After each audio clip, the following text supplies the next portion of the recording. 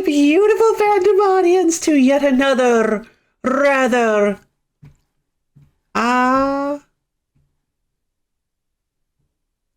busy LoFine Lady stream. How you doing, Malibia? Good morning. Oh, that's cute. Hype sleep. You feeling you waking up this morning, Malibia? You getting all woken up and ready to go? Because I know I am. I am so excited for today. I have been so excited all week. I have been prepping for today all week. I have been playing. Can't be here for long enough to do some. No worries, Borb. I hope you enjoy what you get to see. And good luck with your stuff. Sleepy finger snap. Correct. Just like Lulu. I tell you. Hey, yo, busy loaf. Come for you. Good morning, Dwight Game Dev. I'm glad you could stop by. Oh my goodness, I didn't expect you yourself to show up. I'm honored. So, that's a great lead into today's topic, but I think we'll get to it in a second. I'm gonna lead it. I've got some opening statements, time for some exclusive game footage. Yeah! Okay, well that's a perfect segue. So yes, today is a busy day. We've got a professional streamer. Might not stick around, but I did just make the announcement. Just hopefully some extra people stop by. Perfect! Thank you so much. It means so much to me. Like, truly. So yeah, this, our very own Dwight, this lovely person here is Dwight Game Dev, creator of the game we're going to be playtesting today. Named Hello Again. This is the first segment we're doing. We're actually doing 3 whole segments today. We are going to be we're going to be doing we're going to be playtesting Hello Again. Not really sure how long that's going to take. And after that, we're going to be wrapping up TWEWY. I did my best to get it prepared so that we could just sail through it pretty smoothly. And then last but not least, we are going to be viewing the secret ending for A Space for the Unbound, one of the best games, ever made. I'm so excited. I've been working all week. On this. I have not stopped playing. I had to play all the way through Space for the Unbound again. It took me like 10 hours. TWEWY, I think I dedicated like 18 hours to TWEWY. I was playing all day Tuesday. Going to be an awesome stream. Heck yeah, it is. But yeah, Dwight Game Dev, welcome to the stream. How are you doing today? Hope you're ready to watch me play some of your game. Loaf on the grind, yeah. I've been super busy. So let's go ahead and get it started up. Sadly, I already saw the title screen because I had to get it set up. I was thinking about not doing that, but decided against it. Where's my games folder? There we go. Hello again. All right, let's get you started. You should already be set up on the game capture. Perfect. All right, here we go. I looked up Hello Again recently. I can't remember if I heard about it here or elsewhere. I believe Rabbit recommended it. If I remember correctly, Rabbit was the one who recommended the whole thing. Even the... What's going on?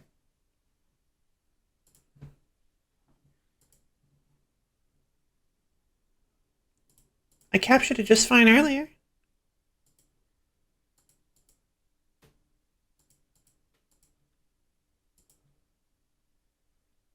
Rabbit always has some interesting games up. Yeah, right, agreed. Rabbit always has some very interesting games up his pocket. Okay, let's exit to desktop and try that again. Go into studio mode.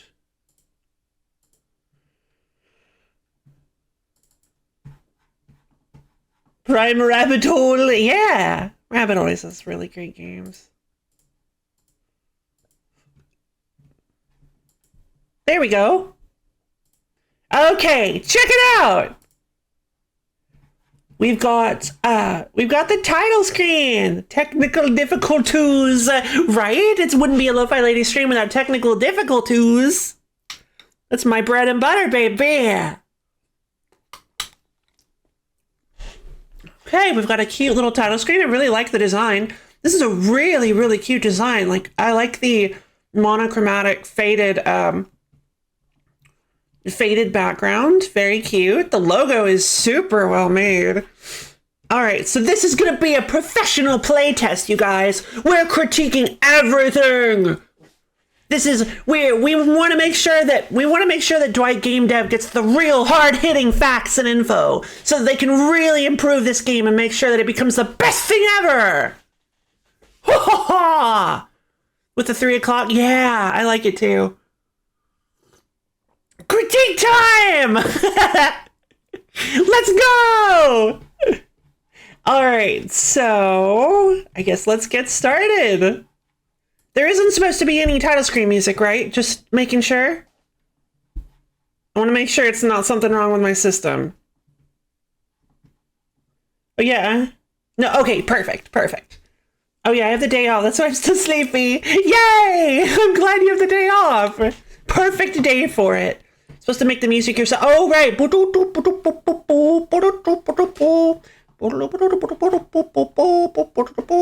There we go. Title screen music created. It's a karaoke title screen. Yeah! All right, let's get started. Slot 1. Do I put that in? Okay. Ooh. Almost there. Oh. Good point. I'm going to eat some more of my potatoes.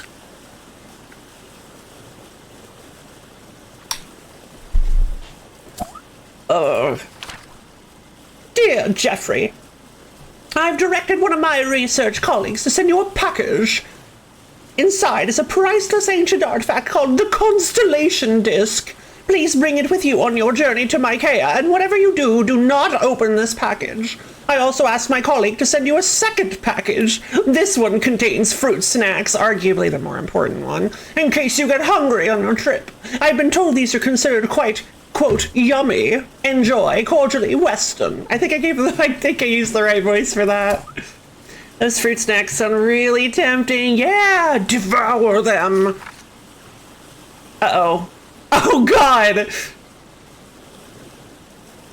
Nailed the boy. Thank you. Oh, no.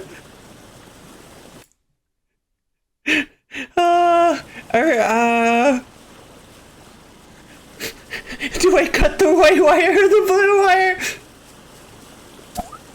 Too bad they didn't bother to label the packages. Okay, I thought I was gonna have to pick a choice. This choice would affect the game. I've been told you guys need food to survive. I've heard that too. I've heard that humans need food to survive. I mean, I do need food to survive. Well, if I open the wrong package, what's the worst thing that could happen? Please open the fruit snacks. I need to know the shapes. Oh, I do too. Hey there, how's it going? Uh-oh. That's a big fruit snack. I'm glad I opened the right package. Otherwise, that could have been bad. It is like a big fruit snack, though. Oh, beans.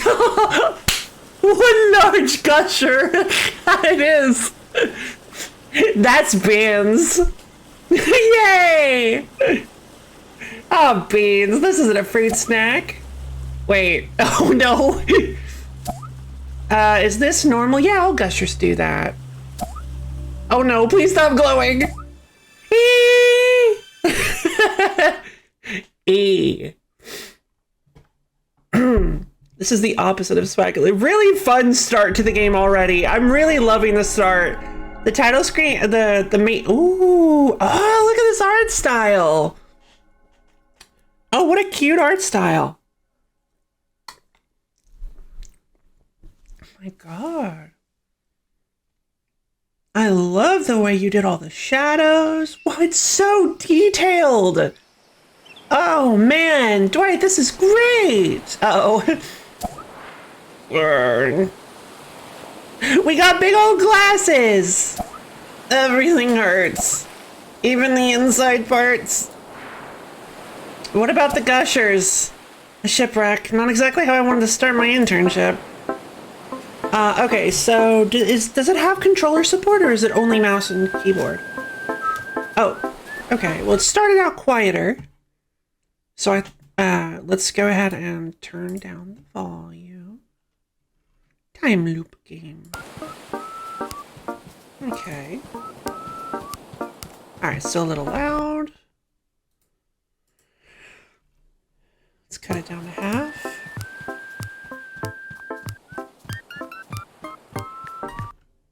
God, what a catchy beat already. I love the like calypso-esque, like, I mean, this is what you would expect beach music to be. I love this. Okay, there is Wasta too, but no way to completely avoid mouse at this point. Ah, okay. Oh, I can do Wasta. I can get behind Wasta. Wasta. Okay, so water cave not accessible. Cute. So this is a little. Okay, it's just like a point-and-click adventure game, perhaps? I'm liking this. Okay, seems I can't... Mouse over and click on an object to interact with it. Oh, okay. Little circle. Cool. There's an inscription written in ancient Mycenaean. Diona drank a pitch-black potion and uttered a curse. The tighter you clench, the looser your grip. The ground shook as both Diona and the flower dissolved to dust. I see. A bit ominous. A little bit, yeah. Okay, cool. That's a very annoying curse. Yeah, oh, wall. Okay, cool. So, looks like the water is functioning as expected. Okay, so fun, super duper fun. Stairs, I'm assuming, yeah. Cool. Whoa, Lil Bro's not dead! Oh, clone, okay. I was like, is this guy's name 1A-1? Top 10 least favorite curses. Honestly, yeah. So, like, the tighter you grip, but... Okay, so does that mean that conversely, the looser you grip, the looser you grip, you clench, the tighter you grip? So you're like... Let me let go of this delicious gusher, and you just go and just squish it in your hand, and you're like, no, my gusher! The gusher curse! No! Nice. Excuse me? Saw your buddy on the beach, not moving, cadaverous. I figured, big senor, Mr. Ocean updated your address to Drown Town. I like the way this guy talks. Hey, Gino Tad, what you doing? How you doing? How's your day going? Nice, isn't it? Nice, isn't it? I love the callbacks. Good dialogue. Me too. Agreed, I mean. Anyways, an introduction beckons. Welcome to my Ikea, you behold stew. Is your name Stu? But not like the food stew, just like, that's my name.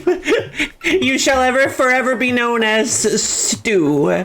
He's like, well, that's my name, so. I'm Jeffrey, also not a food. I don't know, I've had some pretty great Jeffreys in my time. Sick Nasty, love your energy. Jeffrey, you listen to Big Puma? Nope. Who? Road Dog, for honest, you have crazy Big Puma energy. Thanks. I guess. Good to hear. Hope you enjoy. We're playtesting a game called Hello Again. So what brings us out of Mycenaean? I'm here for a research internship with Weston. Do you know where he is? I'm supposed to find him right away. I love the energy. Like, I love the energy of this game. I really love the choice to have everything be in lowercase letter. Well, the sentences to start with lowercase letters. It's got this really whimsical energy to it that I really like. I like the knees. Yeah, me too. Those little lines. That's cute. I'm here for a research internship with Weston. Do you know where he is? I'm supposed to find him right away. Oh, bad news. Westo Pesto has been extremely MIA all morning. Whole island is diet freaking about it. No, beans. That's beans. That can't be good. Usually he hangs at the Northern Research Camp. But today the path is jumbo blocked by a big green gate. Flippin' weird. That's beans.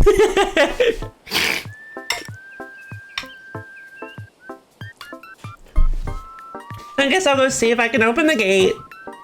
Godspeed, Jeffrey. Godspeed, Jeffrey.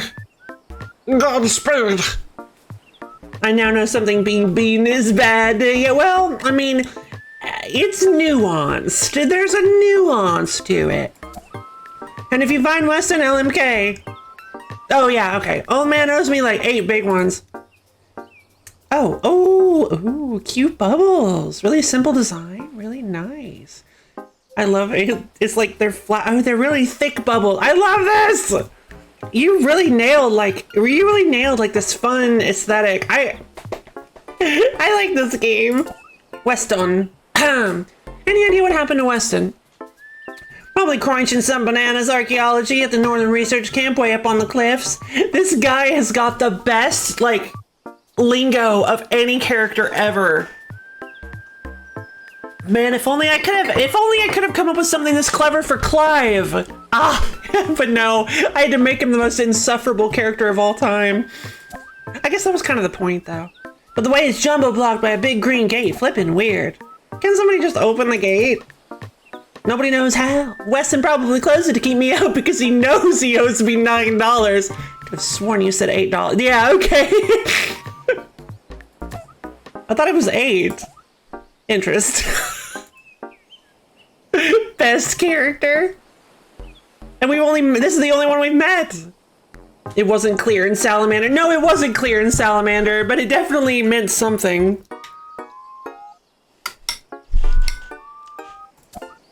So, Stu, what are you doing here on the island? What are any of us doing here? Surviving, striving, high-fiving. I mean, like, what is your occupation? Grad student. Yep. Working on my botany thesis. You study plants? Study, document, eat. Plants are everything. I eat plants. I myself am a bit of a plant eater. Weston and Beth were kind enough to let me tag along on their trip. I helped them dig their archaeology trenches on the north side of the island. They let me hang loose and look at my Kata's rad biology. Very cool. I've eaten a plant or two in my day, right? Can I consider myself a botanist then? Smoke. Wait. Oh, the other... Okay, it was leave. Gotcha. Alright, see ya. Peace you later, Crocogator. Peace you later, Crocogator. Oh. Here are some useful tools which will help you explore the island. Ooh, lay them on me. This is the menu. I didn't notice those buttons before. Were they always there? You can use it to save your progress and quit the game. When you load a game, it will always start you at the beginning of the next day. Oh. The next day? Wait. That seems... bizarre. Rabbit, hey! What is it, Rabbit? This time I go into this with no expectations. What is it? No expectations at all. You have the inability to get me on anything. I am not expecting anything. What is it, Rabbit? You can also visit the menu to adjust your settings. This is your inventory. When you pick up items, they'll be stored here. Certain items can be expected. No, don't make me guess. Did you get a pet water buffalo? Well, maybe if it's easier to go back in time than forward, it could be a cool mechanic. I guess that's true. Certain items can be inspected. You can also drop most items. When you see a red dot on the inventory button, you have a new item to look at. Cool. This is your journal. You can use it to track noteworthy information and locations. You can also request hints if you're feeling stuck. I appreciate that. When you see a red dot on the journal button, you have a new entry. This is your map. Your map will show you the layout of the whole island. The island's inhabitants will move locations every 4 hours. Ooh. Maybe he got a pet new. What exactly is a new? New. Oh, yeah, they're kind of like water buffalo.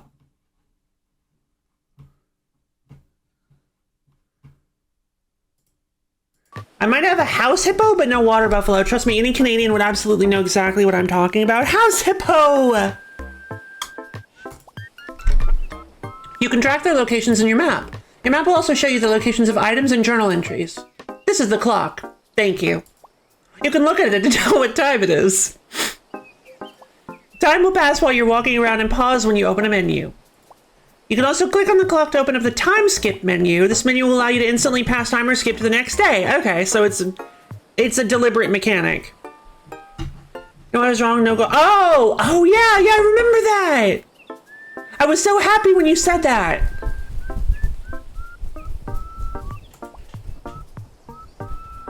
You can revisit this tutorial again at any time in the main menu. Oh wait, no, you thought it was today. I should get ready to go. Be back later. See you soon, Borb. Hope you have a wonderful day. Thank you for stopping by. Happy exploring. All right, let's get exploring. All right, so we've got, okay, that's clearly something I can interact with later. Oh, cute! Walk through mechanics on the trees. Ivy. Mushroom! Oh, I did not expect to be able to interact with the mushroom. Picked up a white mushroom, fungal. A wrapper. You wanna know what a house hippo is? I'm sure you can find it on YouTube. Permission to post YouTube video? Yeah, go ahead. Okay, well, let's walk around a little. Okay. Oh, it literally moves only while you're walking.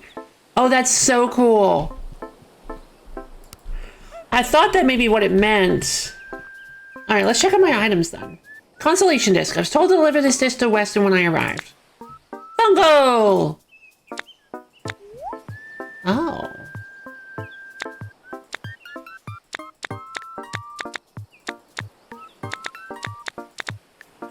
Button don't do things. Okay, no worries.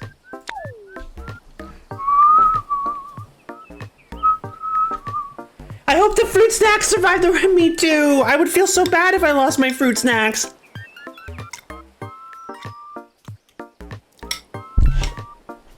Shipwreck. Bad. Casualties. Gushers.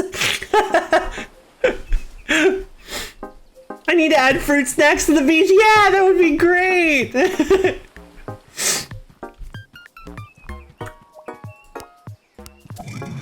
Click.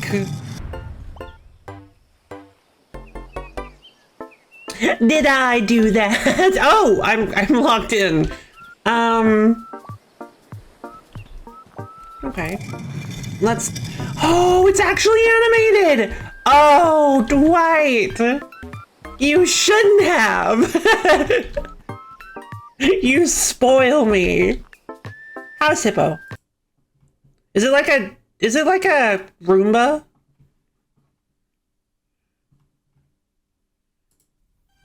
It's in a kitchen just like yours. All is quiet. Is it the cat? No. The North American house hippo is... What?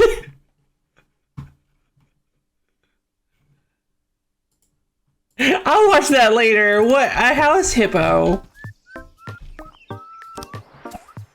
Holy smoked sausages! A tourist! Huh? Oh baby, we got a tourist! I'm not really, Hey there, guy. My name is Gus Gustafson. Welcome to the lovely island of Mikea. Okay, gotta clear my throat a little for that voice. Cheese and crackers, where the heck are my dang manners? I forgot to ask your name. Jeffrey. Pleased to meet you, Jeff. Oh, can I get you a bev?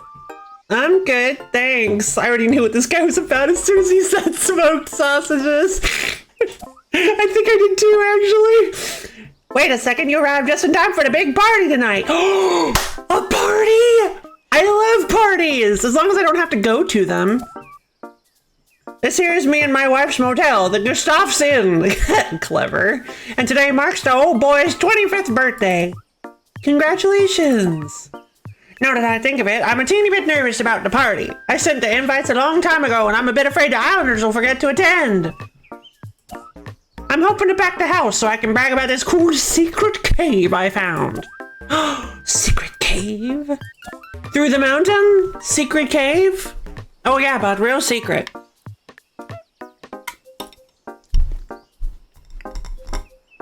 And you're just gonna tell, you know what? Sure, why not? The party starts at 8 o'clock sharp. I'd love to see you there. Today or Do you happen to know where Weston is? Not for long. Hey, bro, how's it going? I haven't seen Westy today, but I guess he's the one responsible for the green gate being closed. That green gate.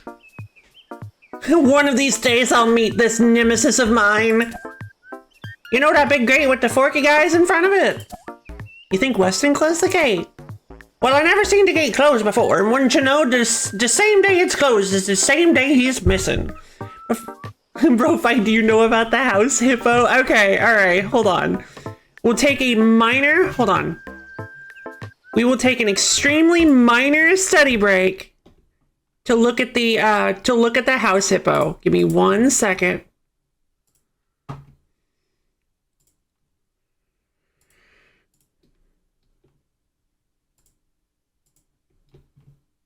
All right.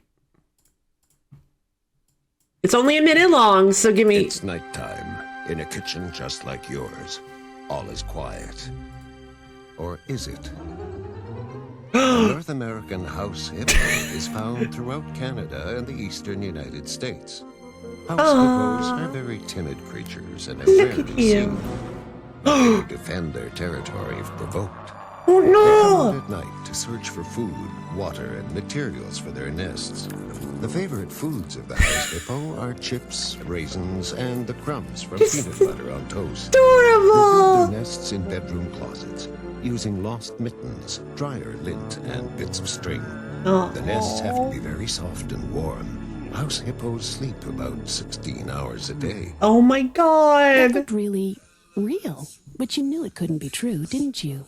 That's why it's good to think about what you're watching on TV and ask questions. Oh! Like you just did. A message from Concerned Children's Advertisers. Oh! So they're trying to convince me that the house hippo doesn't exist! Them sneaky advertisers! Everybody knows they exist! No, house hippos are real. I just seen one. Yes, one right there! If anybody would know how to close the gate, it'd be Westy. The guy knows this island inside, outside, and every other side. Greatest plot twist in history. The house hippo was a dream. No! They have to be real. I've based my entire economic portfolio on them. It's about not believing in Goku just because he's in TV. True. If anybody would know how to close the gate, it'd be Westy. The guy knows this island inside, outside, and every other side. What's more Canadian than the house hippo? I'll wait. Thanks for the insight. Alright, so we talked about Weston. Well, I'm gonna get going. Wait. Best of luck out there, Jeffo. Did you? Hold on. I'm gonna check on with a new person. Did you make it so that what topics you've talked about already are purple instead of pink? Because that's a very nice touch. Oh, I can't get in the pool. I can't... Is this pool, like, scummy? Is that what this is? Oh, yeah, that makes sense. This motel looks super run down. Wait, this is your motel! Dude! Look after your business. Oh my god, there's cracked windows! Costs 4 year. Maple syrup costs 4 euros. Oh yeah, maple syrup is pretty Canadian, but everybody has maple syrup. Only... It's evening! Only Canadians have house hippos. Oh, right, they moved. Alright. Did he say the west of the island? Let's go check out... I can't go west of the island. I don't remember... I seem to have spaced on where the big green gate is, so let's... Maybe Beth will tell us. I'm just guessing. 5'10", red hair, spectacles, lenses indicate near sightedness. Match clothing, likely from a low-income background. Excuse me, are you Beth? Has apprehended my identity. Obtained prior information. Most likely source, Stu. Greatest proclivity for engaging with strangers. What are you doing? Single strap backpack, sagging by 5.3 centimeters, horizontal imprints on the bottom. Indicate storage and hauling of heavy books. Hello? Can you hear me? Our motel has a pool with free biota? What is biota? The maple syrup mafia, sure, you win this time. Yes, there's a maple syrup mafia that controls the world's maple syrup. Yes, it's Canadian. I feel like I've heard of this, by the way. Biota. The animal and plant life of a particular region or geological period. Region, habitat, or geological period. Ooh, yeah! Free biota. Display of slight impatience. Specimen likely in his opposing inquiry. Did you just call me a specimen? Processing. Analysis complete. You are Jeffrey, our anticipated linguistic study center. Salutations. You have likely approached me to inquire. I gotta read this screen.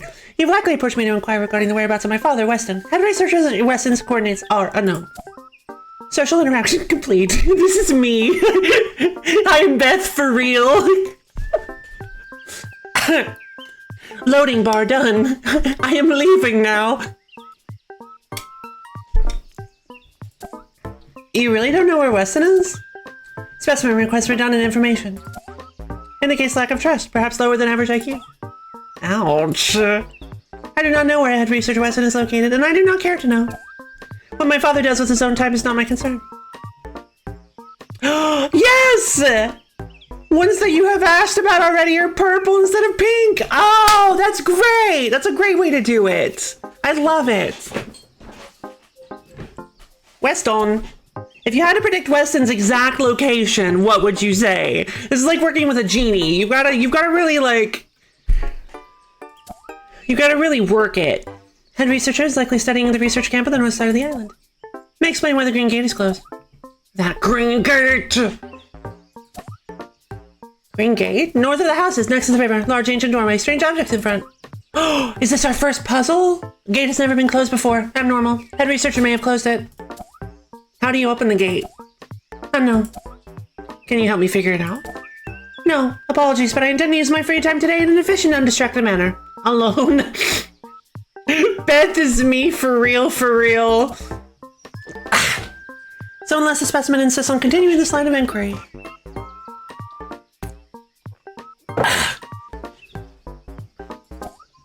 No, we can be done. No, she's not a jerk. She's just socially curt. She's just very curt. She's not a jerk. She just doesn't really do well with people. God. My throat's being all bizarre. Hold on.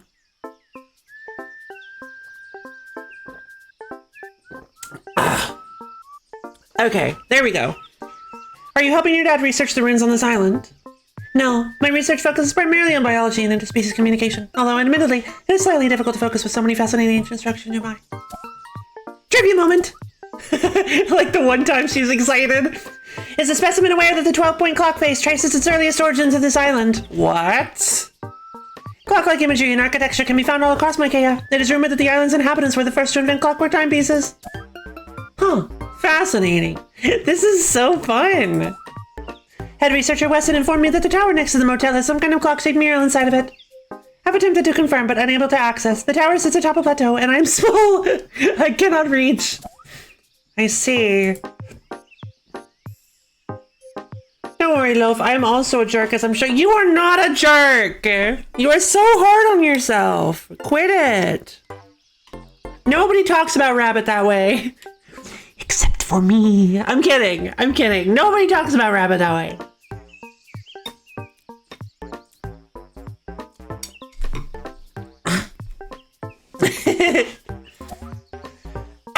Do you and Weston share a house? And if so, can I check inside it for clues?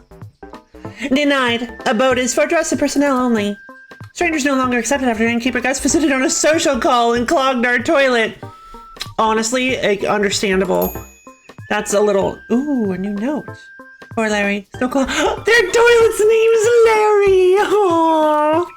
Still clogged? How long has it been? What if I promise to avoid the bathroom? Processing. Denial sustained. Aw, beans. That's beans. Okay. Then the exclamation mark... I thought that meant I had something special to do with this, but I think that means that I need to find something to interact with this. Goodbye, Beth. Specimen departs, issues a standard farewell. Will probably return later to interrupt me again. Yeah, probably. Okay, looks like a pressure plate, but also looks like that plate from earlier on the island. It had those 3 moons on it or whatever. The exclamation mark just means you'll eventually need to deal with it in order to progress. Oh, gotcha. Okay. Once as a kid, I took a swim in a motel pool that had a lot of dead leaves in it. It seemed fine. Eventually, I noticed I had attracted a small group of tag-along shrimp-like insect larvae. I had done enough swimming that day. Yeah, fair.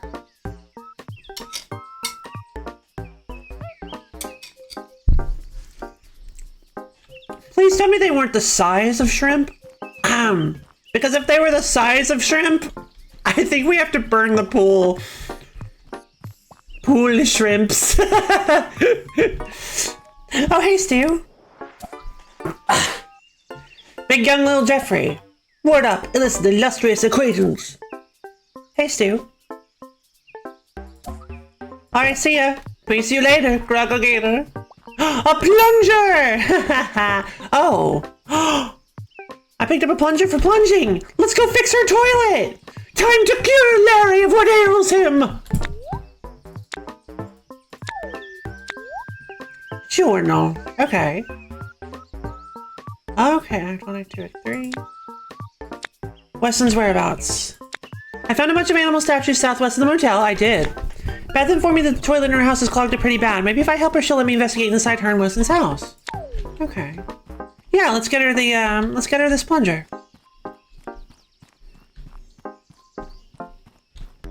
So,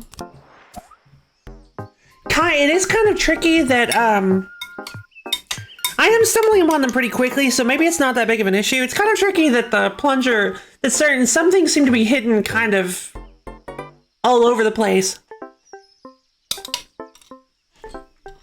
Not necessarily a complaint. I'm trying to voice this in a way that I'm not saying exactly it's a complaint, just possibly a worry that it might be too obscure, but again, apparently not, because I'm finding them just fine. I guess it helps them fit a little bit more into the environment and feel more like, oh hey, this is supposed to be here for some reason. That's called a point and click adventure. Okay, I guess I don't play very many of them. Fair enough. Then I rescind my semi-complaint. Specimen approaches again, likely with conversational intent. Hey, I brought a plunger. Denial of others. Okay. I actually have a plunger. I could try and unclog it for you. Specimen is unvetted, likely untrustworthy. But specimen promises to unclog Larry. Processing. Access granted. House key transferred. Whoa, really? Total functionality 2. Toilet functionality 2 vital. Must risk safety of personal possessions. Okay. Goodbye, Beth. Specimen departs. This is a standard farewell. We'll probably return later to interrupt me again. So where is your house? And I remember the old point and click adventures, and they made absolutely no sense at all. Oh, you mean like King's Quest and Space Quest and King's Quest? She says what we're all thinking. She does. There's a big keep out sign on Stu's door. There are multiple padlocks keeping it shut. New moment unlocked with Stu. Ooh! You just unlocked your first moment! Stu and I can have a moment together! Oh, I'm so happy! Moments are special conversations that allow you to get to know Micaiah's inhabitants better. You can unlock moments by finding significant objects around the island. These objects are often hidden or blocked by puzzles. After a moment is unlocked for a character, it will appear as an option in dialogue with them. Stew it over, loaf will do. You can track all your previously completed moments in your journal under the People tab. You don't need to unlock or complete moments in order to beat the game. However, completing all of a character's moments will alter their ending. Oh. Interesting. Ah. Wait. Oh god.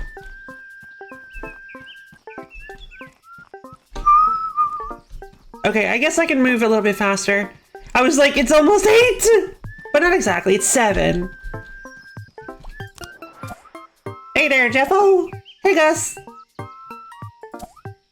Well, I'm gonna get going. Best of luck out there, Jeffo! Time to walk in circles for 45 minutes. If you don't solve all their problems, they die! No!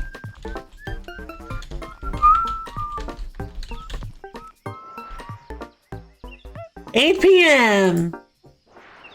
Party time! time! I am on time! I'm finally on time to something! I'm not late! I'll have to make a permadeath mode. Oh god! Hey there, Jeffo. Hey, Gus. Well, Jeffo, you arrived just in time to witness my crippling depression.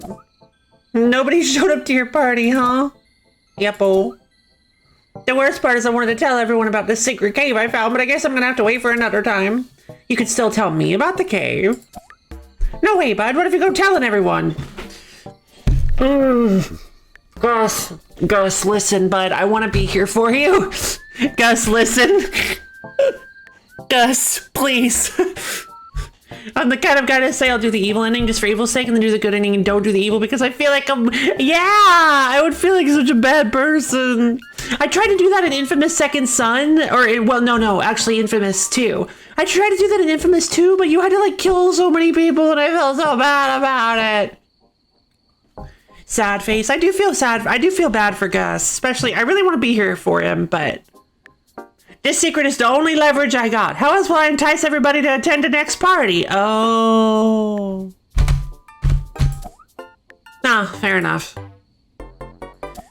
Well, I'm gonna get going. Best of luck out there, Jeffo. So, am I supposed to run around and try to invite people to the party? Oh, okay. Wait. Oh, interesting. This makes it... these shadows here kind of make it feel like these are crevices in the road. Like actual... Very cool. I like it.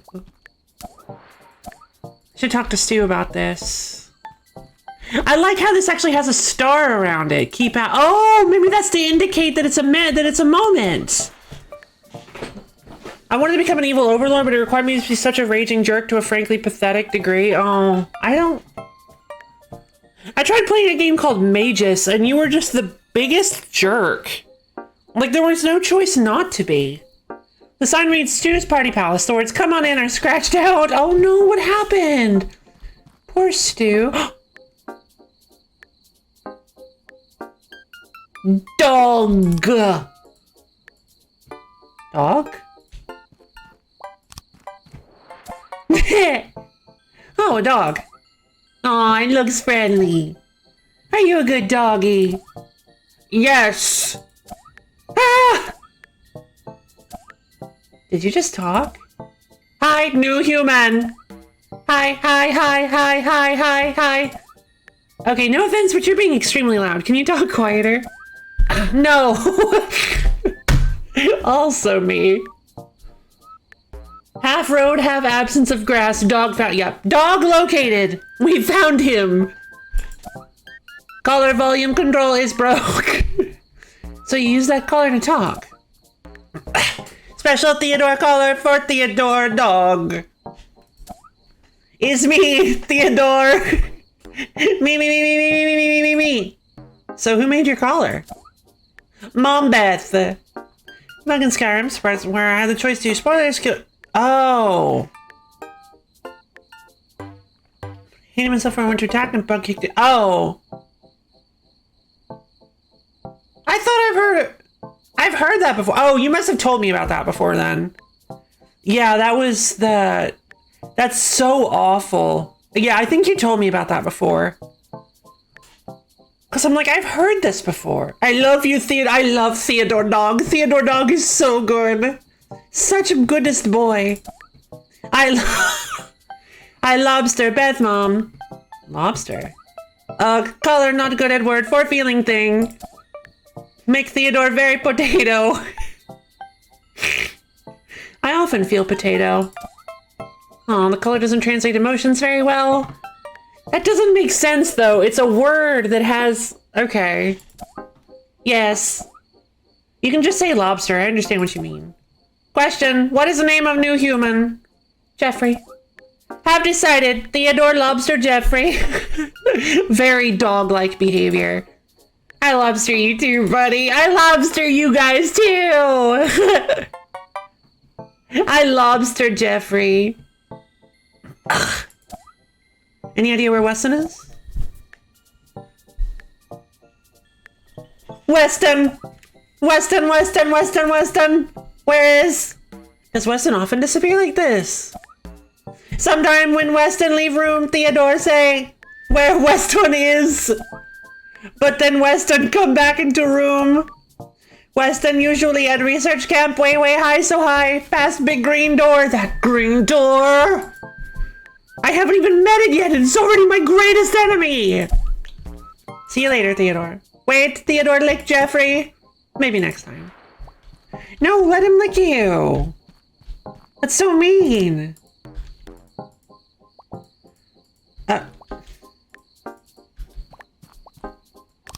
Okay. Minor issue detected. Big young little Jeffrey. You can press space in her. Oh, okay. Thank you. Word up, illustrious acquaintance. Hey, Stu. Okay, well, I'll do the keep outside in a second. See ya. Okay, so you have to let the dog lick you and pet the dog or you become evil. Yeah, So I noticed... Okay, so it doesn't happen every time. It's happened a couple times now, though. That... Yeah. Okay, so if you're, like, moving... Yeah, never mind. So it's not that big of a deal. There were only a couple times that I can't replicate it. But basically what was happening is I clicked while moving, I suppose, and it made it so I had to like move away and like click around to reactivate the ability to interact with them. I don't know. Yeah, like this, see? Oh, but if I get close enough, it still works. Okay, no worries then. No worries at all. I'm glad we know Theodore's feelings on potatoes. Yeah, honestly. From my experience, dogs are not huge fans of potatoes. Or mushrooms, which I don't think they're probably allowed to eat mushrooms anyway. Can dogs have mushrooms? Let me look this up. Can dogs eat mushrooms? Dogs can eat more... Oh, right, I did look this up. Dogs can eat mushrooms bought from a supermarket or other shop, preferably organic, unseasoned, and raw, but you should always avoid any wild mushrooms. Always, yeah. I recently overhauled the point-and-click movement and there's still some lingering bugs. Hey, no worries, I just thought you should know. No worries at all. This game is amazing, Dwight. Assume it depends on the mushroom. Yeah, probably. It's such a minor bug that I feel like most people wouldn't even find it. Plus, if you get close enough to them, it kind of disappears. So I think it's fine. It's a devil bag with an aggressive note attached to it. Gus, don't come back until you're ready to discuss this like adults. Do you mean discuss this? I'm lonely. I should talk with Gus and see if he knows anything about this. New moment unlocked with Gus. Probably not a great idea to encourage a dog to know that some mushrooms are good to eat in case they find some on their own and have ideas. Oh God, that's so true. I hadn't even thought of that. And that's why Gus isn't allowed back in. Help? Green gate! Oh God, I don't like this.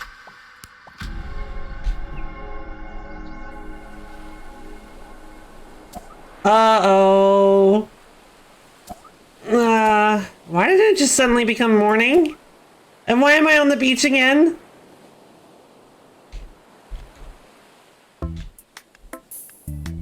Uh-oh. There's an inscription written in ancient Mycenaean, not Mycenaean, sorry.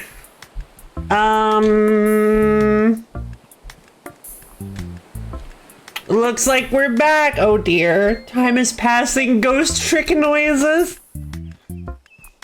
Hey. Whoa, little bro's not dead. Nice. Yep, still not dead. Major relief. I saw your body on the beach and I figured Big Senor Mr. Ocean upgraded your address to Drown Town. Wait.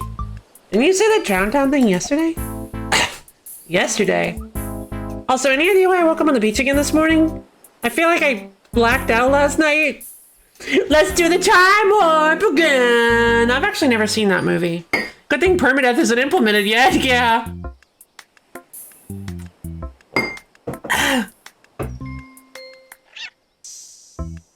Spoiler. Okay, so I have a confession to make. I did, in fact, know that there was going to be a time loop involved. Because when you go to the volume control, The window is called Time Loop Game. I love it so much.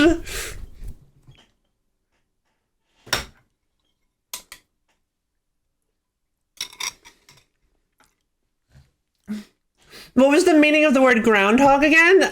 There's like a it's like a fuzzy potato-shaped rat. Well, of course you knew. Every game has a time loop. True. I feel like I blacked out last night. Psychedelic. I think psychedelic is spelled with an A. Unless it's supposed to be misspelled, because that's just stew, baby. No, it is with an E! What? My whole life is a lie!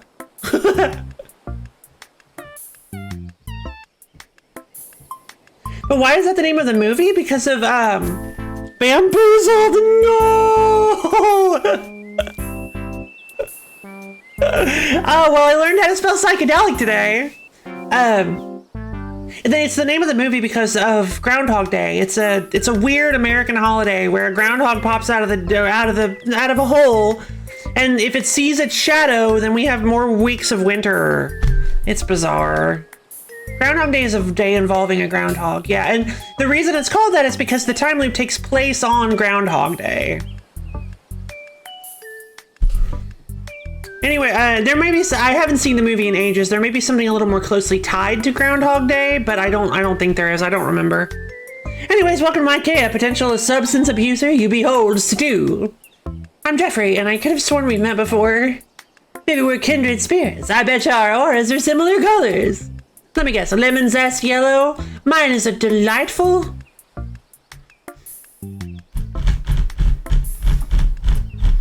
I've always liked chartreuse. I think I'm more of a mustard yellow. Yeah. Anyways, I'm not sure what to do about this crazy deja vu I'm feeling. Maybe ask Beth. She's mondo smart about pretty much everything. I guess I'll try talking to her. Thanks, Stu. Placeholder dialogue. When asked why his house is locked up, Stu temporarily loses his cool. After half regaining his composure, Stu tells an unconvincing story about how he spilled chili everywhere, and how dangerous chili snakes have infested his house. Jeffrey is unimpressed by this obvious lie. I mean, don't you mean obvious truth? Listen, if you've never... I can understand why Jeffrey would think this is a lie, but if you've never personally dealt with chili snakes... Oh, I should say I understand why he thinks it's a lie, because he's probably never personally dealt with chili snakes. But if you ever have personally dealt with chili snakes, it is an unforgettable experience. And house hippos. They are both unforgettable experiences. Okay, placeholder dialogue. Fun. And that's cute. I like that. Stu has a house hippo infestation. Yeah, he's just embarrassed to talk about it.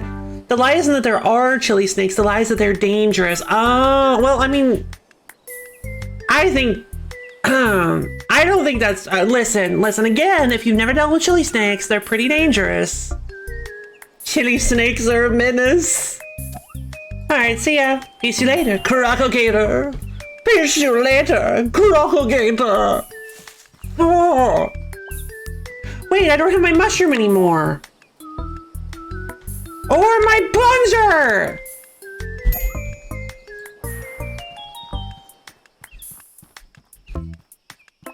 Hey guys, well, let's talk to Gus then, yeah. Holy smoked sausage, it's a tourist! Oh baby, we got a tourist! They're only dangerous if you don't pass their chili tests. Didn't we have this conversation before? I don't remember talking to you before. Weird. Well, my name is Gus Gustafson. Welcome to the lovely island of Ikea. Cheese and crackers, where the heck are my dang manners? I forgot to ask your name. My name is Jeffrey, and I know this is a weird question, but have you ever heard of people having weird deja vu on this island? That they give you 3 chili riddles. I love the chili snakes. Less that Stu is embarrassed to talk about it more than he wouldn't even assume it's not a normal thing to have a house hippo infestation. That's true. Deja vu? Not ringing any bells in this old noggin zone. Wait a second, you arrived just in time for the big party tonight. I'm celebrating my hotel's 25th birthday. I invited the whole island, though come to think of it, I'm a bit afraid some of the islanders might forget to attend. Want me to remind everyone to come? Oh boy, would ya? I'll tell them to be there at 8 o'clock sharp. Oh geez, I can't wait to tell everyone about the secret cave I found. Okay. Placeholder dialogue. Gus explains that his wife Lois is pretty upset with him due to a discussion they had the previous night. Sometimes when she's angry, she packs up his stuff and makes him sleep in the motel. Even though Lois' behavior is pretty aggressive, Gus sheepishly admits that he probably deserves it. He refrains from explaining what the fight was about, but claims that she wanted him to do something unthinkable. Was it to remove the house hippos? Not noteworthy conversation. We all have house hippos, yeah. Well, I'm gonna get going. Best of luck out there, Jeff. Oh, alright, let's go talk to Gus real quick since I know where he is. She wanted him to call a house hippo exterminator. That is unthinkable. Big young little Jeffrey, word up, illustrious acquaintance. Hey, Stu. So apparently Gus is having a party at the motel tonight at 8. Wanna come? Holy gravy, I completely forgot that was tonight. Alas, I'm extremely behind on my research. If I take a break to party mad noise, I'll fall even further behind. Oh, his face!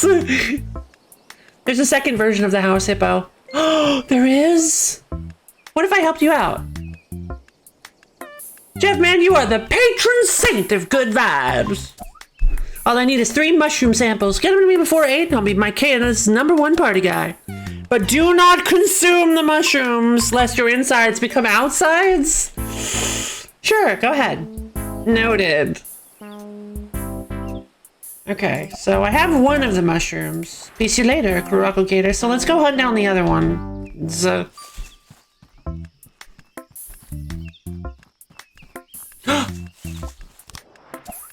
Hello again, doggy. Hi, new human. Hi.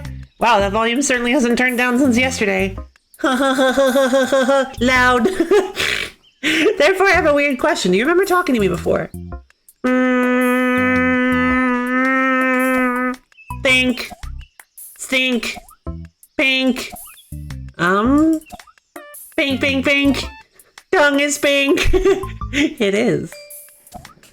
Theodore. Tongue is lick. Theodore wants lick. I'm good, thanks.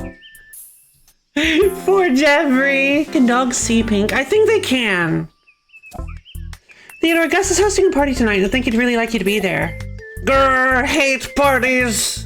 Really? Why? So much food, doggy no allowed eating. That's relatable, honestly. What if I promise to give you some food at the party? Wait, have a gooder idea? Go to party if Jeffrey play with Theodore. I guess we could play for a little bit. Play for 4 hours. You want to play for 4 hours? Yes. Play with Theodore until 5 p.m.? Sure. Are you sure you want to play for 4 hours straight? That's a lot of time. It is. I would know. I stream for 5.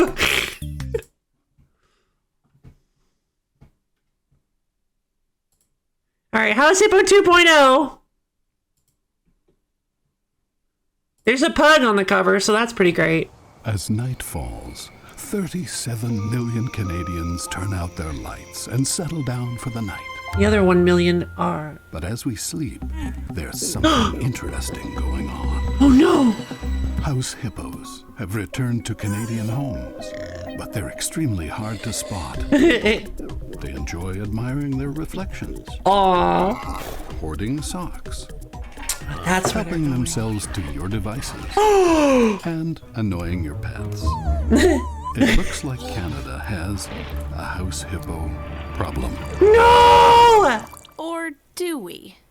We brought back the house hippo to show how easy it is Roomba! to be fooled in our digital world. Heck yeah! Find out how to tell what's real and what's not. What the heck was that? .ca. I knew a Roomba would make an appearance! The first one was voted Canada's favorite commercial for years. A house hippo problem? No. A house hippo blessing.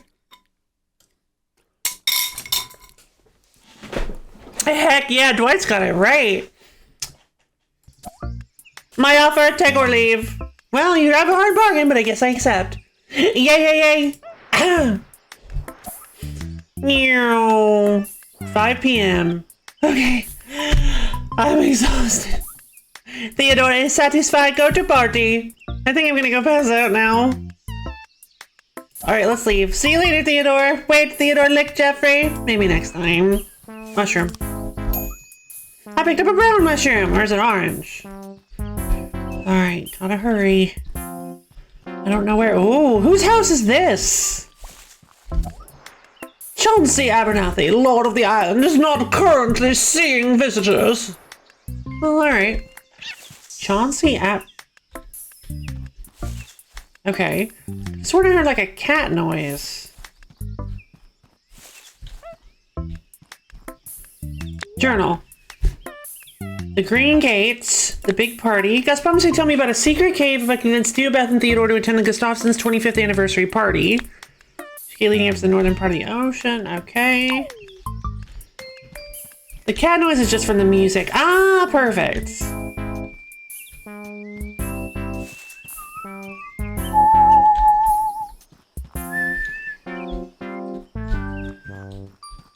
Okay. So we gotta hurry. We gotta find everybody. Oh, that's the same instrument they use in Animal Crossing, right? It's a xylophone. Maybe? Right? Pink mushroom!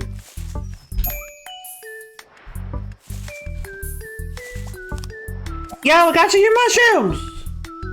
This is made using the Animal Crossing sound font! Oh, that's awesome! I hear it! Words up, little illustrious acquaintance. Got the shrooms. Here you go. Superb! It's one of my all-time favorite OSTs. It's so good, isn't it? It gives me just such a happy, warm, fuzzy feeling inside. Superb! See you when it's party time, home dog. Clive, is that you? Alright, see ya. Peace to you later, Kurako Gator. Alright, so we've got... Picked up a plunger for plunging. So we managed to get Jeffrey. We managed to get... What the heck? No.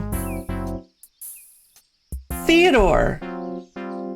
Stu. My god, suddenly I'm so bad with names. It's unbelievable.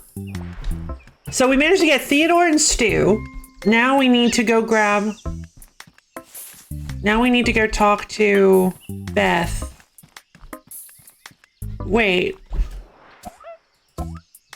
Patch clothing likely from a okay. Oh, 5'10", red hair, spectacles, lenses indicate nearsightedness. Patch clothing likely from a low-income background. Beth? Has apprehended my identity. Obtained prior information. Yes, Stu told me. Listen. Single strap backpack stacking by 5.3 centimeters. Horizontal imprints on the bottom. Can you stop the analysis for a second? I could really use your help. Strong impatience displayed by specimen. I don't know how to explain this, but I'm having a really weird experience. I'm hoping Weston could help me figure out what's going on. Weird experience. Uninformative. Please elaborate. I have this crazy deja vu. It's like we've had this conversation before. It's like I've lived this whole day before. Ugh. Processing. Symptoms indicate use of illicit substances. Searching memory for nearby 12-step programs. It's not substances. Difficult to substantiate claim. Blood test required to verify. She pulls out a hacksaw. I need all of it. After sample is drawn, will take 7 to 10 days for results to return from lab. Never mind. Why don't you just listen? Why don't you just hire the CSI people from the CSI shows? They'll get it done in like 20 minutes. Gus having a party tonight at the motel at 8 p.m. Wanna come? A party. Could be a good opportunity to study social behavior. Might enhance interspecies communication research. Checking schedule. Wait, what do you mean interspecies? Beth, what do you mean interspecies? Don't you mean intraspecies? I don't know, guys. I'm getting the feeling maybe Beth's not 100% fully, actually, completely, totally human, like me. I mean, she has a talking dog. Oh yeah, good point. Checking schedule. Conflict detected. Already made plans to research abnormal pink tree in southwest ruins tonight. Can't you just study the tree some other time? Specimen, I bet she wants to talk to other species too. Makes sense. She means the exact same thing as you when you say you're a human. No, that's not right, because I actually mean that I'm human. Like 100% fully, actually, totally, completely, utterly. No doubt about it. You mean that she means the exact opposite, right? Specimen. Specimen obviously does not respect the importance of keeping to a strict research schedule. Okay. Goodbye, Beth. Specimen departs, issues a standard farewell. Probably return later to interrupt me again. So where is Beth's house? Excellent. If you're a human, then why can we see right through your hairpins? Because they're invisibility pins. They're special gear given to me by my supplier. They're super duper spy gadgets! Nah, man. Okay, I wasn't fast enough. I guess everybody needs to be here. Hey there, Jeffo. Hey, guys. Well, Jeffo, you made it in time for the big Gustafsson big 25th anniversary party. We didn't get quite the turnout I wanted, but I guess I can't complain too hard. The worst part is I wanted to tell everyone about this secret cave I found, but I guess I'm gonna have to wait for another time. You could still tell me about the cave. No, wait, bud. What if you go telling everyone? There's only one person!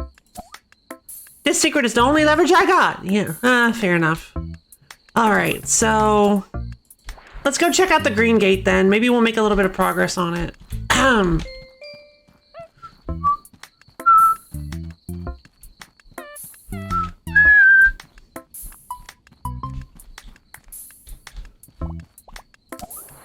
Weston and Beth's house. It's locked. Wait. Did I not get the... hold on.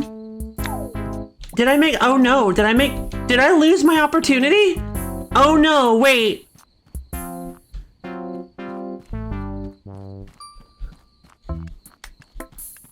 Because I didn't see the option about the plunger.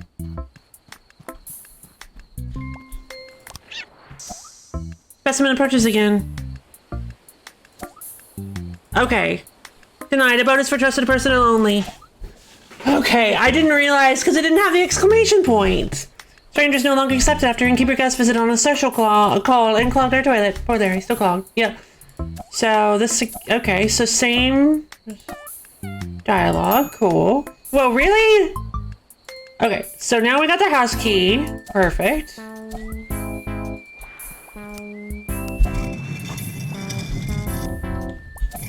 Alright, we'll open the door again. Let's quickly head back to...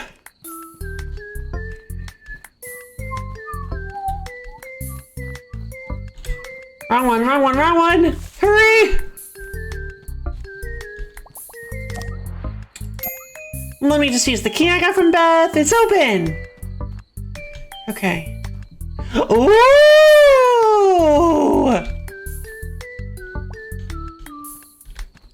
Check out those shadows! In a circle clockwise. Smash them pots! Yeah! I picked up a research note. It seems like there's a map on here. In a circle clockwise. Method B. For this method, I stood completely still for at least 5 seconds. Method B. 10 p.m. and 11 p.m. Okay. So it only worked by standing still for 5 seconds at 10 p.m. and 11 p.m.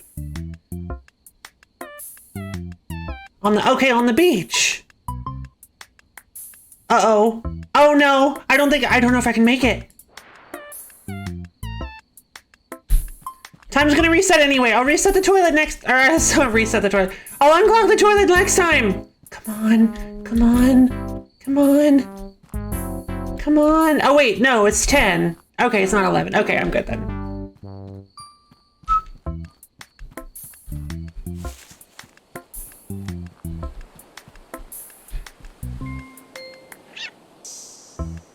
Wait, time isn't supposed to progress normally. Hey, wait.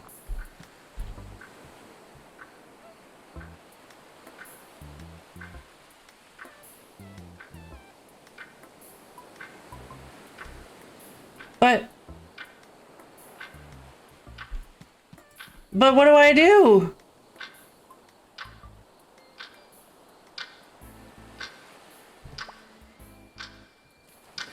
Do I have to flex?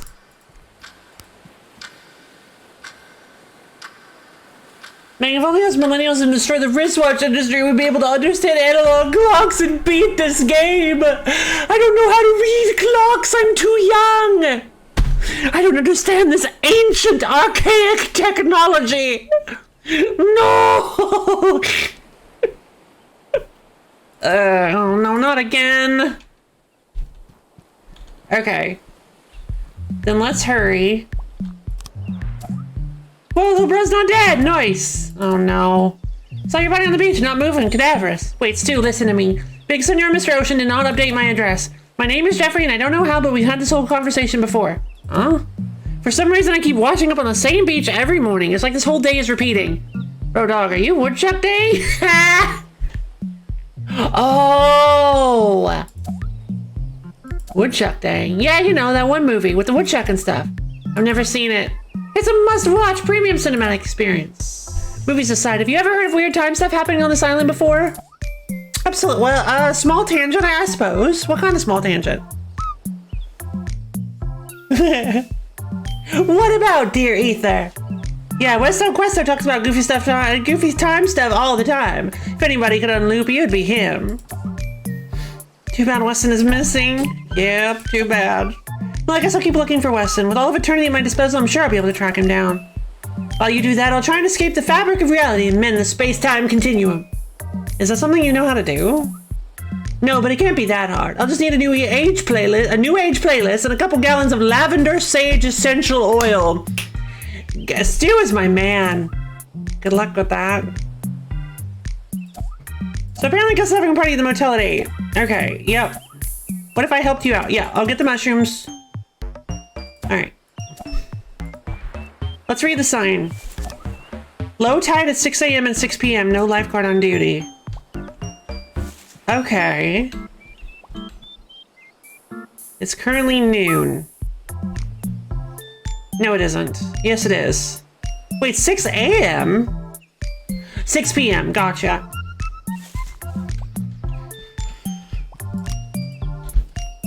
Low tide. Yeah, I picked up a white mushroom. Okay.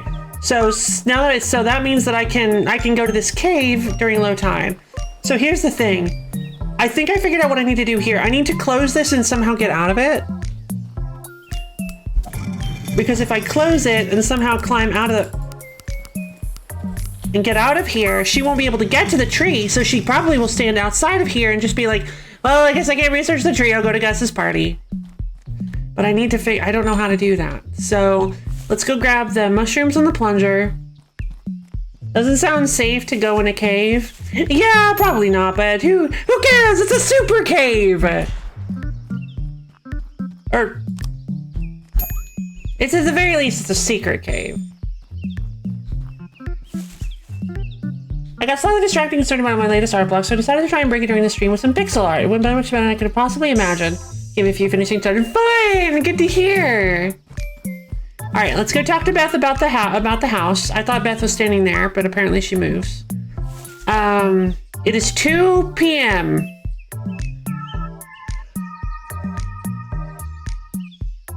Okay. No. Unfortunately, I can't play with Theodore today. I'm stuck.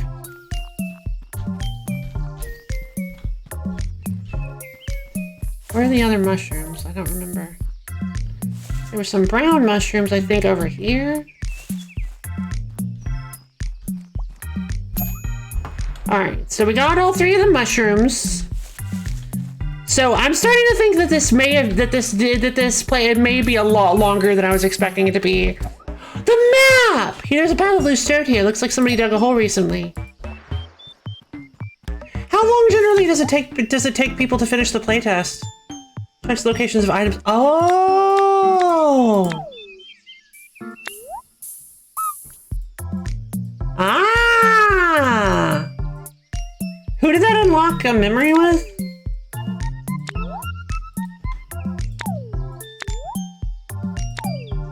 If they're rushing like 1 hour, if they're enjoying it, closer to 2. Ah, okay. Perfect. I found a strange symbol that only appears if you stand still on the beach after 10 p.m. We're doing a very thorough playthrough, no changes at all. Yeah, not at all! I'm focused, laser focused, like a beam. Nobody can stop me or distract me with things like house hippos. Where did that sand go?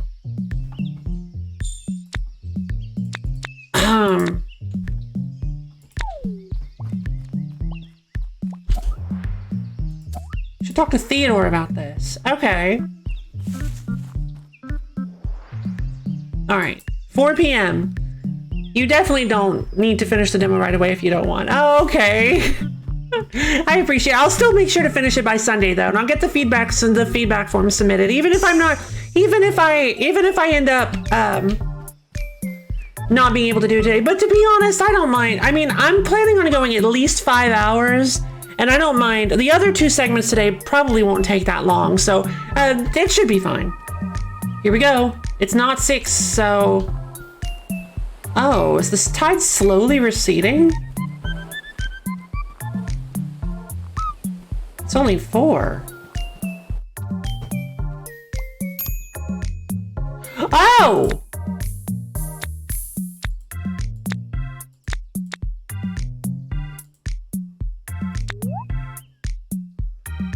You say they won't take that long as we ain't gonna spend at least 40 minutes crying on space? I mean, we probably will, actually. Hold the phone! Okay, never mind. For a second, I thought it translated into the overworld sprite, and I'm like... Dwight Game Dev! I'm like, I don't know how you did that, but that is impressive. Yeah, like, okay.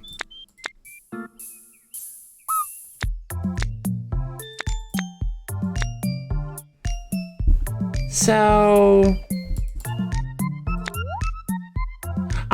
swoopy, curl, okay. Oh god, my spatial, my symbol memory is like...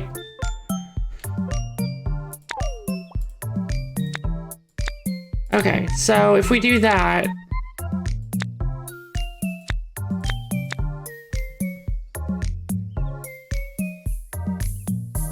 That doesn't sound right. No, it needs to curl over this way. Yeah!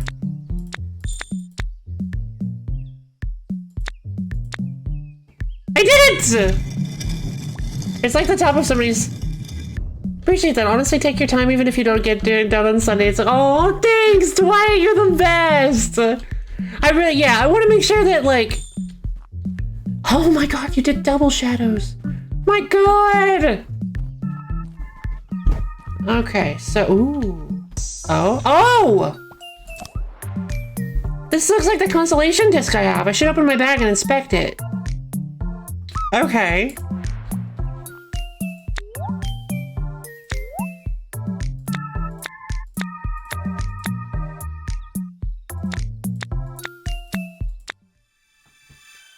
Oh!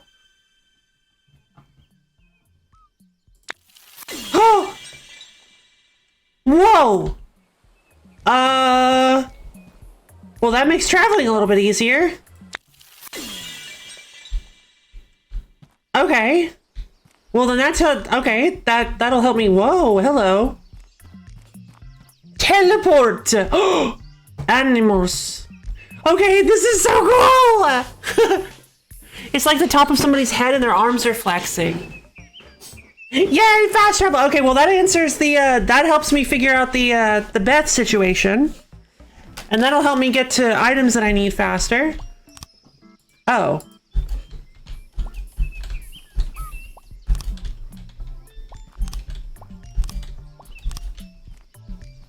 They're now all on Awaken Us. Some post-it notes. Same symbol on the floor of the statue cave. Have to compare them tomorrow. Too late today.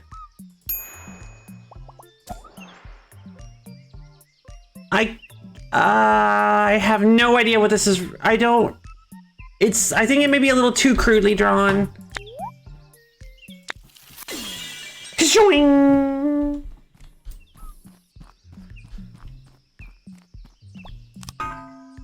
Tuning fork. Tuning fork. They are glowing and then they fade away. Oh, come on! I guess you figured out your little trick. I did! The timing on that was perfect! Oh, that was amazing. Well, now I can't do the mushroom thing because it's a... Big young little Jeffrey, word up, illustrious acquaintance. Yep, okay. Accidentally summoned to the night, oops. Yeah, and... Alright. So I've got some... Alright, so I turned on the statues, but it doesn't seem like it did anything. Wait. They seem to be... Okay, they're pulsing.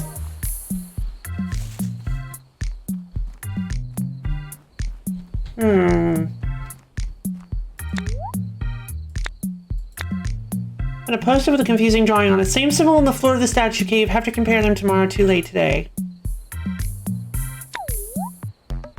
Yeah. Okay.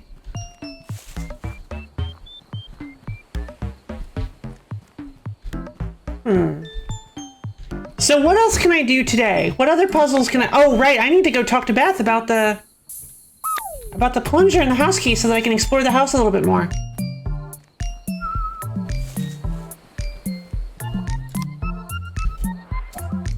$5.10. Okay. Patch clothing likely from... Hey, it's not important whether I'm from a low-income background or not. I just patch my clothes when they get holes, that's all. Specimen has apprehended my analysis. Fascinating. Beth, I think I'm stuck in some kind of time loop. I really need to talk to your dad. I feel like he's the only one who can make sense of this. Specimen claims irrational chronological experiences. Weston is missing. I do not know his location. Well, if Weston is missing, maybe you can help me. Do you know anything about weird time stuff? My father is far more concerned with questions of time, history, philosophy, mystical experiences, and other similarly unscientific inquiries. I try to focus on more practical matters with my own studies. Like teaching dogs how to talk. Precisely. Sure, why not? You Weston share a house, I can check inside for clues. Stranger no longer accepted, Larry's clogged, I have a plunger, specimen is unvetted, but it's fine. Toilet is very important, let's go. Goodbye, Beth. Alright, cool. And then, haha! I'll utilize the power of magic! There we go. Let me use the key. Alright, so grab the note. Grab the chicken. Oh, I can't grab the chicken? Unplayable. I'm kidding. I am 100% kidding. It's plunging time. It feels like there's something stuck in here. The toilet was clogged by a college pennant. I wonder it wouldn't flush. Locked with Beth. You cannot abscond with the chicken. I guess that makes sense. I don't want to be a bad host. Lol. They just haven't yet invented chicken grabbing technology. Fair, honestly. Okay. So now that I have the power of fast travel, I should be able to do everything pretty quickly. Wait, can I awaken one of these plates? If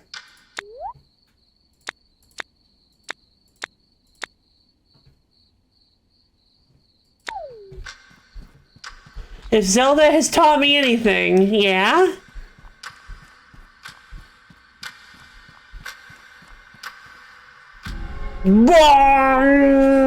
Dawn of the first day.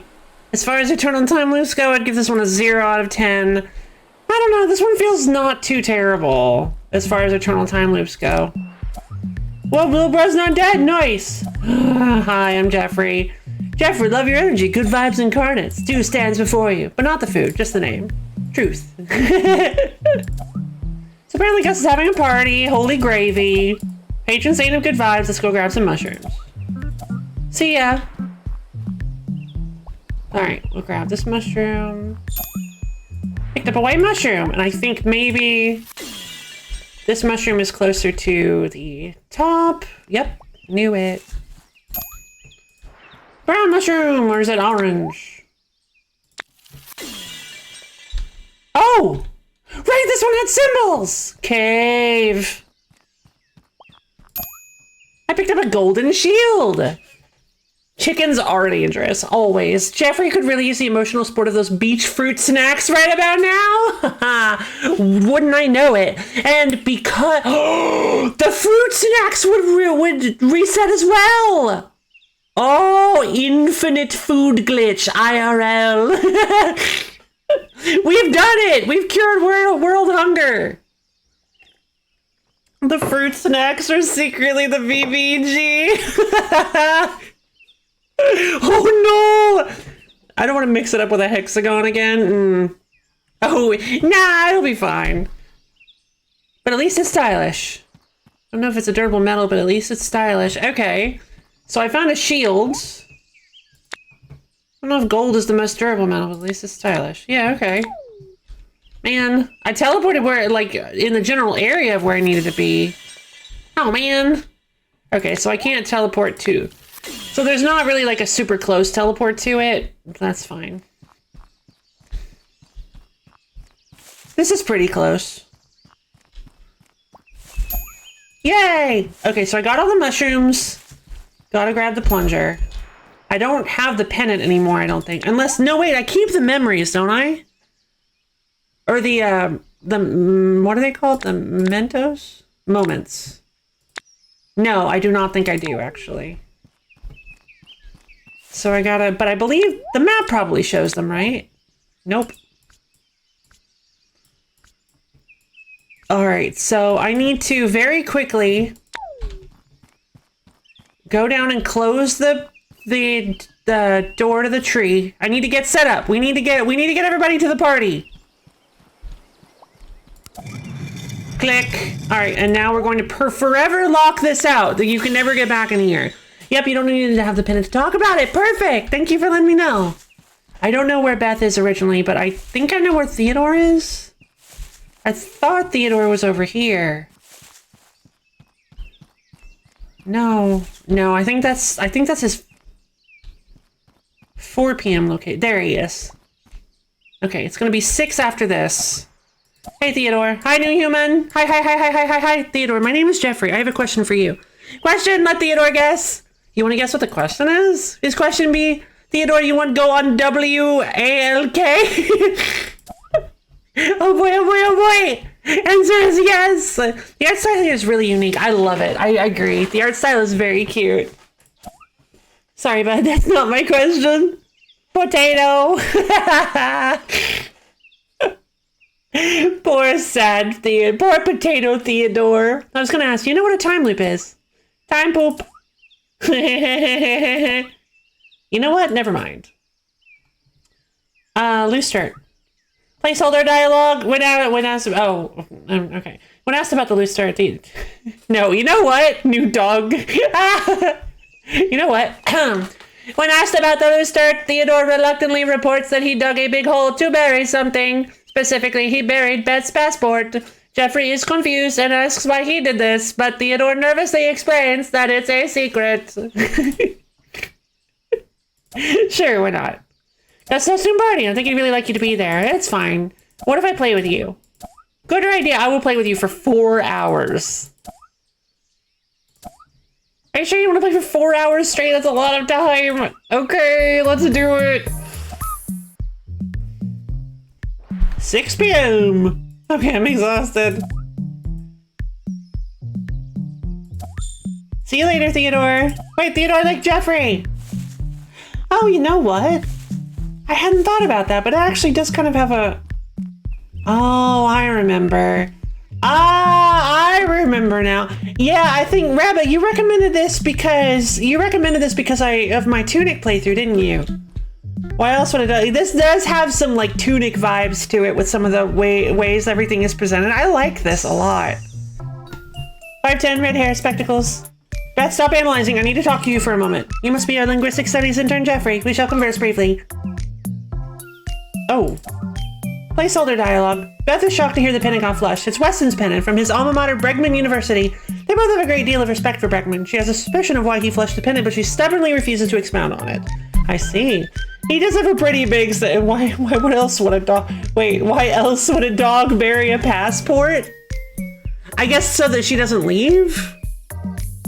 You ask me when I have the memory of a goldfish. Fair. Gus party. Gus having a party tonight at the motel at 8. A party could be a good opportunity to study social behavior. Might enhance interspecies communication research. Checking schedule. Conflict detected. Already made plans to research abnormal pink tree in southwestern Marines tonight. Can't you just study the tree some other time? Okay. Okay, well, I think I'll have to go talk to her at 8 in front of the tree. Hopefully that'll be the answer. Hey, I'm just gonna give you the plunger. Okay. Here, I'm gonna fix all your problems. 7-day Jeffrey challenge, baby. Fix all your problems. All right.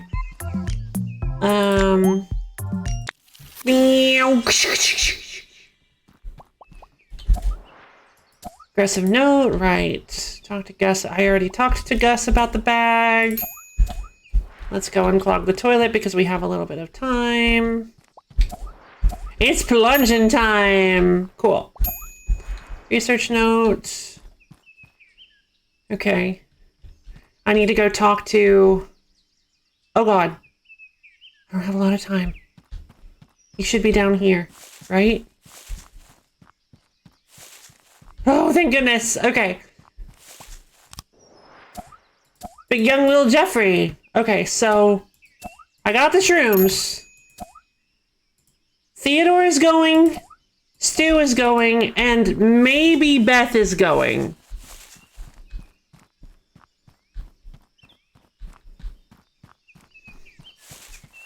I might... Okay. Oh. Wait, new Minecraft Realm season is... Oh, neat! Okay, Beth's not there, but she should be outside. Yay, she is here! Specimen, I have an inquiry. I intended to spend this evening studying a rare pink tree west of here, but a locked door barred my entry, forcing me to abandon my scheduled research for the evening. Did the specimen have anything to do with this explained door closure? No! Not at all! Not at all. Nope. Sorry, Beth. Holy smoked sausage, it's a tourist! Oh, baby, we got a tourist. Gus. Hey, how do you know my name? I don't know how to tell you this, but I think I'm stuck in a time loop. Bucky Badger and I'm on it. Not just a tourist, but a fellow woodchucker? Woodchucker? Well, welcome to my cave, fellow fan. Fan of what? Woodchuck Day! Oh, the time loop movie, yeah! I bet you could have also done it by closing the door and waiting till 8. What do you mean? I'm Gus Gustafson 65 on the fan forum. What's your screen name? Are you Sexy Panda 99? I'm not, no. My name is Jeffrey and I'm actually stuck in a time loop. This isn't some elaborate movie reference. Haha, this is just like that scene in the movie where Murray Williams is like, no really, I'm stuck in a time loop and nobody believes him. Great reference. On the inside of the door?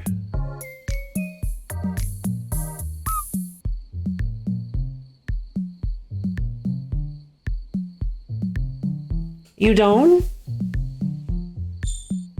You don't technically need to teleport. Oh, you're right. Okay, that makes sense. Ah. Well, Jeff, you just happened to be here during the greatest party ever. Everybody showed up to celebrate the motel's 25th birthday, except Weston, who's still missing. And my wife, she's not in much of a party mood today. Teleporting is the coolest solution. And I secretly didn't invite the island's owner Chauncey since I think he's kind of a jerk. Well, it looks like everyone's having a lot of fun. Oofda. I almost forgot. I have been telling everybody about this great secret cave I found. If you go to the forest west of Stu's house and look behind the darkest tree, there's a cave. Oh, when you get inside, you gotta stand on the big pink circle as your starting point and walk around the pillar a few times in different directions. I don't remember the exact way you gotta do it, but I think we gotta do 3 laps total. Thanks for the tip. I'll go check it out. Okay.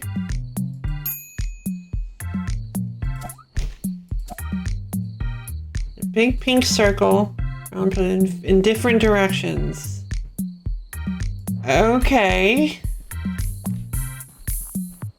Behind a dark tree west of Stu's house.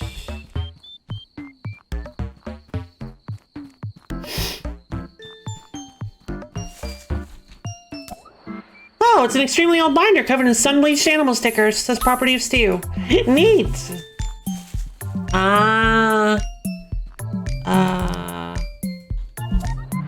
There's a post-it on it. Jericho Pillar.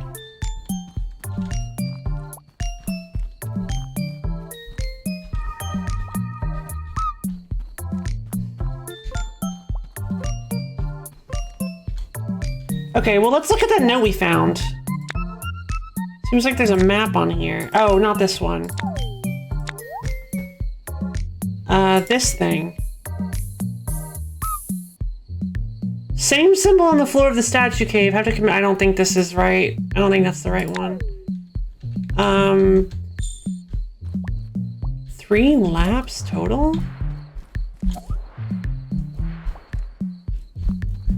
Wait, what? How did I investigate that from all the way over here? Oh, that's neat. I don't know how I did that.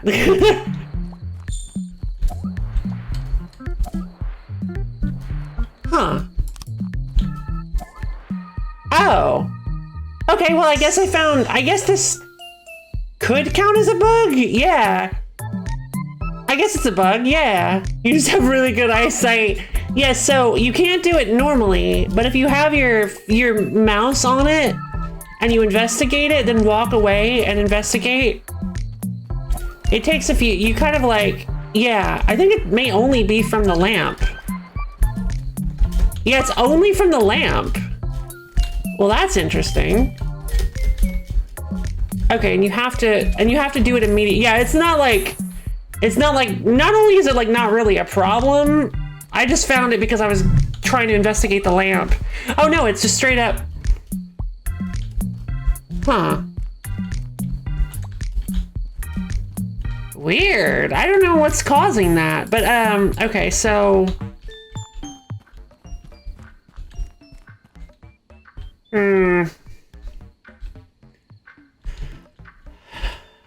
I wonder if there's a way to figure out what I need to do. Jericho Pillar.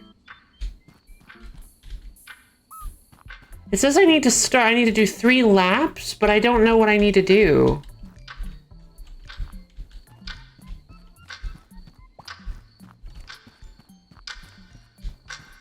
I already went that direction. Let's start the other direction. New note added to journal.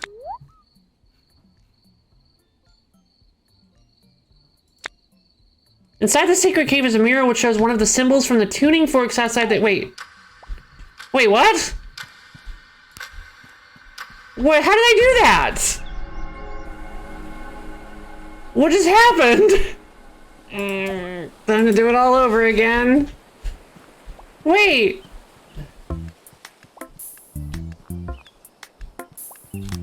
Hey, Stu. Hi, I'm Jeffrey. Hey, guys. But not the food, just the name. Placeholder dialogue. Stu was relieved to learn the location of his precious childhood binder.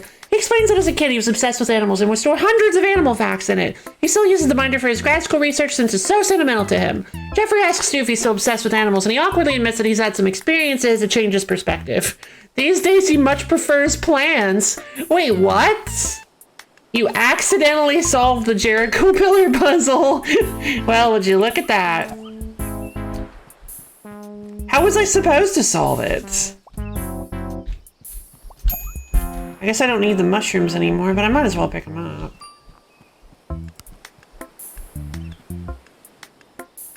Oh, right! You can click this. You can click the clock to go to the. Ah, gotcha. Forgot about that.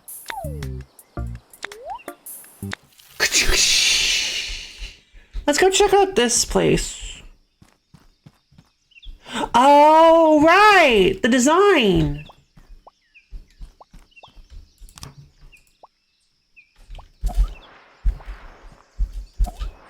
Awaken us.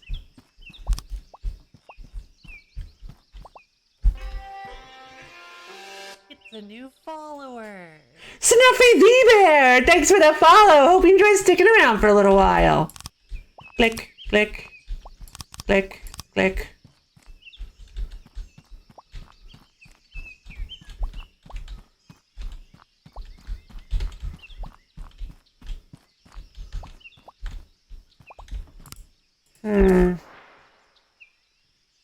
What is this? Same symbol on the floor of the statue cave. Have to compare them tomorrow. Too late today. I don't know what I'm looking at.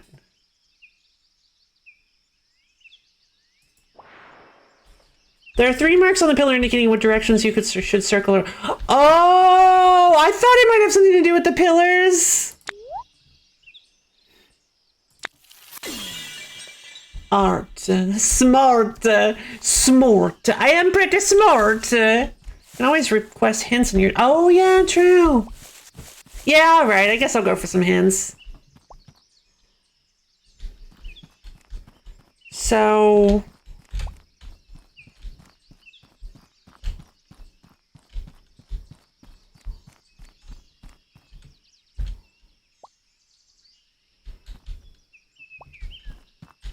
Unless it's the other way around. Oh, it is the other way around.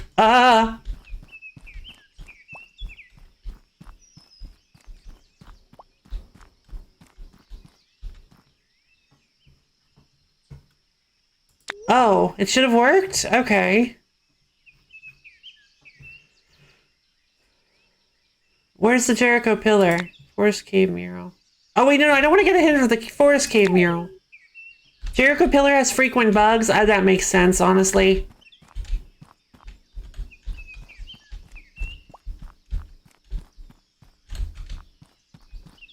I think I may have messed it up. Hold on. I think you might have to walk through, like, each individual... Ah! Okay. Now what?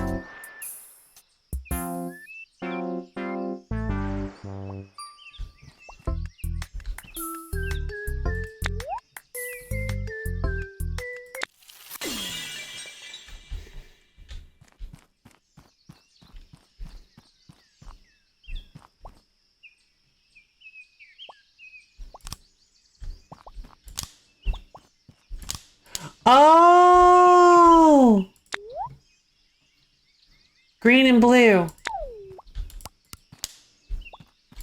Snap, snap. Did I do it?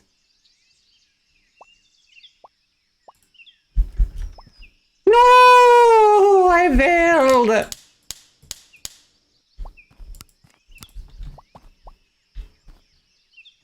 I think I have to make sure this one stays on.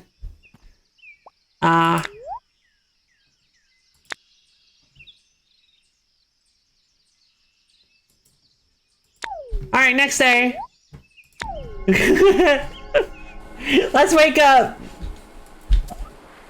Well, time to go explore some ruins or something.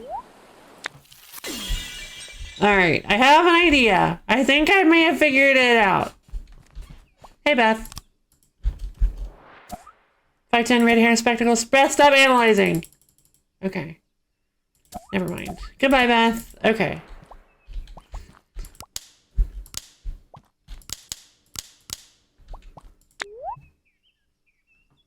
Time to get some O2.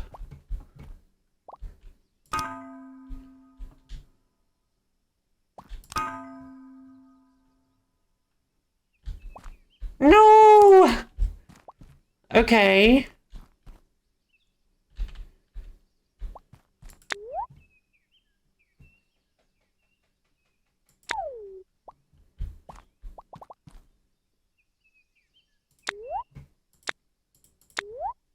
Let's think about this.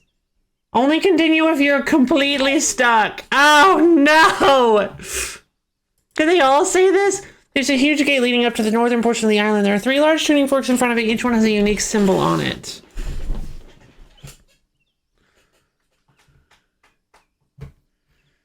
Okay, so I did all these. Got a secret cave. Oh, I just, because I haven't read these. Okay, gotcha.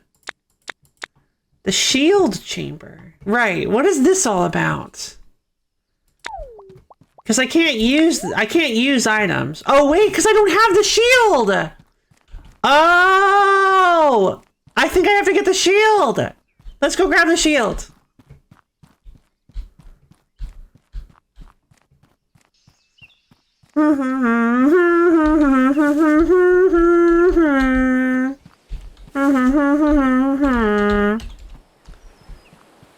let's wait for low tide. Oh wow, it's already pulling out. 6.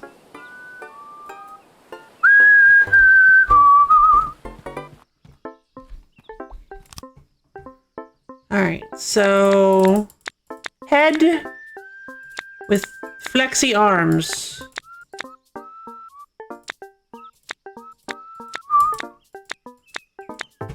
Tide's gone. All right. Wrong one.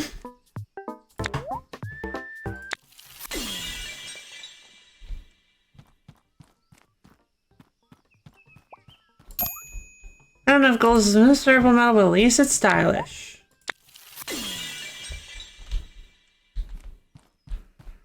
Okay.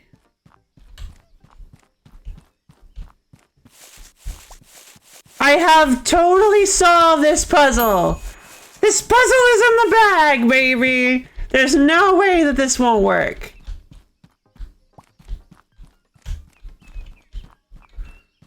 Come on.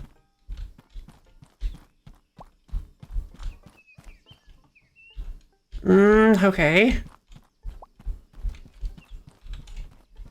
No, don't slide. Please, Jeffrey, don't start sliding. You're not wearing Heelys. There we go.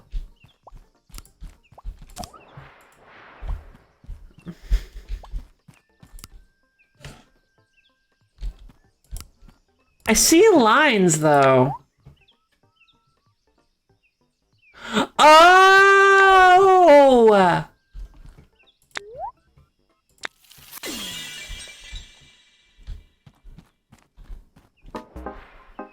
Maybe? I think I get it? Wait, what?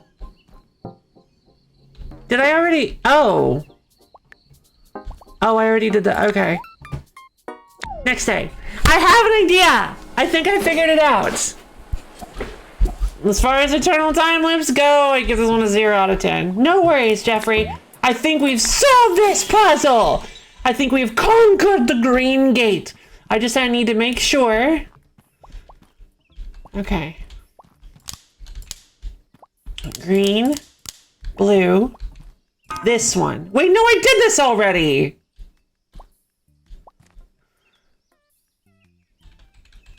Because if you combine these two, you get the line on the top. I guess I should go for a hint. Oh, hey, a dog collar. It's a shattered dog collar. Kind of looks like the one that Beth made for Theodore. New movement made unlocked with Beth. Sad news, yeah. 5'10", red hair, spectacles. Okay, stop analyzing.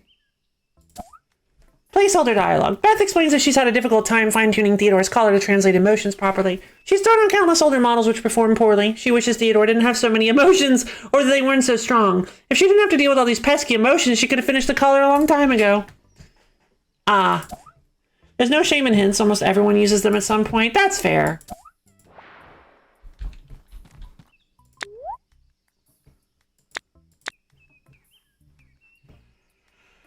Okay.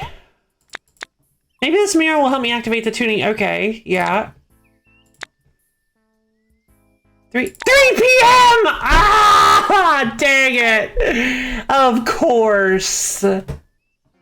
That's so obvious. Oh man. Okay, cool. I didn't think about it being a clock. That's a good puzzle. That's a good puzzle. I like it. Dang it. That's a real good puzzle.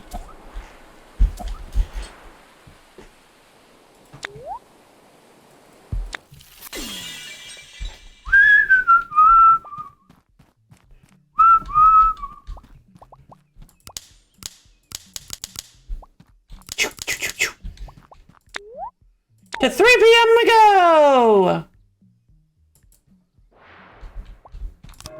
Whoa!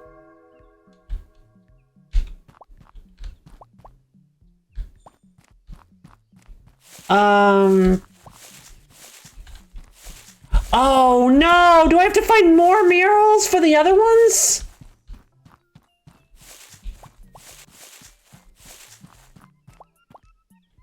Uh-oh. The statue cave. Awaken us. Okay, okay.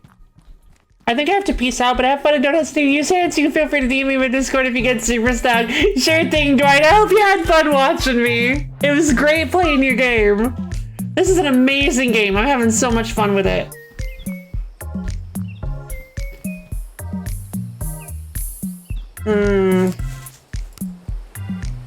Have a wonderful day. Glad you enjoyed me too. I'm glad you had fun.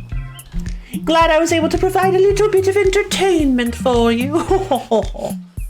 Really cool game. I'd like to play. Yeah, honestly, this is a really fun game. I agree. I also am looking for. Why did I do that? Why did I do that? Ah! Oh my god. That was the weirdest reflex I've ever. Ah! That's fine. I just spilled some tea. You're good. We're all good. Everything's fine. I agree that I am also looking forward to the full game. Oh god.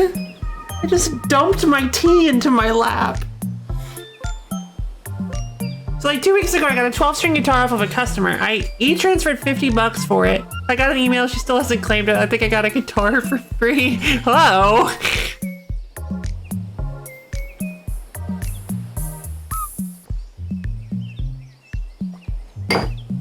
Like, that's always the worst, because if she decides to claim it later, LoFine, that's not how you drink tea. Listen, sometimes this sometimes this totally mine human body is difficult to control. Ugh. Ugh. All right, so I wonder she gets 1 month before it's sent back into my pay. Oh, gotcha. Okay. So I wonder if the shield has anything to do with it. So we've got 1, 2, 3, 4, 5. We've got the 5. Oh, wait, hold on.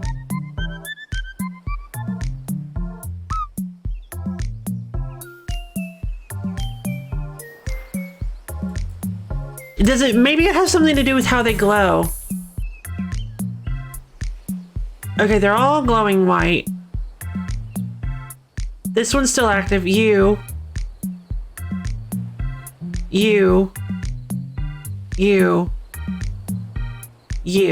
Okay.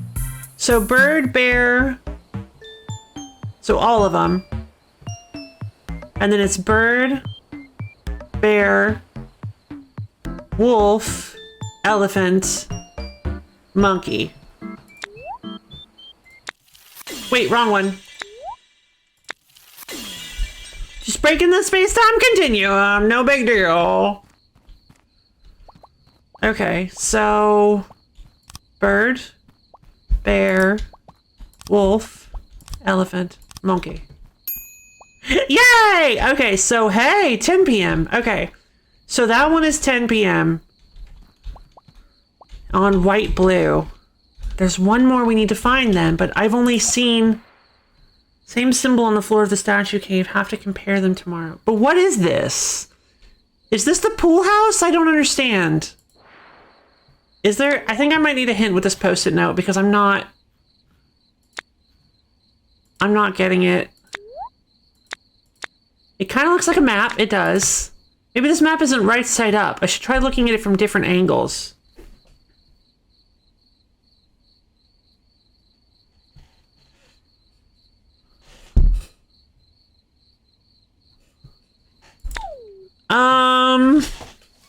Break it all you want. It'll be restored at 12 a.m. anyway. True.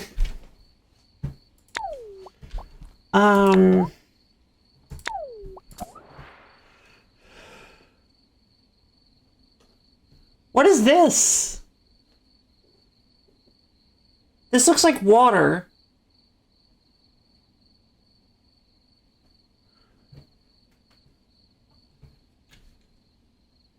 It's like a pool of water. Okay, hold on. What if we wait till the tide goes down then? Hold on. What if we wait till the tide goes down and we look around? Ah!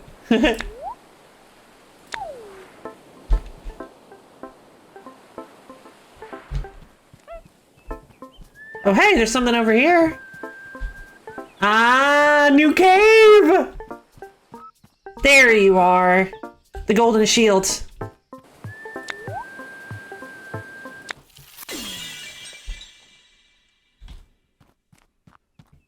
All right, let's grab the golden shield.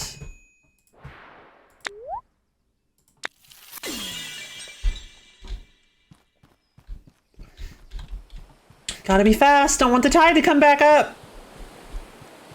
It's already rising again. All right. A statue of a big warrior guy. Wait, if I take that shield I picked up earlier, it seems like that did something. Wow. Okay. So pink and white at 5 p.m. Perfect. We did it, okay! We found it all! Perfect, perfect, perfect. Oh my god! I love this! So hold on.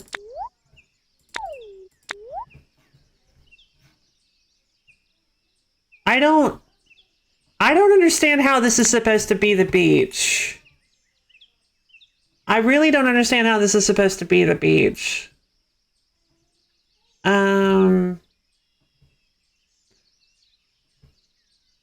But time to vanquish our most feared enemy yet. The green gate! Yes! It shall fall before us! Ha ha ha! Sorry, I didn't mean to repeat that so many times. I was distracted by something that was happening. Okay. Yeah, does anybody else see it? Nah, whatever. Okay, so it's 8 p.m. Alright, let's start the new day. And let's solve this green gate puzzle! Is this what the movie Woodchuck Day is like? It might be. Inscription written in ancient Mycan. The tighter you clench, the looser your grip. Iron Chuck is both tiny and the flower dissolved to dust. Huh, bit ominous. Yeah, kind of is. Nope, not that. Let's teleport.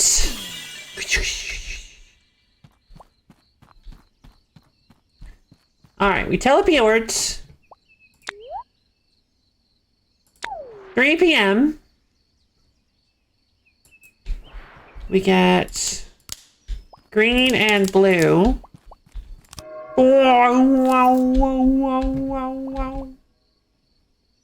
And then the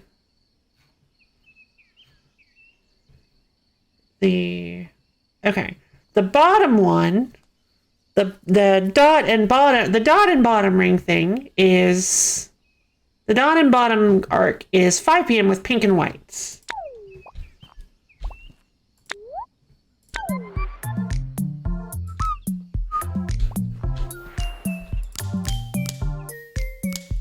Oh, it's pink! I didn't even, because it's the same color, I thought it was just empty.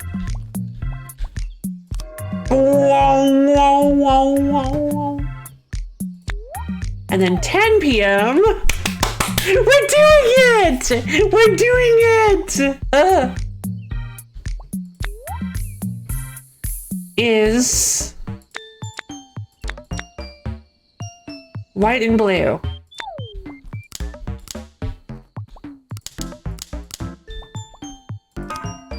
Huh? Oh no, I had the wrong blue. Oh, it is. It's light blue. Dang it. Next day. All right, start over. She puzzle. What if it's 10 a.m. and not 10 p.m.? Well, then there's nothing doing. I can't solve it. All right. One more try. F. Rip. Or does the loop start at 12 p.m.? It starts at the loop starts at 12 a.m. 12 p.m. I mean. Yeah, the loop starts at 12 p.m. Okay, so... Do you really have to start all the way over if you met? Yeah, I do, actually. Because it has to be glowing. It has to be glowing to, Alright, green and blue. In order to trigger the belong waves. That actually might not be true, but I don't want to try it again. Alright. You know what? I will try it, actually. It fades. But if we try it anyway. Pink and white.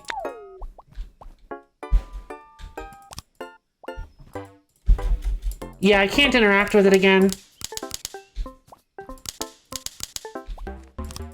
I was like, yeah, you're right. This is a playtest. I should make sure. I should see.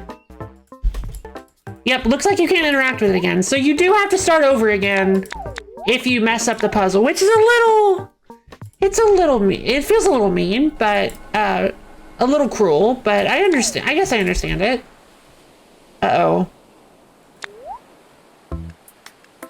Oh no, I'm in double time acceleration. Just kidding. We're fine. AM and PM is confusing. It is a little bit. It can be. I totally get that. By the way, midnight is called 12 a.m. because the bell rings 12 times and not 0. Well, okay then. Green and blue. I really love the like effect on the tuning fork. It's so cool. And then it's pink and white, right? There's white, yeah, it's pink and white for the next one. It uses all the colors. That should have cued me in. I was going to do it. I was like, that's weird that it doesn't use every color. We Italian know the sound of the night church bells very well. That makes a lot of sense, actually.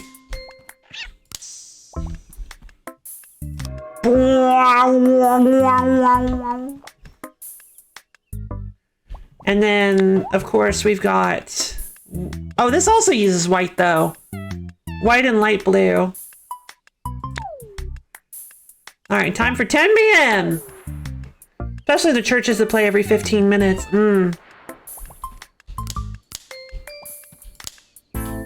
Here we go. Did we do it? We solved the green gate! Time to head in. That's the end of the demo. Thanks for playing. Oh my goodness! Yay! Nicely solved. Thank you. I did have to get a hint for the final puzzle. I probably, if I had managed to find the other ones, maybe I would have figured it out. But I got impatient. And I shouldn't have. So, and that was a me problem. It was really well designed. I know Dwight's probably left by now, but thank you. Big round of applause for Dwight Game Dev and a beautiful, beautiful, amazing game. Super fun, super fun. I really love this concept, and I am very much looking forward to the full release.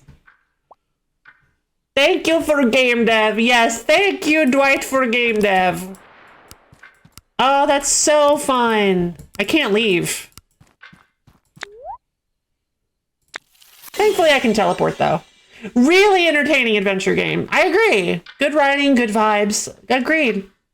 Fun character writing. Very, very unique, interesting characters with a lot of fun stuff about them. I really liked it. And this clock effect is very ominous and interesting.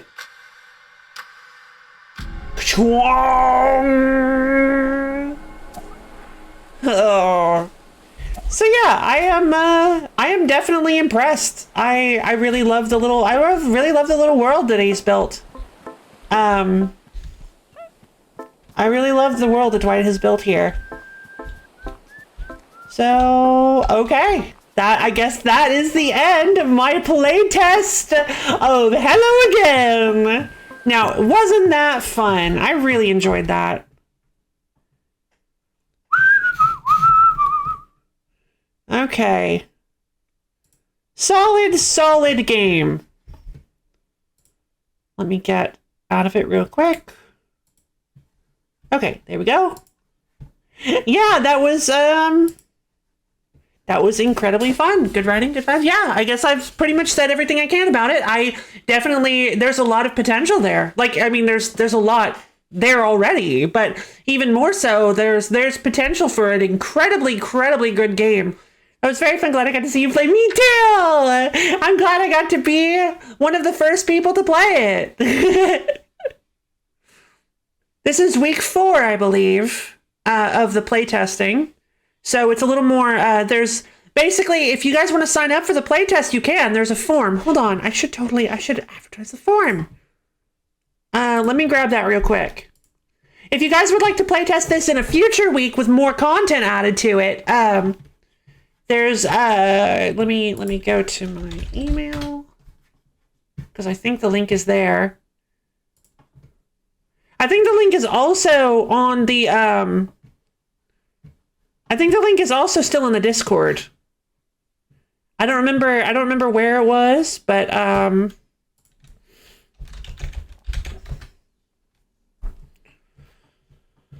yeah, there it is.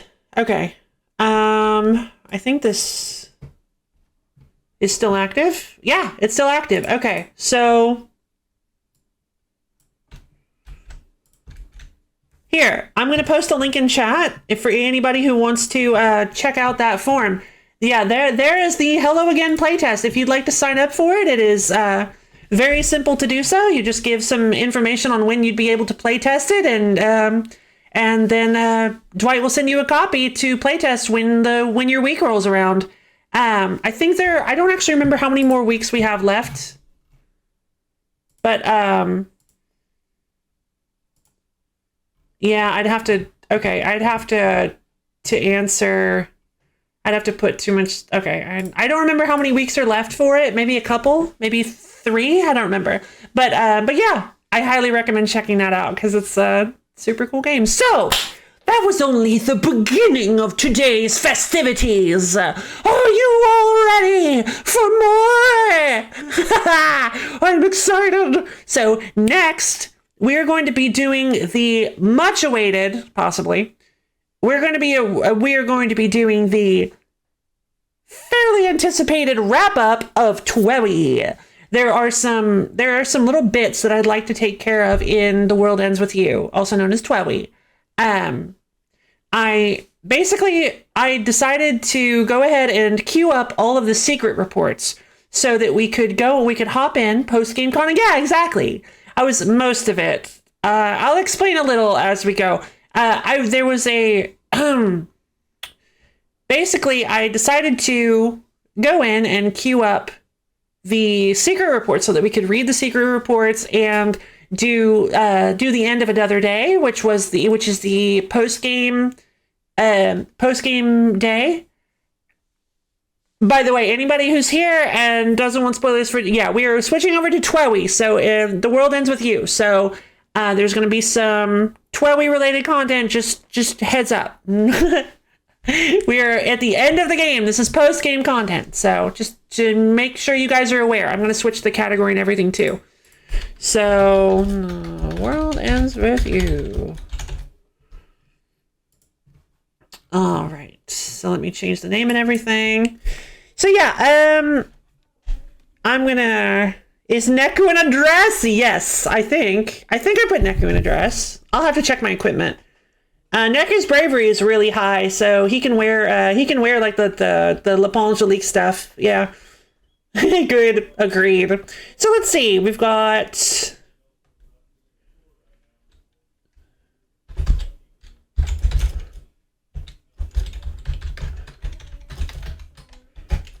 okay. The world ends with you wrap up. Post game. I'll do post game.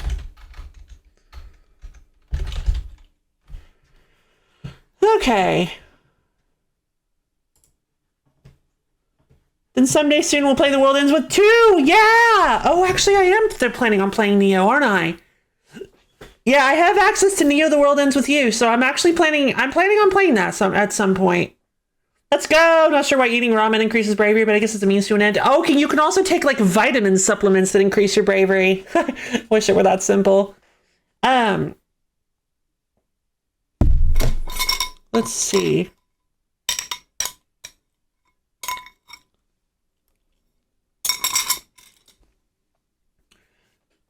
Yeah, there's actually a moment. One of the Reapers requires Joshua to be wearing nothing but natural puppy stuff. And so I went into the natural puppy store and it's nothing but like sundresses and like cute shoes and high heels. And it's just like, I'm like, oh, okay. And when you go back, and talk to him, Josh was just like, and here you go. And he's like, wow, you actually pulled that off really well. And he's like, of course. Probably like the one good Joshua moment.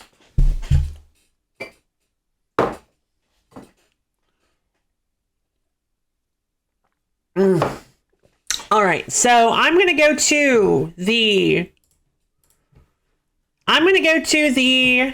little streamer's room. I'll be back in just a few minutes. Hope you guys are ready to play some TWEWY. See you guys soon.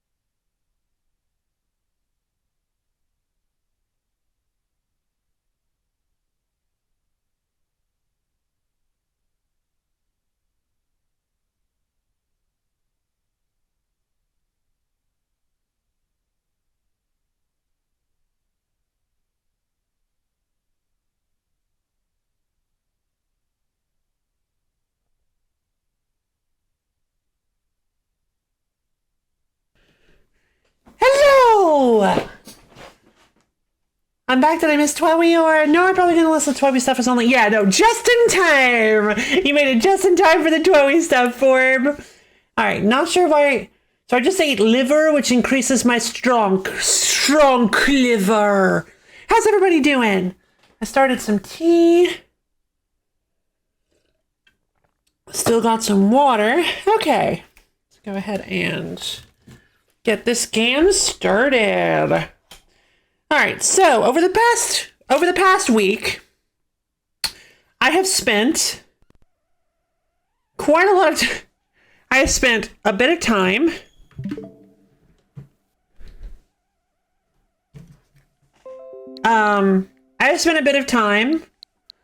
getting all of the requisite pigs, bosses, and secret items in order to fill out the secret reports. However, I've done it in a very clever way, as you guys will see as soon as we log on. As soon as we get on in here. Oh.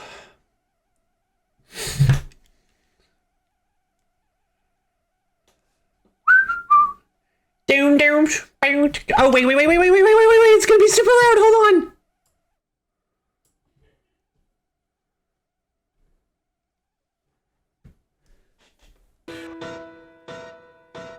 Okay. Hold on. There we go. Cool.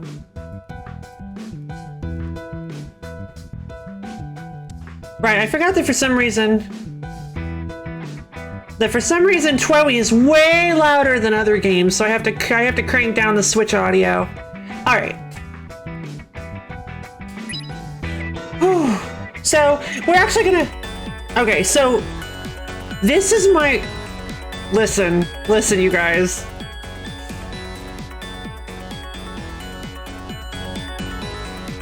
Okay, is this? Okay. So I'm sorry. I tried to do Pork City. So that I could get the last secret report in another day, but I can't do it. I'm sorry. I have tried so hard. They force you to use pins of a specific brand, and I just cannot do it.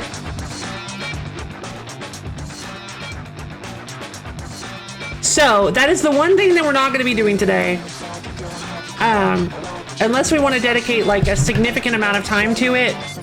This will probably take me hours. But I'm currently stuck on the D&B floor. Oh yeah, I guess I can show you guys. I'm currently working on solidifying my Eden setup. I'm getting as much shutdown experience as I need to keep it all. What? Okay, how fair is that? Eden's door levels up from battle experience in like a single battle, but it takes like 3 weeks to level up in shutdown experience.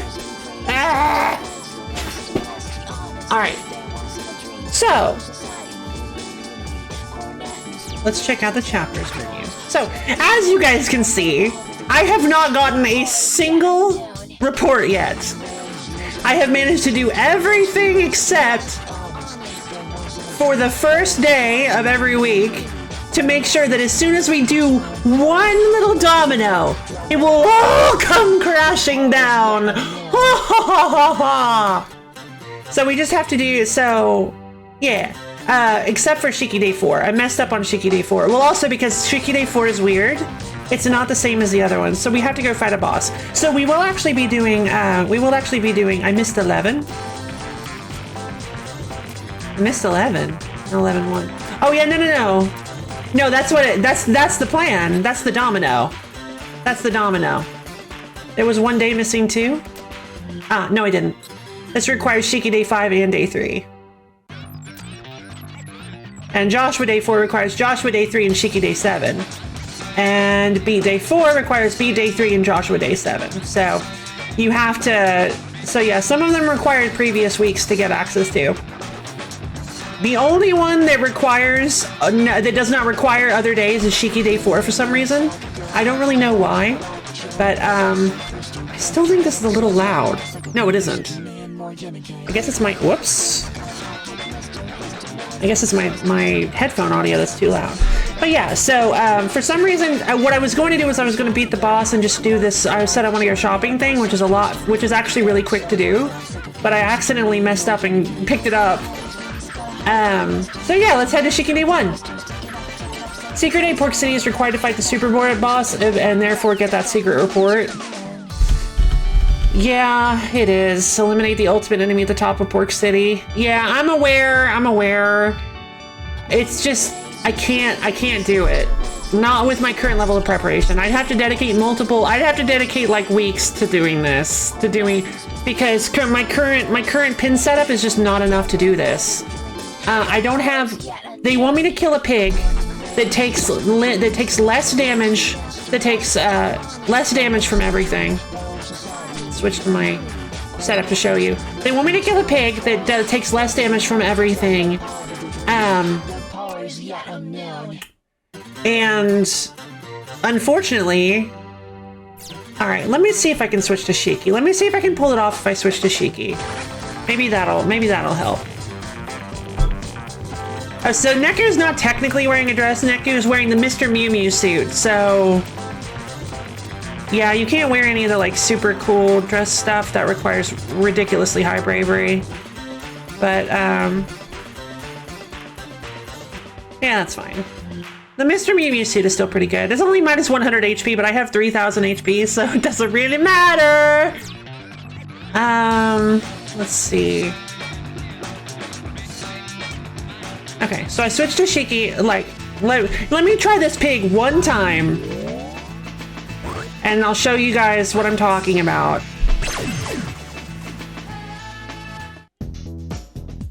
The problem is that they want me to beat like 13 floors. Here it comes. Yeah, I can't do any damage. My attack isn't high enough. I need to boost my stats higher. My stats are already ridiculous, and I can't do any damage with these pins. The only person I'm able to do any damage at all with is Beat, and he only does like 2 or 3 damage. So unfortunately, I'm not strong enough to do this stage. I thought I would be. I wasn't staying on my consumables very much during this time period because I figured it would slow things down too much. But yeah, so that's basically the story of that. Maybe one day I'll like record me fighting the secret boss or something. Who knows? I don't know. But for now, we're just going to be doing the standard secret reports, and we're going to be doing that super secret, like hidden day thing. All right, let's head to Shiki Day 1. Yeah, real sorry if people were hoping to see another day. It's just beyond my capabilities at the moment. So we're gonna skip through the story because it takes a while to get through all this. Well, we're gonna skip through some of the story, maybe not all of it. I need to head to the statue of Hachiko. Actually, I haven't. It's been a while since I've seen this. So they won't eat. These new shoes, my heels are killing me. The fronts are really long, so I bought a size smaller than usual. Ugh, bad idea. Voices! Definitely voices! But why? Am I hearing people's thoughts? Yes, you're hearing people's thoughts. Alright, we'll skip it. Yeah. Huh? We've seen this before. If you like this, you have 7 days. We've seen this before. Oh, gotcha. So the end was supposed to be a reference to that, but it was actually just like a sale. Gotcha. Sorry, I don't know why I'm so. Oh.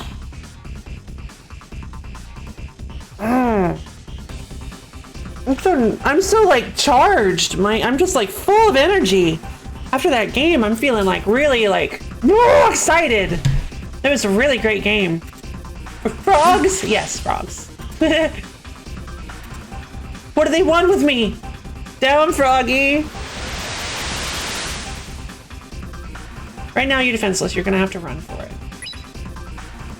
Okay, we got some tutorials. She's gotta bounce. Yeah, I'm still humming the Hello Again theme. Yeah, You're It's a super cute game. I don't remember the theme anymore. I guess my streamer brain has ejected it for I do not need it anymore. Oh, free money! We found the infinite money glitch, you guys. Ugh. What the heck is going on? Somebody help! Yeah, but nobody can see you. What is this place? Gotta run. Time. I don't remember this. Oh, this is so cool. God, it's been so long since I've seen this. I don't remember it. It's shaky. It's beat. Is it gonna show Joshua? It is.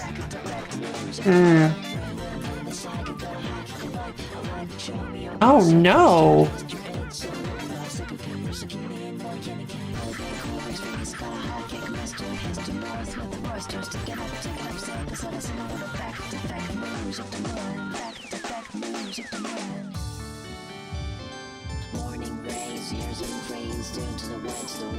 Wow, this is a pretty good, it's a pretty good introduction to everything.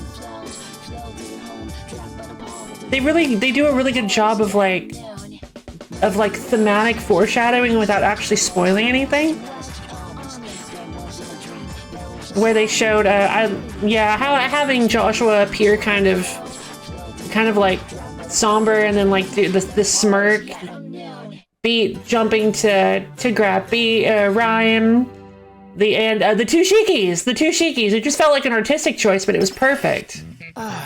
Man, here we go again. Haven't word in the area. Yeah. Long dialogue. To be safe here. More frogs. Okay, so.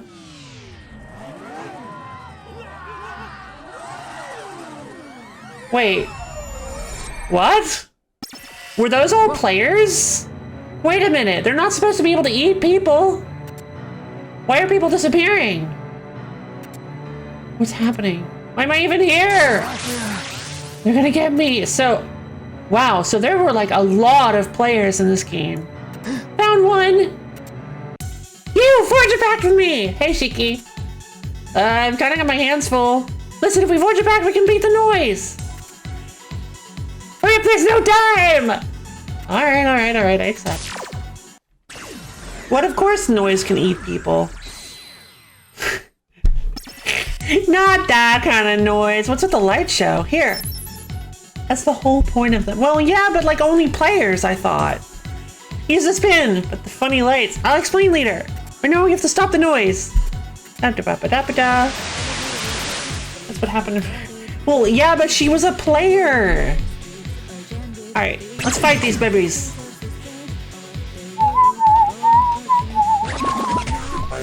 You're good as gone.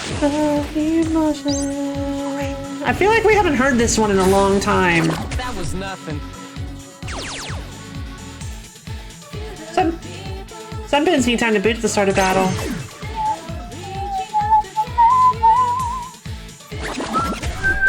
You're good as gone. Whoosh, whoosh, whoosh, whoosh, whoosh, whoosh, whoosh. That was nothing. Yeah, they were all players. Oh.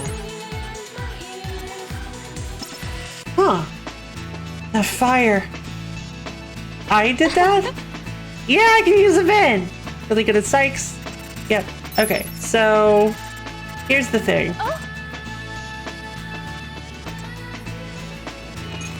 So apparently I need to investigate the Hachiko statue. And it's in a 20-piece chicken nugget box!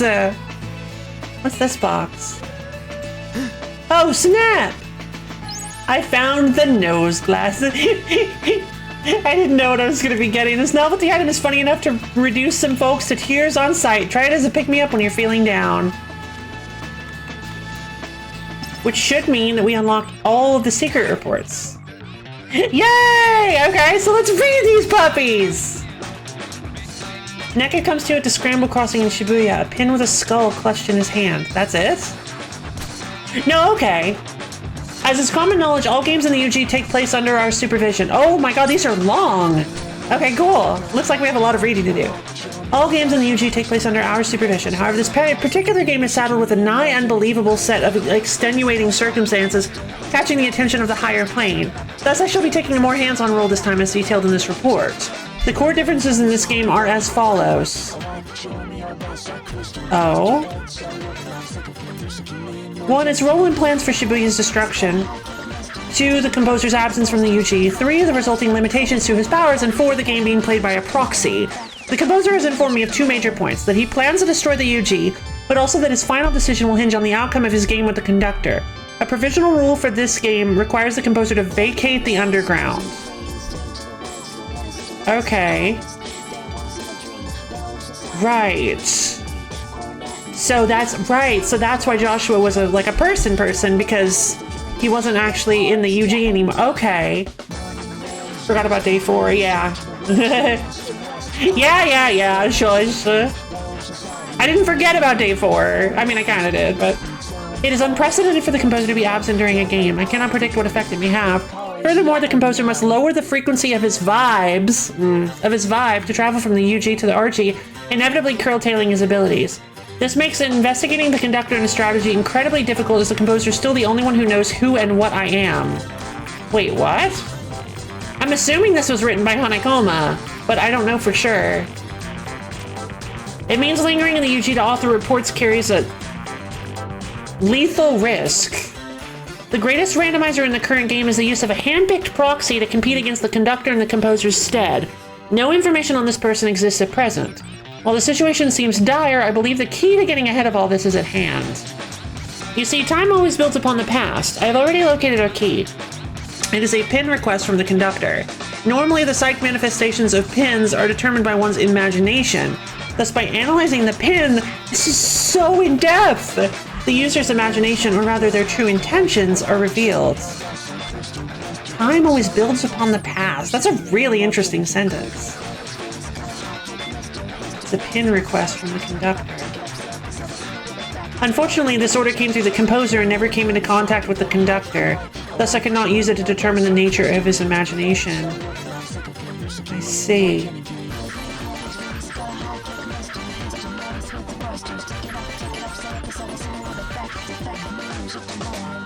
I too have lowered my vibe to tune into the UG, limiting my abilities. However, at this stage, realizing that this pin holds the key is sufficient. The possibility of forestalling the plans for the UG's destruction remains. I see. I figured out how to make my monitor output 1080p while shrinking down the screen and centering it so it keeps the actual aspect ratio and size so that I can record in 1080p instead of 1440 for that crisp, clean FPS. Nice! I think this is the creation of the red pin being talked about. I thought so too. As the game was set to end, I felt an intense burst of soul, and at its source, I found the composer's hand-picked proxy, one Neku Sakuraba. Let it be noted that once danger was past, the soul he expelled rapidly tapered off. I shall define soul as it exists in the UG later. For now, let it suffice to say it is the energy he bears within him. His unstable soul is the result of a rift between his body and emotional mind. This discord can be traced to a few causes. 1. His dense and all-inclusive soul composition. 2. Emotional confusion inhibiting the unity of his emotional self and physical body. And 3. The exacerbation of that confusion by memory loss due to his entry fee. I see. All-inclusive soul composition, which must be why he's able to use all the pins. However, anyone possessing such diverse soul can become a formidable wielder of imagination. The composer was right to choose this boy. I see. Shibuya's fate may rest on how well he manages to stabilize his soul. To measure his stability, I gave him a harmonizer pin. It can only be used when he cooperates with his partner. Synchronizing with another hinges on his ability to first stabilize his own soul. The successful use of the pin would indicate he has made progress on that front. Oh! Hanekoma did give us the soul pin. Did give us that blank pin. I see. So this definitely is Hanekoma. The further he is able to push his and his partner's psych resonance through fusion, the greater his own internal stability will become. The progress of his soul merits close observation henceforth. Meet Hanekoma, a guardian, and learn of their dire predicament. Okay, so I didn't realize this was always here. Allow me to redefine the composer's role. As I continue to observe the game's progress, I have a clear view of the enormous effect of the composer's absence. A clear definition of his duties are key to understanding the extent of this disruption. The composer holds absolute authority over the underground. By authority, I mean the right to determine rules. He is the only one who can change the composition of the UG and sole creator of this Shibuya. Really? The underground Shibuya is created and organized by the composer's rules, which pit players against Reapers in a struggle for survival. A new composer only arises when the previous one is defeated. The victor takes the victim's place. At this juncture, the new composer rewrites the rules of UG Shibuya. Okay. Kind of what we expected, right? Because, I mean, that's what Kitaniji wanted. Everything being explained, right? In a Squeenix game? Couldn't be me. However, there being no composer at all is a different situation. It means the rules that make up the UG are invalid. In other words, without a composer, the underground collapses. However, the composer's absence is still a secret. At present, only 3 people know. The composer himself, his opponent, the conductor, and the producer. Me. Oh, we finally have a title! So Beat's plan actually would have worked. Yeah, I guess it would have. Hello, Corin! We're just doing some post-game wrap-up. Nomura. Alright, so we finally have a name for this individual, the producer. The producer's role is that of guardian over the game. For observation purposes, he must sometimes descend from the higher plane to the underground. While the producer is natively an entity from the higher plane, he can adjust the frequency of his vibe to visit the UG in lower planes. Think of a radio. Going from station A to station UG simply requires tuning into a different frequency. The producer has the power to contact any and all beings in the underground. I see. So did Uzuki know? Oh, this game, unique sound. Yeah, it does have a very unique sound. Tomorrow. However, he is strictly prohibited from revealing his identity in the UG. His existence endangers the stability of the rules and balance of the UG and RG. Thus, the producer's identity must stay a secret from Reapers and players, and not to mention those in the RG. He may freely contact only one person as the producer, and that is the composer. Oh. So Uzuki didn't know that he was what he was, only knew that he wasn't a Reaper and he wasn't a player. When Shiki face, I don't know. Alright, time to head to Shiki Day 4.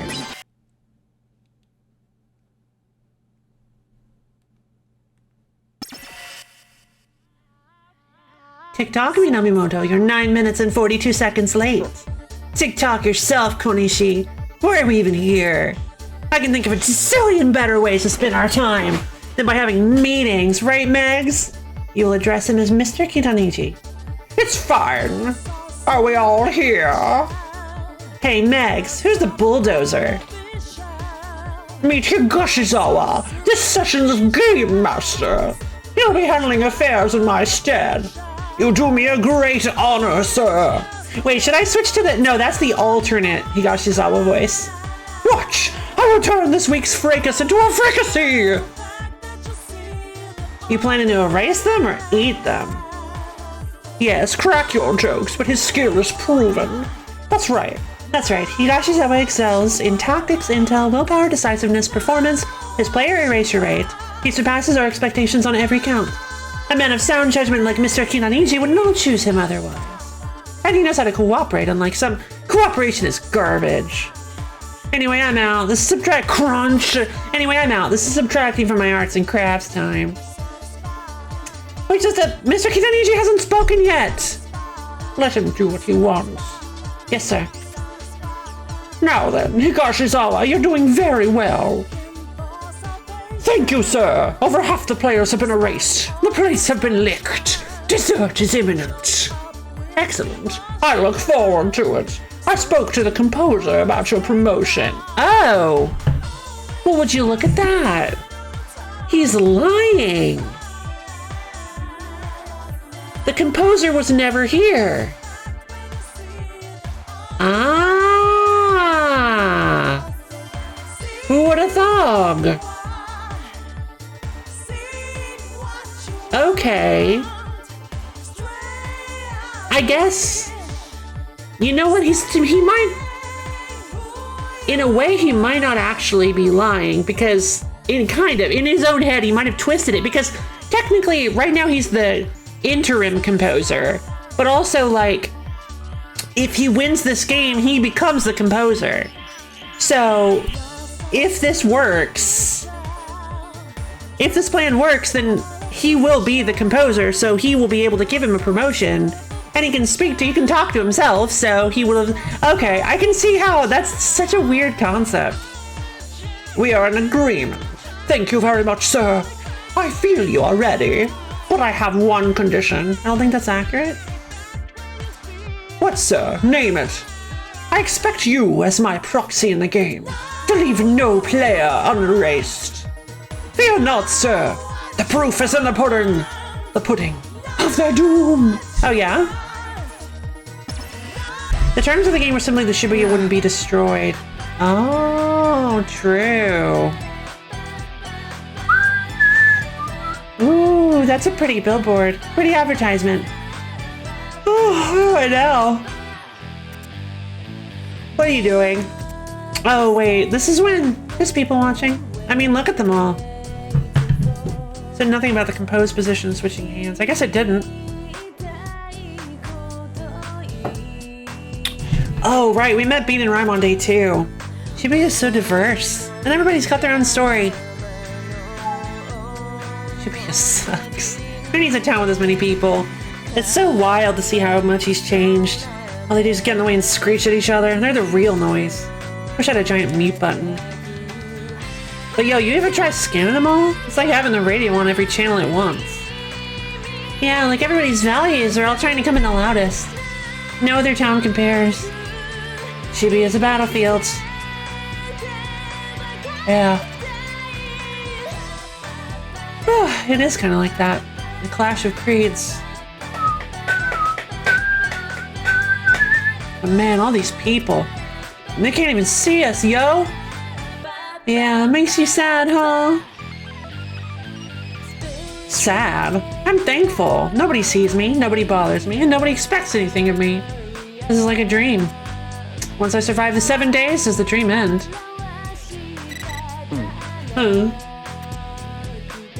Mission time, yo! Nothing the 4 of us can't handle! Yeah! Yeah, the 4 of us! Reach total records. No time limit. Fail and face erasure. The Reapers. Huh? No time limit? But that's way simple. Total records is a 10-minute walk. Why wouldn't they set a time limit? So we're just walking a couple blocks, man. I was pumped for a brawl, yo. Guess we don't need to team up. This is too weird. 100 Yen says they've got something else up their sleeves. Yo, hold up, I just got a great idea! Like, what gives, Kaya? Who made today's mission for ages 3 and up? You know what? It's fun because Itsuki and Kaya have grown on me so much since the beginning of the game that I actually really like seeing them now. They're kind of like Jesse and James, right? Alright, easy girl, deep breaths. Stress is bad for your complexion. Well, excuse me, easy missions make me furious! I need to go destroy some players! Whoa, let's think about this. Put yourself in the player's shoes. You've made it to day 4, the mission's a breeze. What are you gonna think? Point taken. Guess the boss thought it through. Of course, they are still child murderers, so they're not exactly like Jesse and James. Besides, these offer like love letters from the higher-ups. We can't go full blast all week. We'd never make it. Please, since when does your dial even go to full blast? Details. Anyway, we've got our own orders straight from the boss. Alright, you win. Let's see how this plays out.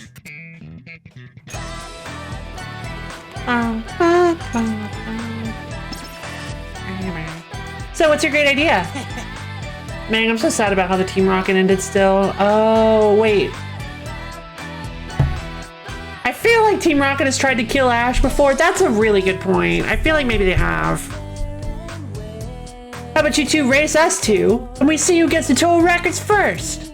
What? Come on, Rhyme, let's book it! What? Huh? Wait, Beats. Beats got a lot of energy, huh? Yeah, he keeps me on the ball. Wow, it's actually kind of interesting. Because he says later that he didn't used to be like this. Like, he's just doing this all for Rhyme. This is kind of like a like a personality he's put on to help Rhyme. That's really sweet. Beat is such a sweet guy. Sometimes he can get a little crazy though. Beat's the one who asked me to be his partner. Ah, right. Because she doesn't remember that he's... Does she not even remember that he's her brother? Wow, so you... Oh my gosh. Rhyme, is that what I think it is? Huh? What? That pendant! Where did you find one? Oh, this? Yeah, I heard they sold out real quick. How'd you know about it? I saw it in a magazine. I love following the latest clothes and accessories. No, she doesn't. Oh, that's so sad. God. Have you seen the last moments? No, I haven't. I thought, wait. No, hold on. The last moments of Team Rocket. I thought it was the last moments of Ash. No, I didn't know there were, okay. No, just post it in the Discord. Because I don't plan on watching it. I don't plan on watching it on stream anyway. Because I feel like it would be kind of a long video, right?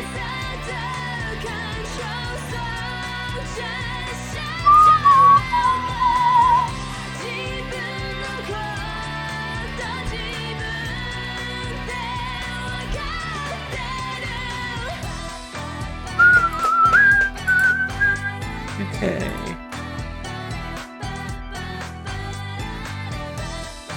Really? Goodbye, Team Rocket? Oh, that's so sad! I love following the latest clothes and accessories. Lucky, I wanted one so bad.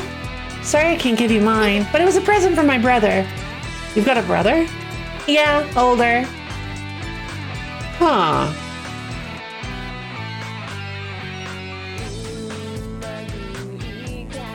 So she remembers that she had a brother, or that she has a brother, but she doesn't remember that it's B?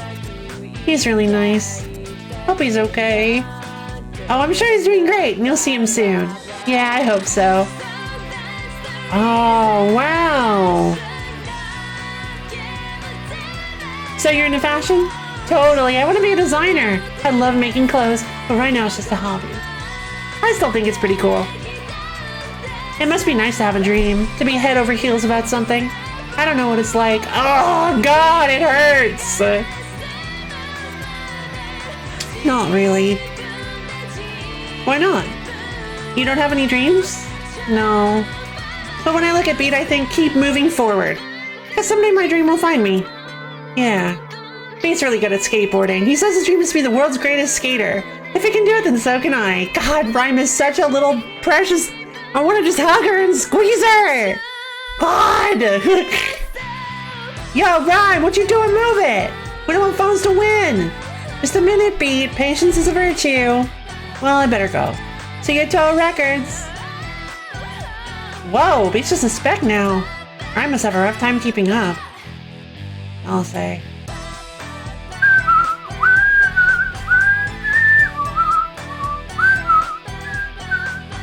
So, shouldn't we hurry? I never agreed to race.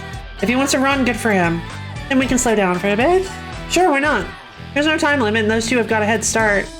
So we can take a little side trip. Where are you going with this? Mind if we stop at 10-4? I guess not. Really? Thanks! I like that conversation. This one I just kind of find a little bit boring.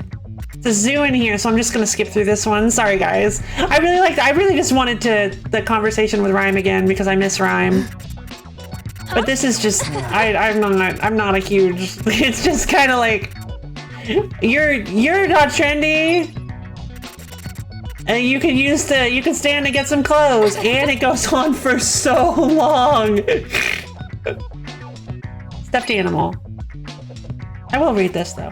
So the stuffed animal is your creation. I made him a long time ago, so he's not very good. Speed running is hard. Speed reading is hard. What are you talking about? I retained all that information. Guys just gotta get good. Why do you still have it? Stuffed animals are for kids. Rude. Rude, rude, rude, rude, rude. Stuffed animals are not just for kids, end quote. Shut up, this is my psych. How else am I gonna fight off the noise? That is your psych? Huh? You mean you use that piggy as— it's not a pig!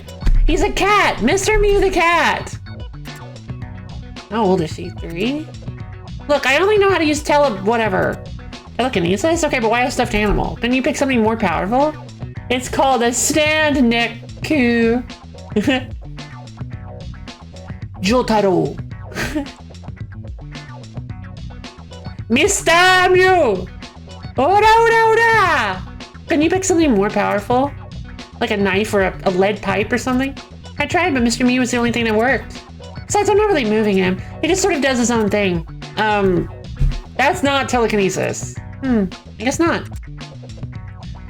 Oh, I half expected him to flash towards the camera. He's not a pig, Neku. What if it's possessed? Waiting to pork chop us in the back of the head. I know he turned out awful, but no, he didn't. He's adorable. Without him, I never would have started sewing for real.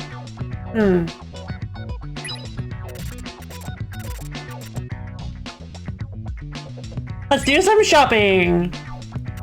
The friendship gauge. Yeah. Okay, so this is all good. All right, now we leave. Pay attention to the trends from now on, Neku. Okay, let's head to TWEWY Records. Me and Rhyme are probably waiting. So yeah, what I messed up on is to get the item for this chapter, you have to try to leave to Scramble Crossing without going to 10-4, and she yells at you and you find the item. What I meant, but I didn't realize this is when it happens, so I ended up triggering all that on accident. Okay, where are you? Oh, there you are. Okay, so these boss symbols appear in certain places in chapters. They're kind of hard to find sometimes.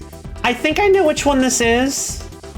This should be the last boss symbol I have to beat, so let's do it!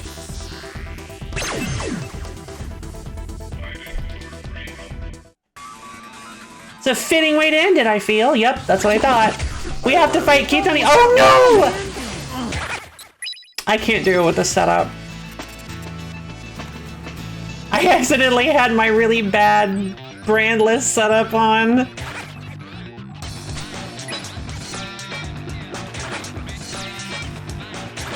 And then we switch to beats. One more try! It's called a stand neku. You're good as gone. I don't think so. It's canon now. Shiki is a stand user. Lame. Take that. Lame. Booyah. Come and get it. Yeah. Time beast. Come on, keep moving. Submit. Stop freezing time, please.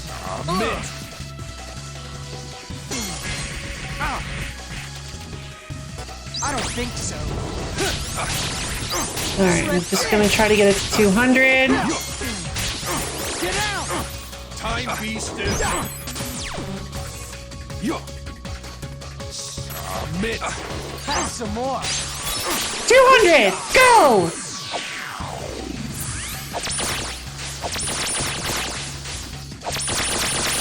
Oh wow, I didn't expect it to be that many. Okay.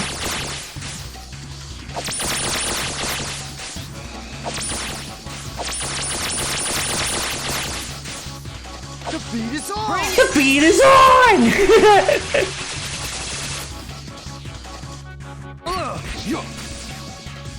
I don't think so. Alright, easy enough.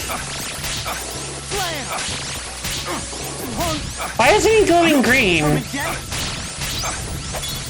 He's not getting stunned, I don't think. Time be still. Nope. Hey.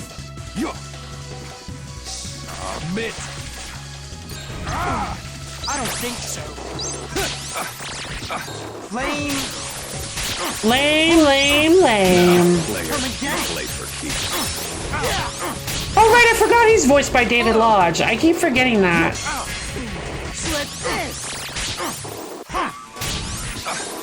Some more, Mitch. Oh, you know what? I could just end it now.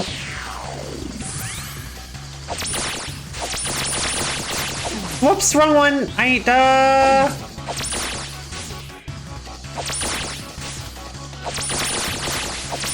Well, I hope I can end it now. Pick it up, phone. I'm there. Well, after playing around, I have found that pretty sure he's mostly voiced by you. Wow, I voiced the character in TWEWY. In fact, you can say I voiced most of the characters in TWEWY. Or rather, I did most of the voice acting. Well, after playing around, I found that changing the window size affects FPS so minimally that it's useless. 75 FPS is the average for Java. Such power. Such power. Yay! We did it! Yeah, out of all those bosses, yay! Out of all the bosses that I fought, I think probably the hardest one was both of the shows.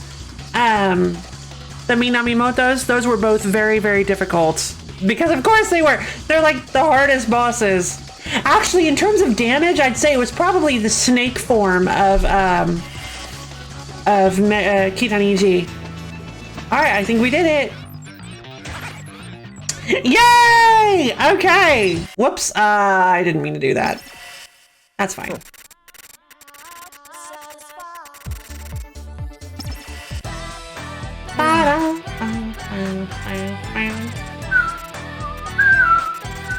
"75 FPS is super fast, though." I run at 60. Like, that's so fast. It jumps up to a max of 144 when I'm in a low demanding area and down to 60 when I'm in high demanding area. That's nuts.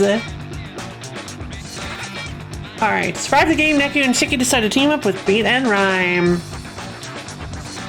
Oh, I want to tell you, I want to show you guys some very important... Listen. If you guys are secret hunting, I need to tell you guys some secrets. Some tips that I discovered that make things very frustrating. Very, very frustrating. Or interesting, I should say. There's one actually that I don't think people have discovered. At least not the majority of people. And there's one that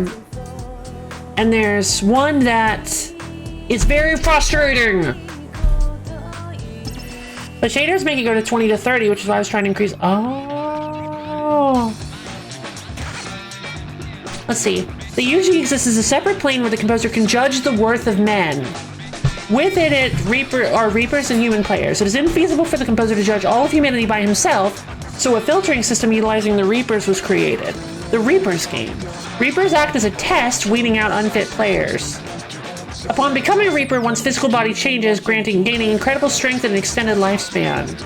As Reaper and player alike progress through the game, engaging in imagination-driven combat, their soul is refined. Soul is abstract matter revealed through our research into life and death and a component in the makeup of the atmosphere, humans, will, thought, all phenomena. As Reapers execute the game, they undergo a process of evolution from grunts to officers to the composer. Wait, really? Oh, I guess a Reaper can become a... Okay. Cool. Now, I prefer the scale and the feather than this whole UG stuff. Yeah, okay. However, Reapers that follow the ideal route are rare, and most are erased by players. Reaper or player, those erased within the game disperse the mind and spirit housed within their flesh in the form of soul. Thus, they're erased only from visible existence.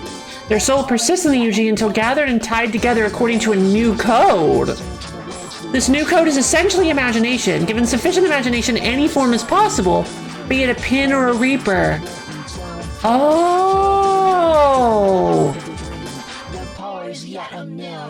So that's why they were able to recover.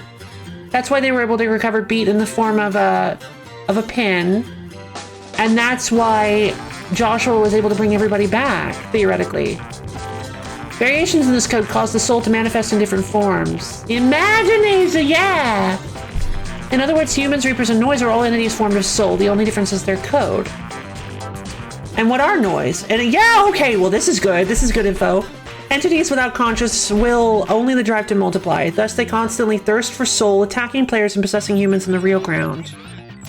Oh, they do attack humans in the real ground. No, possessing humans in the real ground. Right, forgot about that. Reminds me of Improbable Island. Oh, yeah? Soul consumed by noise is destroyed, even if the noise is erased. Oh, that's not good. Thus, possessed humans often exhibit a rush of euphoria immediately after the noise is removed. Now, when tested, the same would likely hold where a player or reaper were possessed. Okay. Rhyme is caught in the Reaper's trap in a race, leaving Nick and Shiki alone again. God. Sucks. The real ground and underground are planes of existence. Other planes exist as well, the ones solely inhabited by noise, for example, or our customary plane. The planes are stacked in parallel, though each exists at a different frequency vibe in tune with its inhabitants. Observing a lower plane from a higher plane is simple. Actual transplanar contact, while possible, is highly complex. The vibes of adjacent... Sorry. The actual transplanar contact, while possible, is highly complex. The vibes of adjacent planes are closer, making passage between them comparatively easier. This is wild. This is unbelievably wild.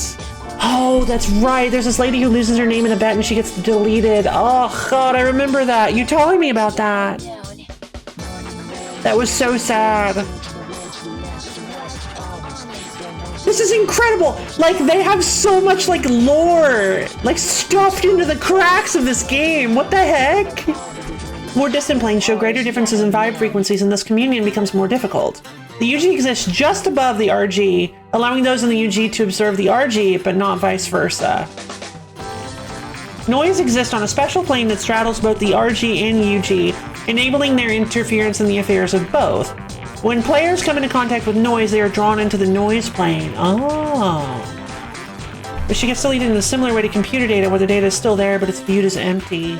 Oh. And gets written over slowly and randomly. Oh, God. Right. God, it's so sad. When the screen goes all wobbly. Yeah, it is. In other words, players are forcibly tuned into the noise plane. Conversely, there exists an even higher plane than the RG and UG. This is where I am from, the plane of the angels. As in the RG and UG, angels have created a web of social schema to guide their activities. The role of producer is just one cog in the angel machine. Oh my God. Angel vibes are extremely high frequency. Not even the composer can catch them all. In actuality, well, I guess the composer's not the angel master, huh? In actuality, he can pick up only that of the producer. As you can see, interplanar contact is beset by difficulty, but certain modes do exist for its realization. One is the modulator decal. Within its area of effect, players from the UG can manifest visibly in the RG and communicate with others there. Oh. They're in heaven. If they're in heaven, why were there no dogs, though? Sus. Reapers and the composer can down-tune their vibes at will. Mirror these decals, however, even their vibes will be forcibly adjusted to the lower frequency. Another mode, imprinting, requires no physical manifestation in the RG. Imprintees experience the conferred thoughts as bursts of inspiration. The reliability of these communiques thus depends upon the person receiving it. For example, successful communication with preoccupied people is unlikely. Furthermore, recipient interpretation of said inspiration colors the message, making imprinting unreliable at best. Reaper Creeper was created as a mode of popular communication between the planes. Modulating paralogos printed on paper allow for limited UG interaction with real ground objects. As those in the RG are unaware of players, they perceive the illusion of a coin moving by itself. Oh my God. I feel like I'm actually reading a dissertation. This is nuts. I feel like I'm reading an actual academic paper written on TWEWY. Like if somebody wrote their somebody made a PhD thesis on TWEWY. Doctoral thesis. This is nuts. I receive periodic communication from the composer. While we maintain contact, I am prohibited from providing him with information for risk of unbalancing the game. I am permitted only to respond to his commissions for certain items. Ah, that's right. And even then, I'm able only to create and deliver said items. The composer has requested increased phone functionality for use in the next game. Today, the proxy's partner, one Shiki Misaki, freed herself from her defining value, envy. With this, the composer is convinced of the proxy's victory on the 7th day. His confidence arises because the proxy's intervention was indispensable in causing his partner's growth. It was. Oh wait, no. Was it? I guess it was, but her intervention was also indispensable in causing his growth. It signals the proxy's departure from his obsessive self-actualization loop. Previously, even the composer was unsure of this proxy's capacity for growth. Oh, which is why he kept. Is that why he kept? That's why he kept poking him. That's why Joshua kept poking him like a bear, like a sleeping bear. That's why he kept trying to feed him that awful rhetoric to see if he had gained strength in his convictions, to see if he had changed. Maybe. Normally, the composer possesses a certain degree of clairvoyant foresight. His current down-tuned state, however, limits his abilities, clouding this supertemporal vision. Though able to observe the UG from the real ground, he's otherwise saddled with limitations. For one, his outward appearance. He looks younger than he would at full vibe frequency within the UG. Fortunately, this prevents the Reapers from recognizing him as the composer. To begin with, the composer contacts Reapers only through the conductor, so most are unaware of what he looks like. Additionally, as the being in the underground with the highest vibes, some lesser Reapers are incapable of perceiving him. The effects of down-tuning occur because the composer's vibe and the RG's frequency are substantially different. I see. But I thought people from a lower layer weren't able to perceive higher layers at all. No, that's not true. Because the noise are from a higher layer. Or the noise, it says it straddles them. I figured that meant that it was above the UG. The noise can show up in our... For Reapers, the down-tuning necessary to exist in the RG is significantly less, and thus affects less prominent changes. That said, it depends on the Reaper. At any rate, the effect is minimal, making Reapers much more frequent visitors to the real ground. Provided they complete their duties, Reapers may do as they wish in the RG within certain accepted boundaries. Makes sense. Just like 777. As the composer predicted, the proxy has won the game. So what happens to those who survive the week? Those whose imagination is less than outstanding are broken down into soul, while those with excellent imagination become Reapers. The most talented of these may travel to the next plane inhabited by us angels. Well, heck. Diligent Reapers, too, may pass through the office of composer to ascend to the plane of angels. Well, now what if? This may sound odd, but one may also choose to be reincarnated. Wait, I thought that was like the only thing people wished for. I thought that was the reward they were offering. The word reincarnation is not quite accurate, for the humans of the UG are not truly dead. They merely possess a different soul code and have been tuned into a different plane. Oh! What? But they thought they died. Oh, well they did. I guess they were erased in the... Okay. So they did die and their soul was scattered, like it said, but then they reformed their soul as part of the game into it with a different code. We angels do not consider it a loss if a talented player elects to return to the real ground, as their superior imagination will inspire other humans. I'm gonna be honest, I was not expecting this, like, at all. I thought it would be like a few, like maybe POV stories or something. I didn't expect this to be actual, like, tech documentation. Oh, woof. Upon returning to life, the exceptional player's creative activities soon make their mark upon society. His art, music, and other output become a part of culture, spreading and persisting through time, refining people's imagination even without personal contact with the player.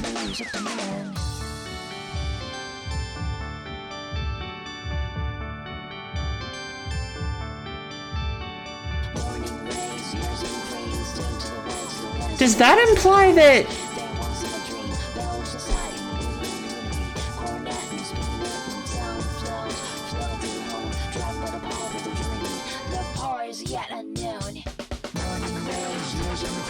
Does that imply that the prince won the game and became reincarnated? I feel like his imagination isn't high enough for that. Like, not even... I feel like he's not that creative. But it does imply that, like, Leonardo da Vinci took part in the game in Shibuya. Like, Leonardo da Vinci visited Japan and was reincarnated, and that's why he's so creative. Changed my mind. Certainly this requires time, but no one has ever accused angels of being in a hurry. The composer's absence during this particular game, however, means that reincarnation is not an option? Oh. That's why he didn't let him do it. Beethoven. Yeah!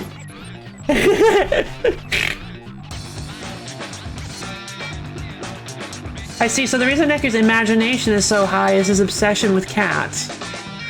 Oh!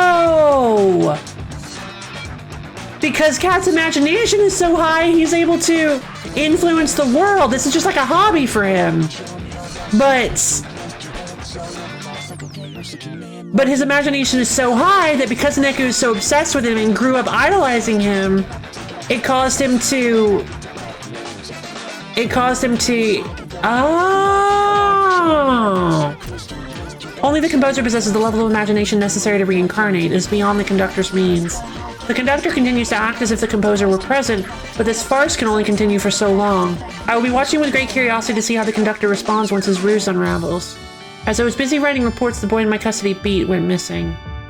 Yep. Beat had expressed curiosity in how noise was created. Perhaps he plans to ask a Reaper, but even without specific instruction from them, he has the ability now. Oh, true, because he's a Reaper. I gave him a pin filled with the special imagination required to create noise. Wait, no. Does he? Wait, this is after the game. Yeah, right. This was created after the day. Okay. I gave him a pin filled with a special imagination required to create noise and imprinted him with instructions for its use. This does not qualify as interference in the game. Good. So I see. So they create noise using soul, but because Beat had a specific soul in mind, he was able to recode rhyme into being a noise. So that's the real reason Shiki was taken hostage. Yeah. She wasn't able to be revived. Oh. I see. So why was Shiki recreated? Because they weren't allowed to erase her, I guess, because of the rules of the game, so they had to hide her away. So she was never reincarnated, she was never hidden.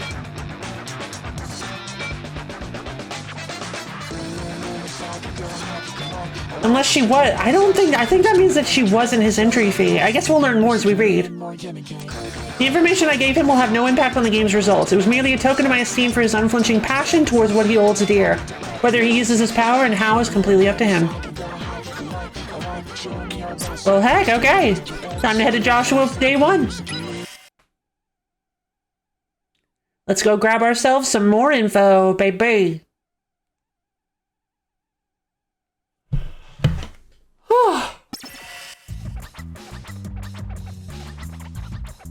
The scramble crossing. He expects me to just start over? Heck, what are the last 7 days for then? Fine, what's the mission?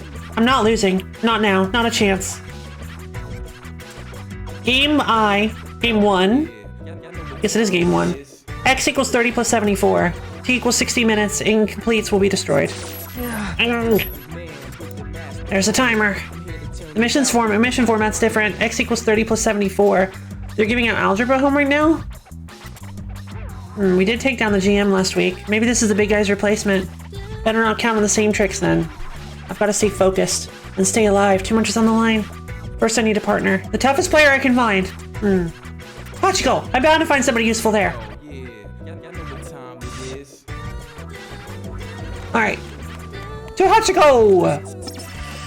Ugh, it's like a sick joke. They expect us to work this week too? Oh, suck it up. Don't you want the extra points? Though it is a little weird to go 2 weeks in a row. Guess there's a first time for everything. Not quite a first. Been a while, though. You probably weren't here, spring chicken that you are. Oh, I forgot about this. I wonder if this is significant. Spring chicken. Been here 2 years and I'm a spring chicken. So how long have you been doing this? Nah, details. Uh-huh. Anyway, what do you suppose the GM is... Huh? Yashio here. What? You want us to what? Ah! Isagro, what's the deal? Stand by! We're just supposed to sit here! This is an insult! Take it down a notch before you pop a blood vessel. I don't see a problem. This is our week off after all. Oh, this is why I hate the way he runs things! Really? I kinda like it. Kaya is so cool. God, I love him so much. What's to like? It's one big cryptic mess. It... He can't help it. I'm sure he's worked out some crazy plan. Something way beyond the ken of mundane folks like you and me. I mean, come on. He's the type of genius headcase that makes stuff like this. Alright. Come on, there has to be someone. I need this. I have to win. Gotta go, but I'll keep lurking for the perceived viewership. Thanks, card. Hope you have a good day. For her sake and mine. Now come on, I gotta find me a powerhouse. Noise? Can't do much on my own. Isn't there anybody? Huh? What was that? Aw, and who you were. How much have you been paid? Ah, so he can still use some of his power. Oh! Stream explosion! Okay, no, we're bad. Nope.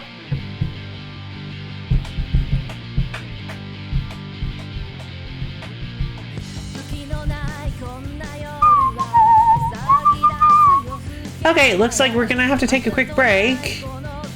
Stream explosion advisory.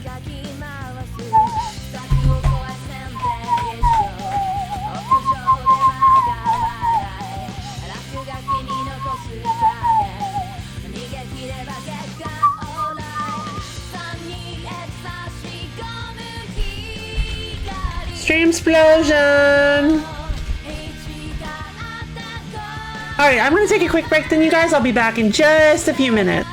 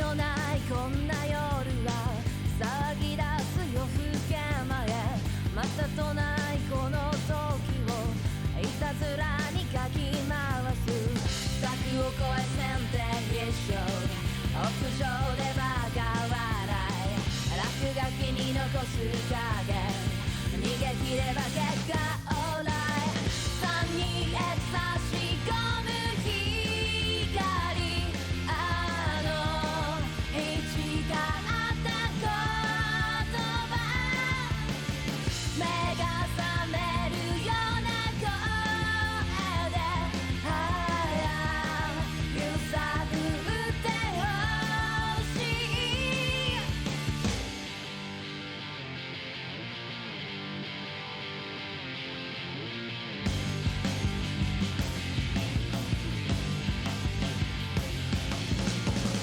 次はないそんな時に痛いくらい抜け目だらけ意味のない涙とか時々はいいんじゃない壊れても心配無用いつの間にか元通り先行き不安 Don't worry Cause that's the way my life goes いつか笑ってみせる雲み空の下から叫ぶ言葉を探し今日もまだ旅の途中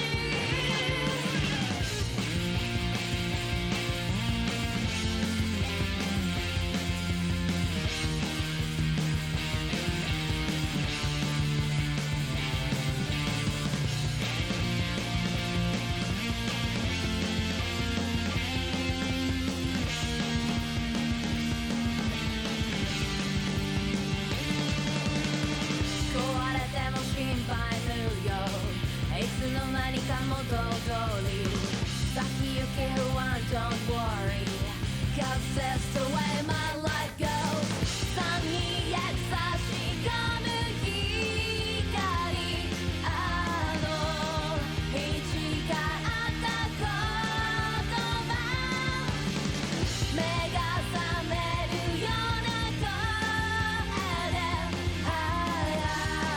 揺さぶってほしいいつか笑ってみせる雲み空の下から叫ぶ言葉を探し今日もまだ旅の途中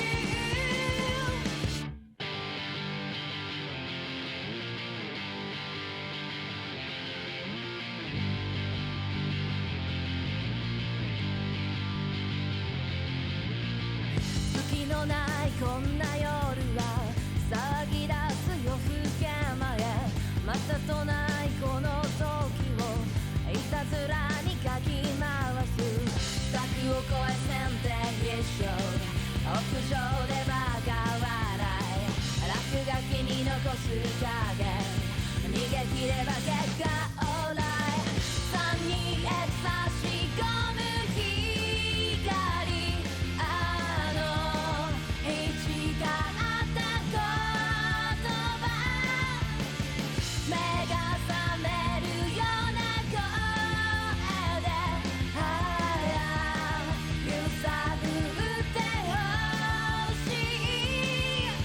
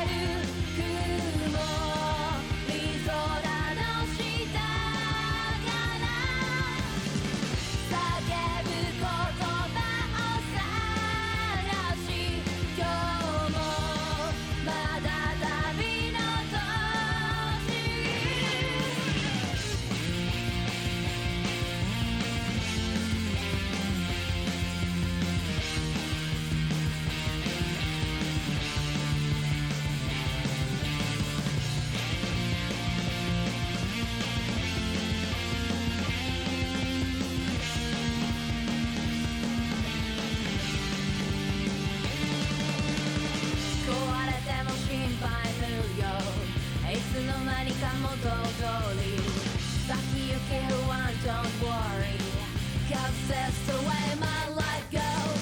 さに優し込む光、あの日誓った言葉、目が覚めるような声で、揺さぶってほしい。いつか笑ってみせる雲、い空の下から叫ぶ言葉を探し、今日もまだ旅の途中。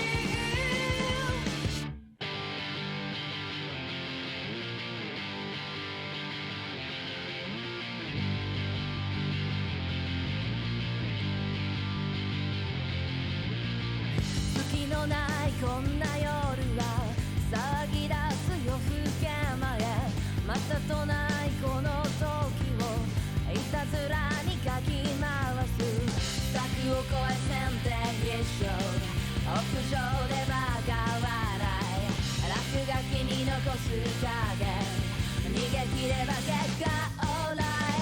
さに優し込む光、あの日誓った言葉、目が覚めるような声で、揺さぶってほしい。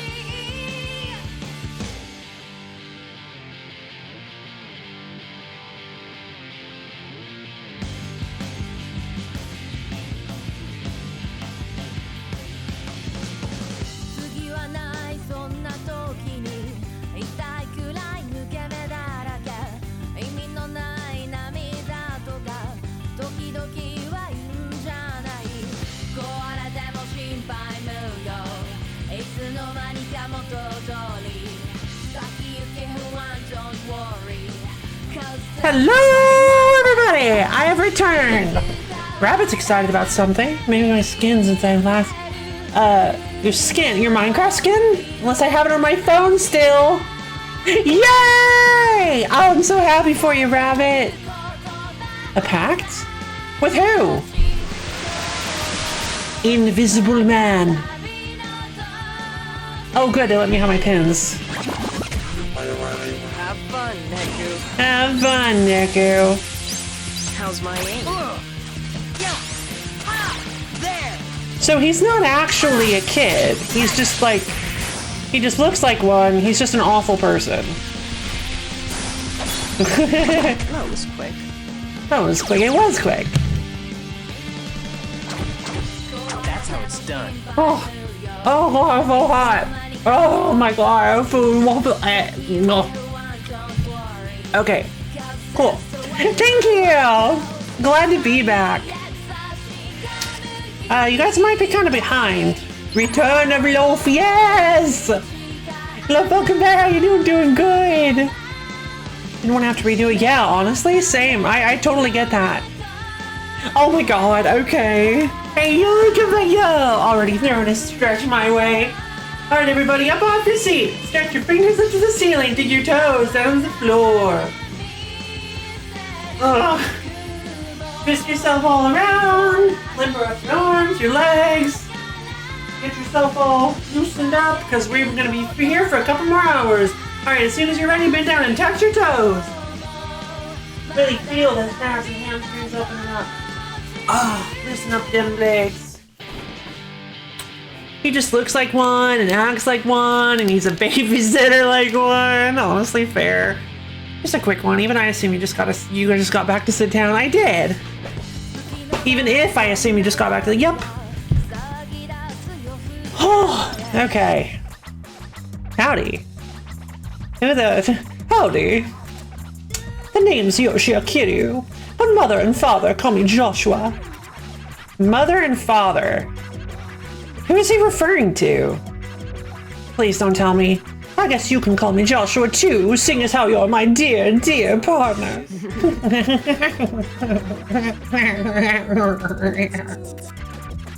Yahweh and Mary. I mean, I guess that makes sense. You're what? Is Pipsqueak is my new partner? You seem like it's such a pro at this. I just helped myself. A pro? How could you know that? I've been watching you, silly. Very impressive, by the way. Huh? Was he a player last time too? Oh wait. No, there's nobody like him at the end. Who is this kid? Today's the first day and all. Let's just take it easy. Why don't you start by giving the area a scan, partner? Fine. Something about him just grates. Maybe it's the awful accent. Nugget box! Oh, what's this box? Oh, snap! This little guy will melt your stress away. Take heart from his tiny red flowers. Set in feng shui to bring good luck. Alright, there we go. We got it. Yeah, okay, so we got all of Joshua's reports, so let's get reading. As predicted by the composer, his proxies entered the game a second time. The proxy is proof of his aptitude and will be joined in the next game by the composer himself as his new partner. There are 3 reasons behind the composer's choice of actions. To ascertain the conductor's strategy. 1. To ascertain the conductor's strategy. 2. To educate his proxy. And 3. To protect him. Oh. With his return to the UG, the limits on the composer's abilities will be relaxed. However, using his abilities could reveal his true identity. As such, he will need to continue to limit himself for a while longer. This presents a certain set of risks. The greatest risk, however, lies with the composer joining the proxy for this game. The composer's presence, his tremendously high vibe, will place a great deal of physical and psychological strain on the proxy. Furthermore, the proxy's victory in the previous game has won him back his memory. The self-actualization loop binding the proxy is thus stronger than ever, more deeply ensconced even than the envy cleared from Shiki in the previous game. Oh. Are you telling me? Are you telling me Joshua killed the previous composer? I guess, yeah. I guess Joshua beat the previous composer if... But I'm sure that happened a long time ago. So here's the thing.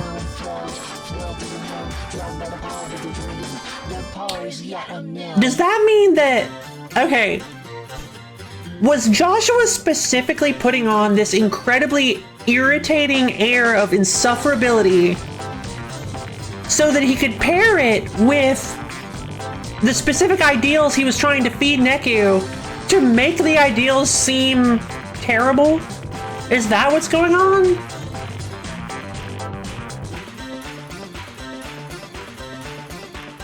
Or...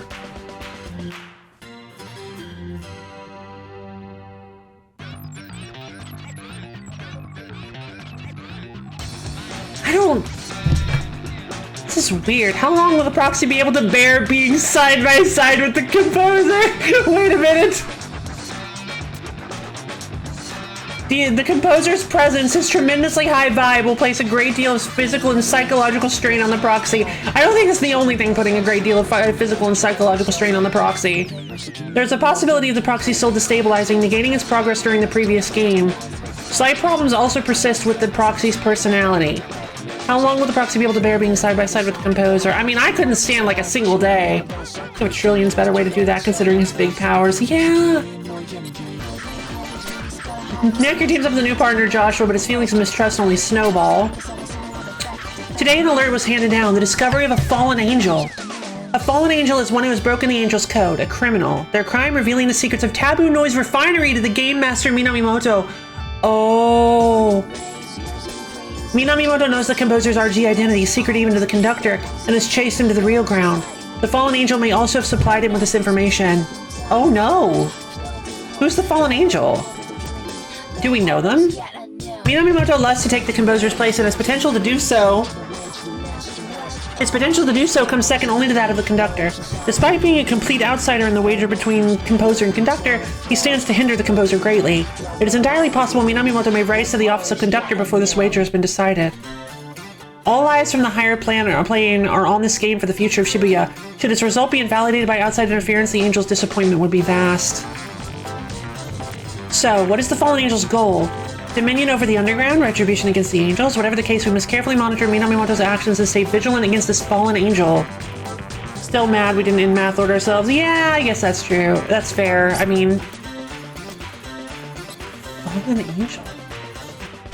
I was finally able to hand over the phone tracking application the composer requested some time back. I informed the composer it was ready 3 days ago, but they apparently had no time to come pick it up. It just shows how carefully the proxy is planning each move. I see. The application detects the conductor's imagination. With it, one can walk around Shibuya and piece together the conductor's strategy. Oh! That's why the pins were... That's why the pins were setting it off. At this point, even I cannot fathom the conductor's plan. I will have to rely on the information gathered by the composer. While I wait for his findings, I will work on the composer's next order, a second revision to the phone's functionality. Today also marks my first contact with the proxy since he formed a pact with the composer. He appears considerably wary of his partner at present time. Yeah. Also weary. Like, I notice, unless I'm wrong about that, I don't know if I'm wrong, but I notice a lot of people pronounce wary as weary. But like in this particular case, I am both wary and weary of this guy. Let's see. As expected, the psychological strain is severe. So severe, in fact, that most players would be unable to continue. Right now, the only thing keeping the proxy in the game is his entry fee. Oh, you mean Shiki? At least his dangerously strained state of mind is acting to heighten his soul. And I saw no sign of relapse or destabilization. Rather, the return of his memory seems to have yielded only positives. Yeah, actually. I look forward to watching the proxy's continued growth. Huh.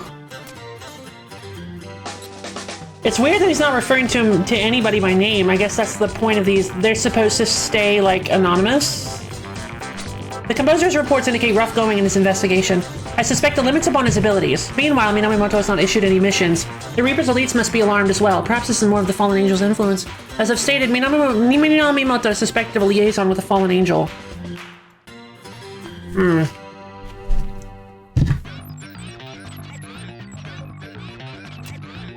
The Fallen Angel may have chosen Minamimoto for a few reasons. First, none desired the composer's office more. Minamimoto's obsession was great enough to compel him to pursue the composer into the real ground. Unlike simple Reapers, however, the composer's powers are not lost in the ERG. I can just imagine the shock dawning on Minamimoto's face as I write this.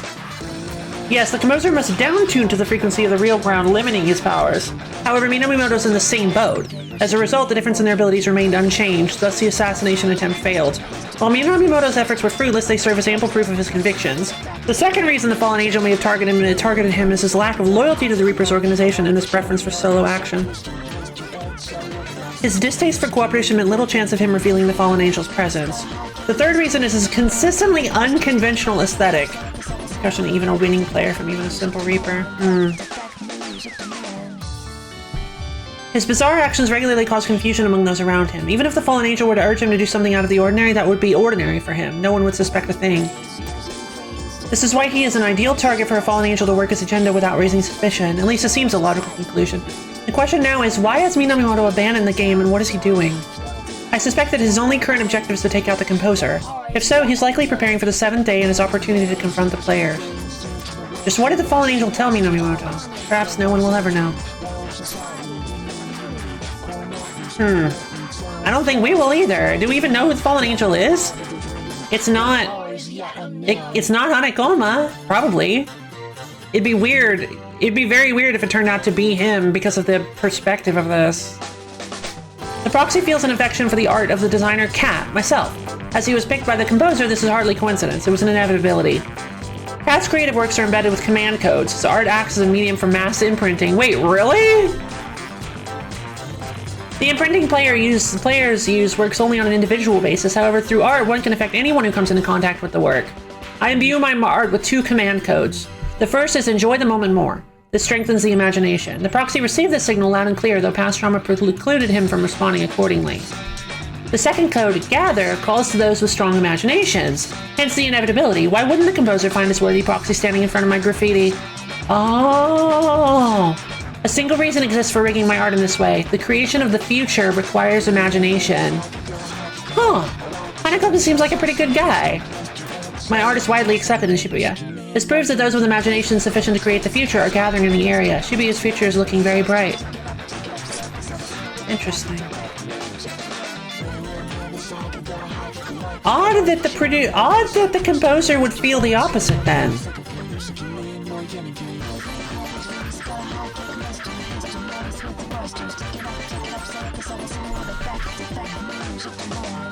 Unless this was a realization they only just came to. Guess we know who's filing the reports, yeah. It is also a little disturbing. It's basically mind control art.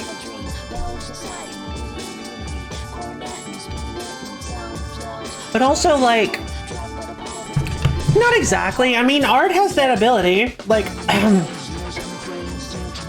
but it's more like, but not exactly, because art is less like art, normal art, as in like not supernatural Reaper angel art. I feel like it's more about drawing out your own, drawing out more of yourself rather than printing some of somebody else onto you. Yeah, there's a little less focused IRL. Yeah, exactly. Which is kind of what imprinting does. It's like imprinting just gives you an idea and it's up to you to refine it. So it's just kind of like hyper art. I assume it means that there has to be a higher plane the RG average Joes are influencing. What do you mean?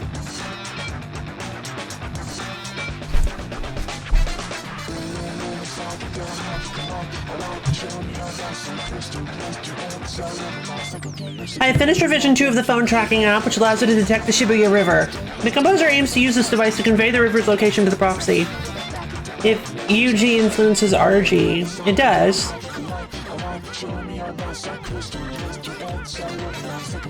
And there are multiple planes stuck together, true. Yeah, there's nothing saying that there isn't a lower plane than the UG, but I feel like we'd be able to see it if that were the case. RG might influence RG +1, maybe.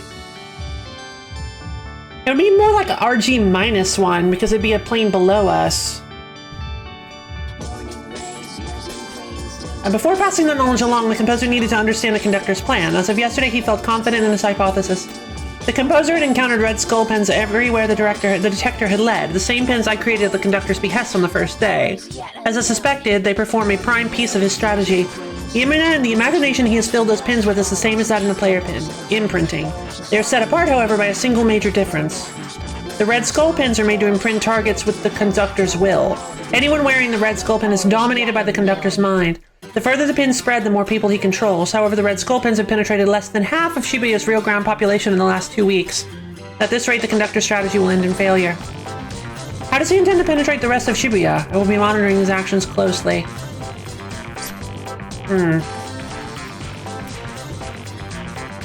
How does he plan on doing it?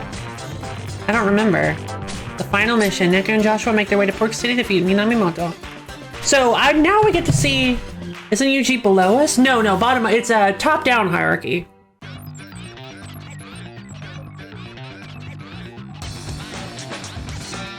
Huh.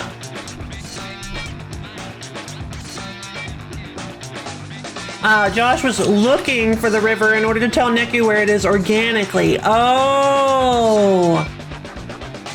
Because he knew where it was the whole time, of course, because he's a composer.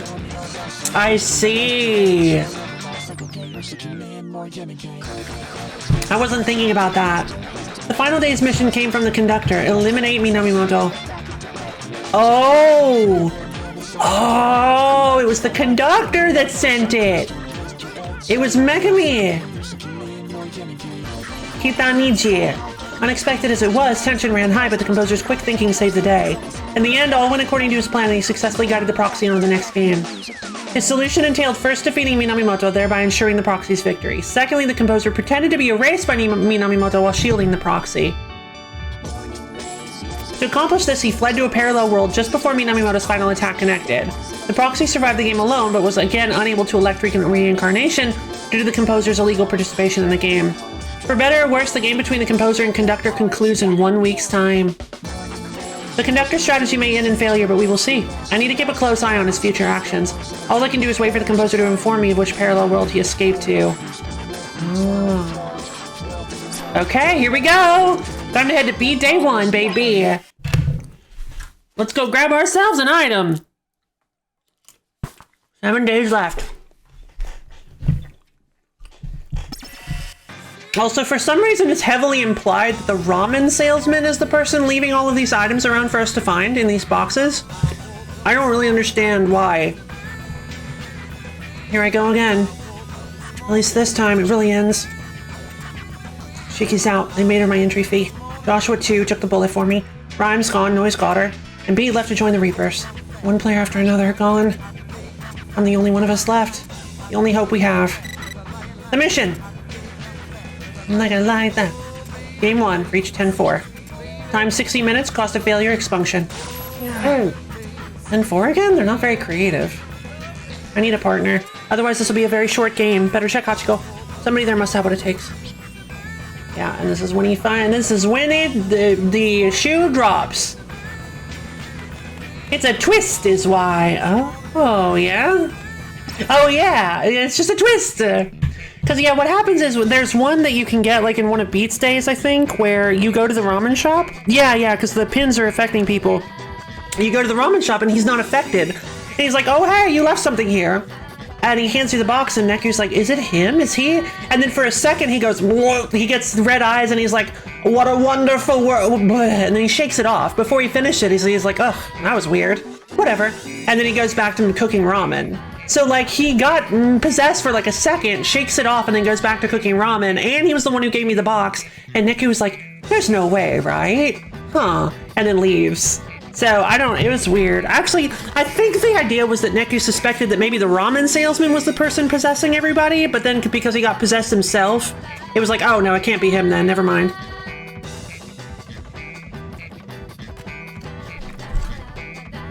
Ramen Man has fallen in. Oh my god! There's no way! No way Ramen Man has fallen angel! Oh my god, he might actually be.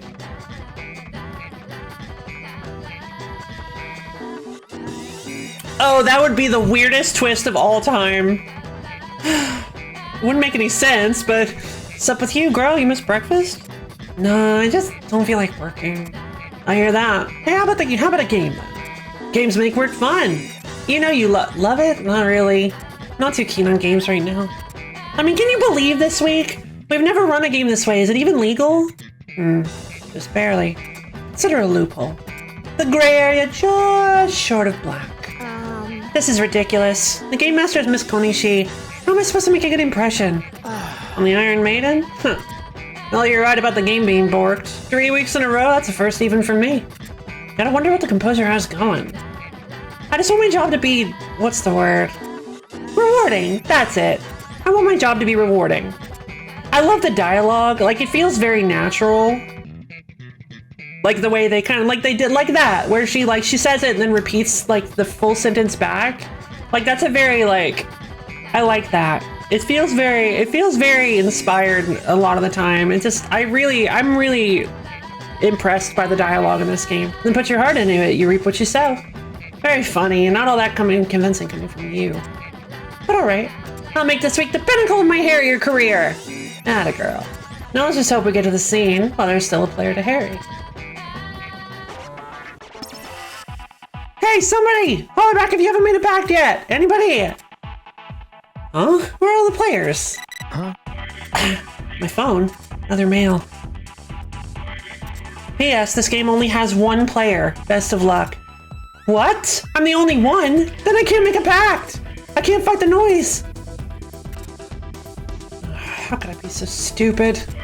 Shades played me. He said he already collected my entry fee.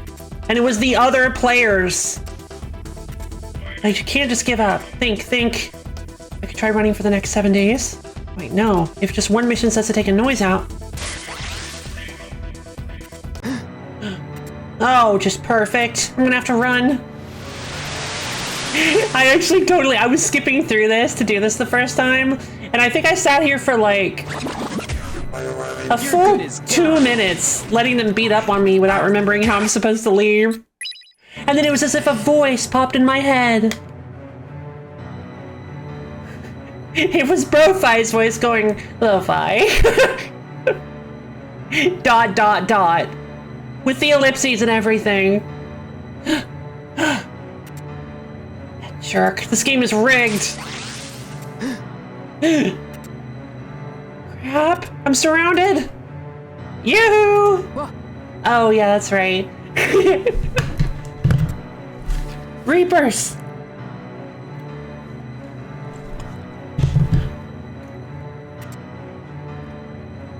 You're still here. Well, aren't you the sweetest? Sticking around just for me. Now how about a little countdown until the ball drops? 10. It's all over. 9. Gotta yeah, you owe me ramen for this. 8. Yes, ma'am, just pay attention. This isn't done yet. 7. Ugh, fine. 0. Huh? Bye-bye. Mwah. Gee, Joshua, I'm sorry. Yo, not so fast, yo! Huh? I love Beat. What are you doing here? It's him! What you doing? Quit playing dirty. You can't have a game with just one player. Maybe the composer's down with that, but I ain't him. Who invited you, fresh meat? Not thinking of betraying us. First you give me some lame special op and make me snipe my friends, and now you're gonna take down a defenseless player? Ain't your Reapers got any honor? And you got me all kinds of messed up. Y'all going down, yo! Oh, to be young and foolish again. Try switching on your brain, fresh meat. If you fight us, you die. Right now you're treading on thin ice. I ain't him yet. Yeah, I mean, what kind of idiot chooses the players over the Reapers? Huh? You're the idiots, yo. I ain't treading on thin ice. Huh? Shibuya ain't cold enough for ice, stupid! Yeah! Beat!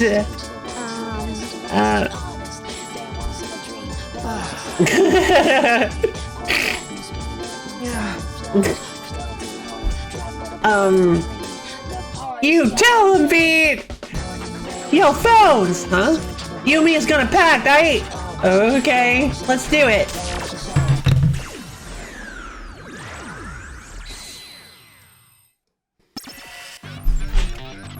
Alright, let's lamb fly, yo! Okay.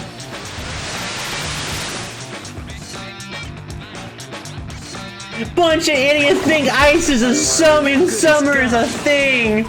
Wow. I don't think so. Fa, fa, fa.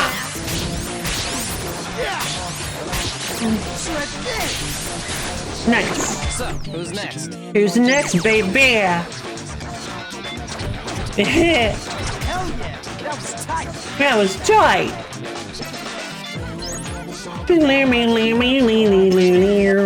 Huh, served.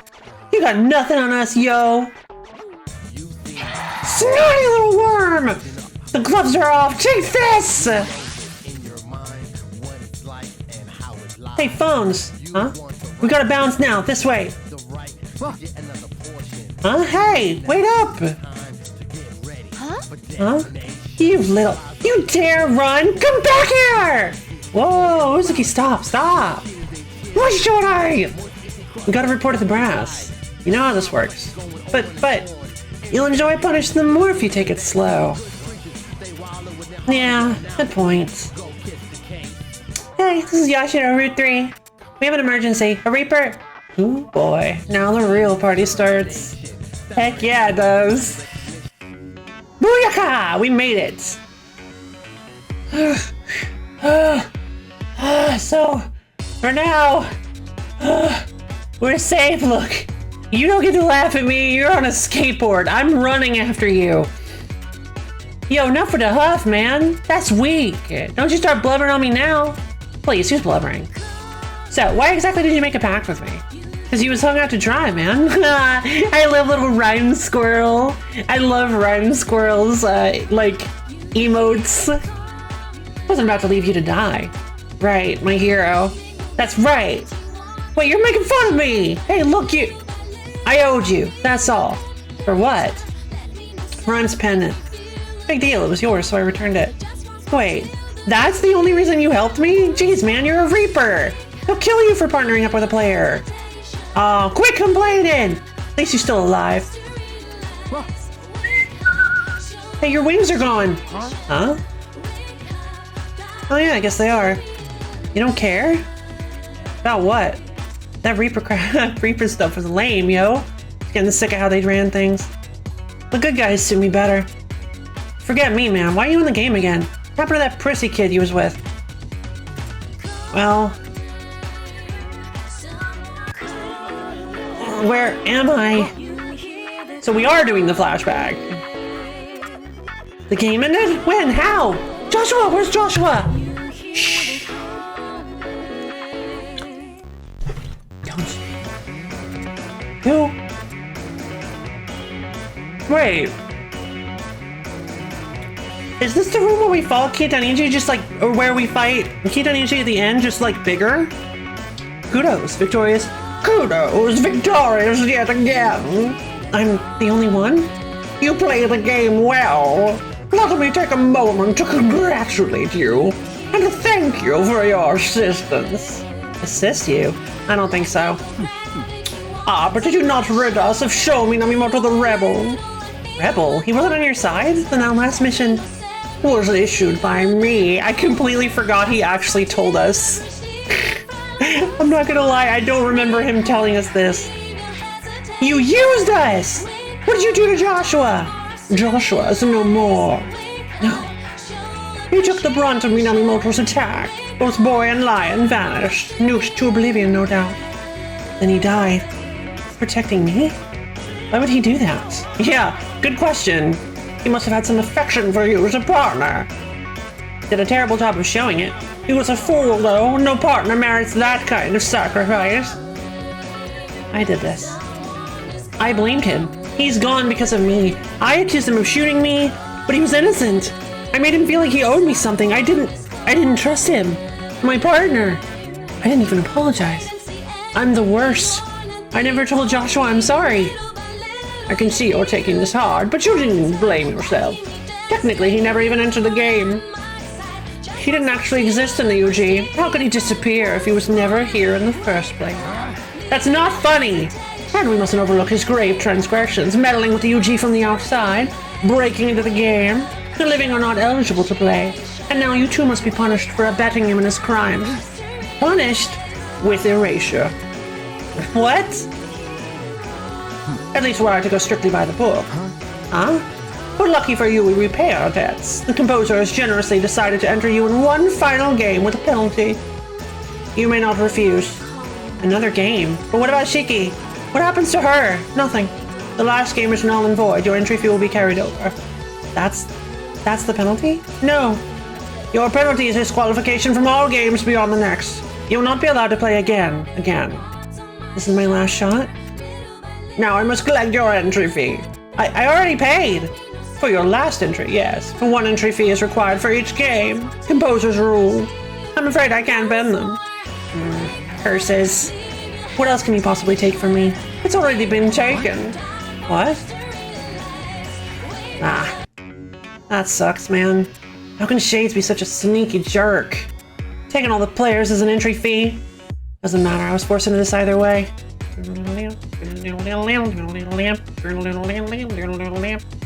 Shiki's still gone. What choice do I have? Just one. Win. Joshua bought me this chance. I'm not gonna waste it. I have to stay alive. Alright then, come on. Huh? What? You coming with me, Phones? Why? Because I got someplace to go. I said I have to clear these missions to the station underpass, yo! Book it! Please let me go back. Hey, wait, listen to what I'm telling you! Alright, I have to go back to beat his regular acrobat? Yeah.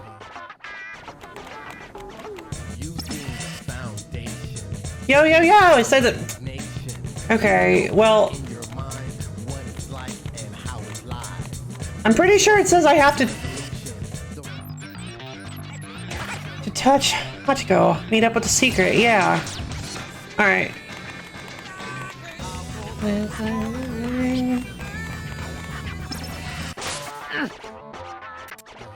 A wall. No red creeper in sight, red reaper in sight either. Alright, you know what? We're just gonna skip through the rest of this. That's fine. We've seen it all before. I didn't expect this to take this long, so we're just gonna skip through it.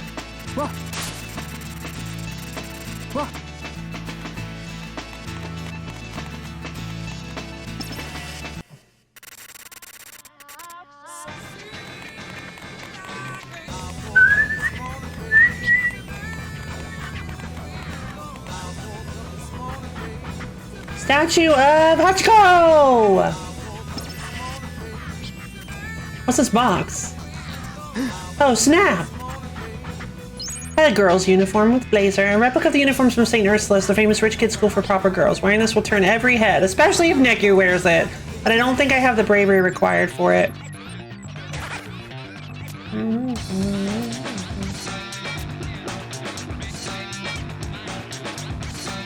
Where is it? Girl's uniform with blazer. 120, yeah, I can wear it! It's not as good as... It's not as good as the Mr. Mew suit. Alright, time to check out what we won. We got all the beat stuff.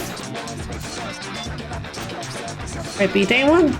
I've begun patrolling Shibuya in pursuit of the conductor's strategy. While in Utagawa, I spotted Minamimoto's Taboo Noise Refinery sigil. Several types of these sigils exist in various categories which we of the higher plane have classified. Not all of them, however, will work in the UG. Its vibe frequency is simply too low for them to translate properly. Why did you even design this, though?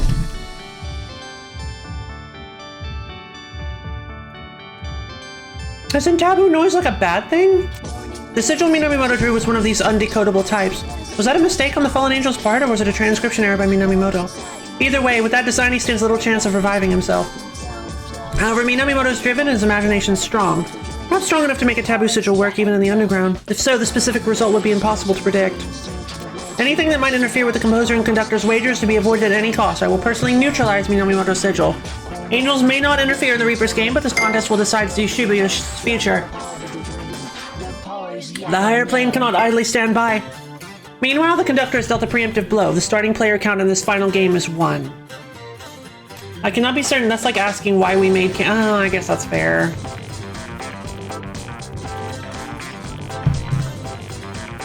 But like...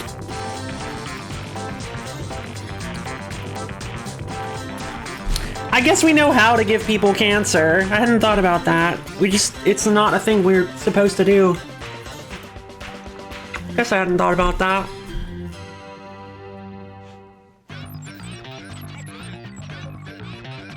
I cannot be certain whether the conductor knows that Neku Sakuraba is the proxy, but the severe restriction in the number of entrants ensures player erasure.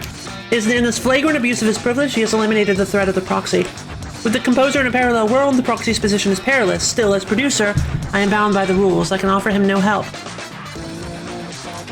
All I can do is guide him to the Shibuya River. Call it luck or fate, even by himself, the proxy has managed to form a pact. He's partnered to Beat, now a Reaper, who is himself fixated on reaching the river. As such, guiding the proxy will require little work on my part. Still, I haven't uncovered the conductor's strategy for this final week. I can't afford to relax quite yet. Alright, day 2 makes a pact with the Reaper Beat. Game Master Konishi confronts the unlikely pair. The conductor has used Beat's betrayal as an excuse to issue an emergency call. With it, the composer's rules for the UG are essentially suspended. After weeks of concealing the composer's absence, the conductor finally has absolute authority. Oh. At the same time, he's made red skull pins mandatory for all Reapers. The O-pins. Now, most of Shibuya has a red skull pin. The stage has been set for the conductor's counterattack. Furthermore, he's cordoned off each area of the UG with walls. I could leave the UG, elevate my vibe, and pass to them quite easily, but to what end? I'm bound to the UG, and thus my hands are tied.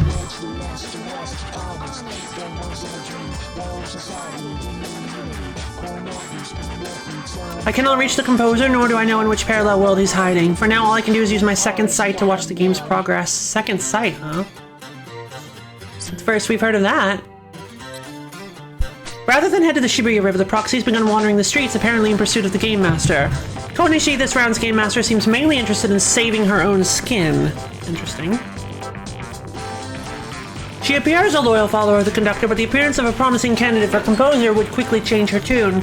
At this point, she has been working hard to recover the conductor's trust after her slip the first day. The first day? She has issued a single 6-day mission, one that exploits Beat's greatest weakness, rhyme. Her plan is to panic the pair into committing some fatal error while keeping watch from her front row seat within Beat's shadow. This serves both to restore her standing with the conductor and to avenge the blow to her pride. Beat's greatest desire is to bring her back to life. Even if revived, though, Rhyme still lost the game. Her entry fee is non-refundable.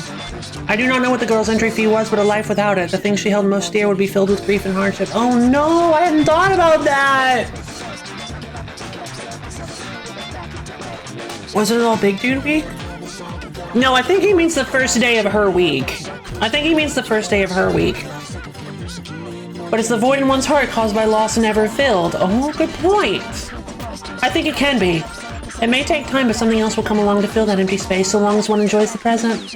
In other words, we need more than the loss of that which we hold dear. If only more people realize this. Wow. That's really profound, actually. The composer did not impose the entry fee upon players to cause them anguish. I see. In experiencing life without the thing one most values, players are forced to re-examine just how crucial those things really are. The hope is that by the close of the game, players will be able to take a hard look at themselves and be able to take on the future with a new outlook on life. Well, heck! The entry fee exists to force players to see the truth about themselves. It is a test posed by the composer to spur players' self-enlightenment. Oh my god! That is wild! So yeah! He does like doing tests, so that probably was... I bet you all week that was just a test to see if Neku had really changed and reached like a self-enlightenment. Oh my god. The conductor has begun his work with the Red Skull Pins. By bringing Shibuya's collective consciousness in line with his own, he hopes to accomplish his goal of rebuilding Shibuya. The conductor's zeal is unparalleled among Reapers.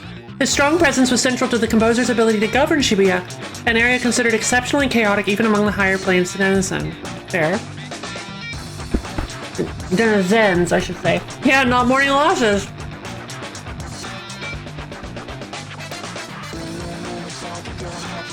That the composer would consent to base his plans for Shibuya's destruction on a game with the conductor shows his unwavering trust in his subordinate.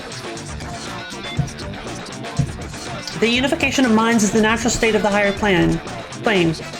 Given time, it might happen throughout the underground. Current UG, however, is not ready. People have erected walls around their minds, dividing their collective consciousness.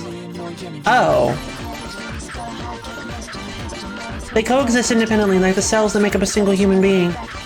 While the player pin holds imagination strong enough to pass through those walls, the pin user's own barriers are strengthened. Were that not the case, the incoming flood of other minds could erode at the user's own consciousness. Consequently, those who hold player pins cannot be scanned. Oh! I see! Why does individuality exist? This is something the conductor has overlooked. Everything that exists has a purpose. Obsessed with his egoistic protection of Shibuya, the conductor has blinded himself to the facts. With his blind ego funneled into everyone in Shibuya, the city's destruction is not far off. So long as there is individuality, it is impossible to fully eliminate loneliness. There is no such thing as a shared reality. Even people who believe they share a connection are not truly connected. They must actually make contact, clash, and learn about each other through their foreignness. Differences should not be denied, they should be accepted and enjoyed. People must realize this if Shibuya is to be spared from destruction.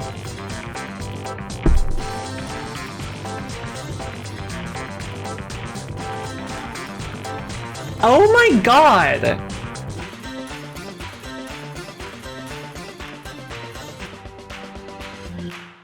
All of a sudden just hitting us with these, like, philosophy bombs. My god! Man, I bet there had to be a better way to lay more breadcrumbs during the actual game, though. Yeah, I kind of like this, though. Because, like, the way this is presented...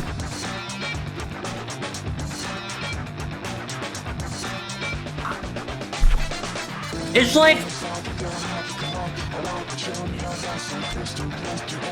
it's kind of like people's complaint. I mean, there was.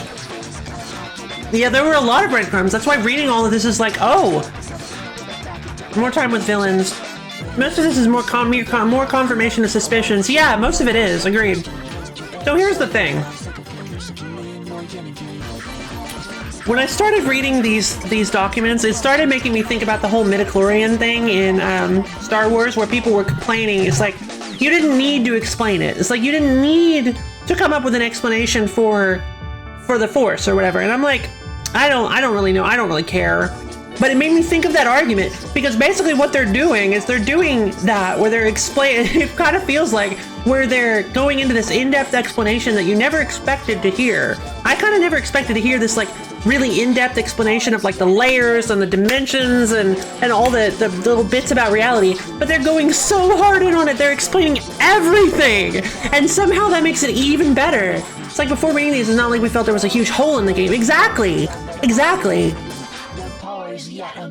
It, like, I wasn't like yearning for like huge explanations about like all this stuff, but as soon as it explained it, I'm like, whoa, this is so cool, and there's so much information. Like, I love this.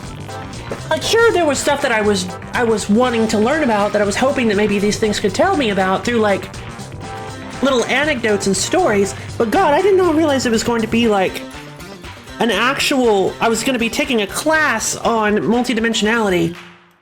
This is so cool.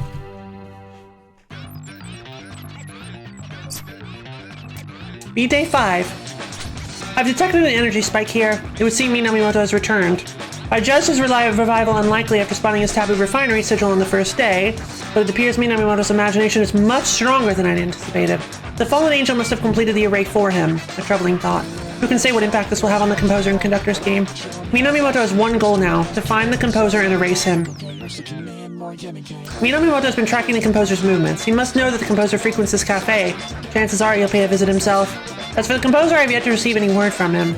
Could the composer's abilities now be so limited that he cannot even reach me? I may need to contact myself in the parallel worlds to help search for him. What? Wait, whoa! Whoa, none of this stuff is showing up on my bar. I think he could have highlighted Secretary Gal and Mathlord, because they were those that gave less crap about the rules, making Final Boss a bit more intriguing. I kind of liked the final boss, especially the final sequence. I'm always a fan of that, but it feels nice here. Agreed. Yeah, I'm not always a fan of over-explaining, but I think because of the fact that the game felt... It's kind of weird, because reading this in hindsight makes the game kind of itself feel more floaty. Oh, I'm disconnected from chat, that's why. It actually kind of makes the game feel a little bit more floaty in hindsight because of how much we didn't know. Like, it's so bizarre. Like, I didn't really feel like I didn't know that much. But as soon as we get all this information, it's like, whoa. I didn't know. We pulled a Socrates. I didn't know how much I didn't know. I think it's Socrates. I mean, I liked it in Final Fantasy 13, but in 13 you were meant to go from knowing everything to nothing, so they had no place where to make big info dumps. Also, 13 is structured bad. Yeah.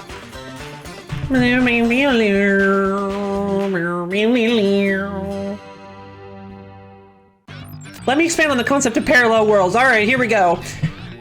In life, reality is made up of a continuous string of choices and the consequences of those choices. Every time a choice is made, the option not selected branches off and exists as its own reality, a parallel world.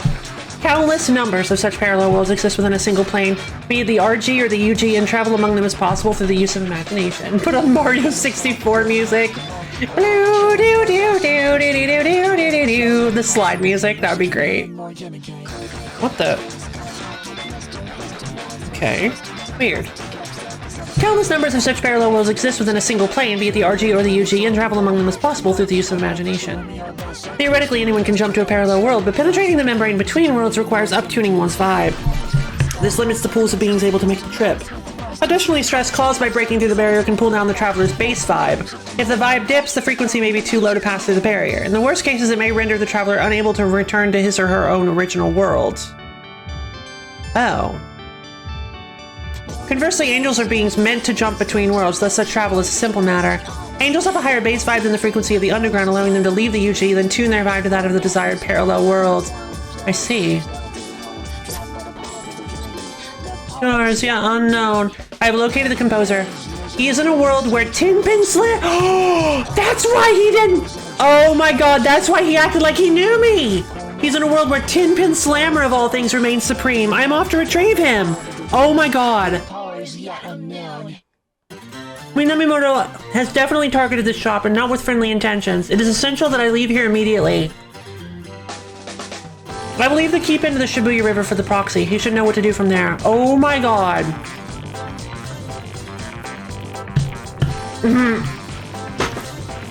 Is it a parallel reality to the Yu-Gi-Oh canon? Yeah, I mean, basically. Shibuya's fate has been placed in the proxy's hands. It is no longer safe for me in the UG. My work here is done. All that remains is to retrieve the composer from the parallel world and bring him back to this one. The composer defeated the conductor. The composer defeated the proxy. However, he has stayed his decision to just destroy Shibuya. It seems the course of the game has brought about a change of heart in the composer. Yes, Shibuya persists, but it's no longer the same city as it was a month ago. Oh? In his stead, a completely new Shibuya has arisen. As the composer has changed, so Shibuya itself has metamorphosed. 1 month previous, Shibuya was plagued with problems, dire enough to motivate the composer to destroy it. Today, Shibuya has shifted into what we angels believe to be the optimal parallel world. Tin Pin Slammer. Just kidding. To complete this puzzle, all of the pieces had to be set in their proper place. Even if one was incorrect, the entire picture would be ruined. If even one was incorrect, the entire picture would be ruined. Rhyme's selfless display of kindness, Higashizawa's bottomless career ambitions, Kunishi's heart of stone, the conductor's wild actions born from overflowing love. All of these were necessary if Shibuya was to be born anew. There are no extra pieces, no irrelevant components. Wow. Why mention Higashizawa? Of all the people. Accept society as an ever-changing thing and your mind will also become flexible. Individuals will link together and enact change throughout society. This is the only way to ride high upon the waves of the ever-changing world. It was no coincidence the composer opted for this simple method in the end. My gratitude goes out to you all. I greatly look forward to what this new Shibuya will become. Thank you. Wow, what an ending! Now there's one more thing we need to do. A couple things, actually. We need to head to day 7.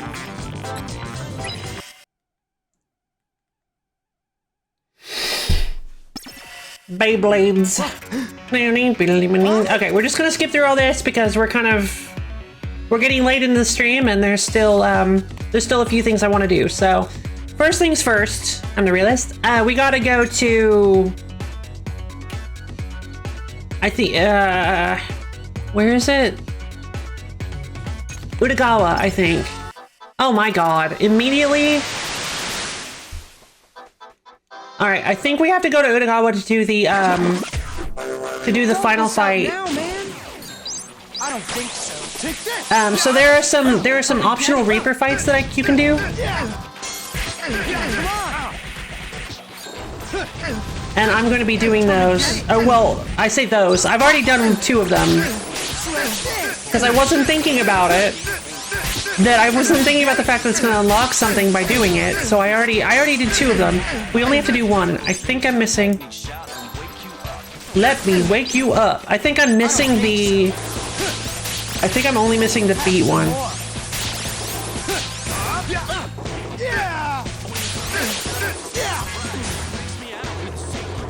Dumbass.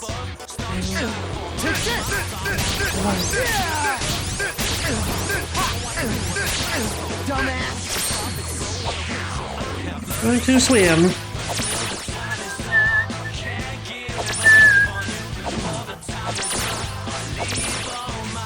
Where is it?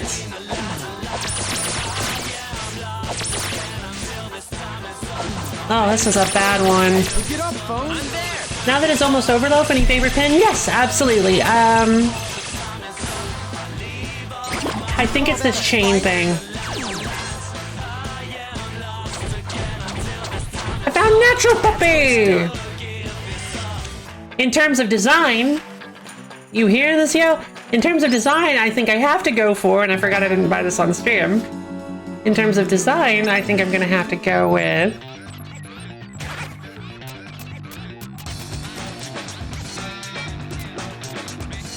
the rhyme pin. You just buy this. You can buy this at the Shadow Ramen. It's something you unlock by making a specific decision, I believe.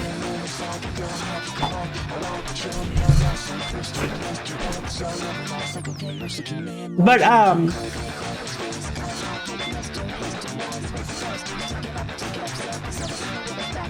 I will say that in terms of use, obviously the best pin is the sushi pin. Right, sushi pin. This takes me to AMX. Is this right? I don't remember. Tipsy toe. Yeah, this is right. Oh my god. I just don't understand. They added in random encounters. Watch yourself. Oh god, that's so many enemies. I don't think so. Dumbass. Get out. Definitely shouldn't have used this. Have some more. Use my sink.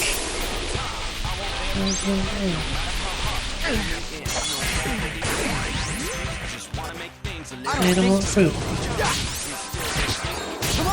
Come on! Come on, take him down! Let me. Look.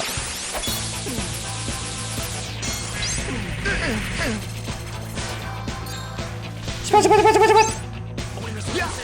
don't think so. Come on, burn flame! Flame burn. Have some more. Take this.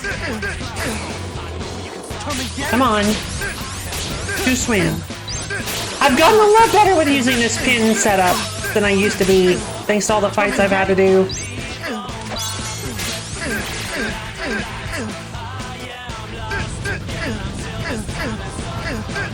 There we go.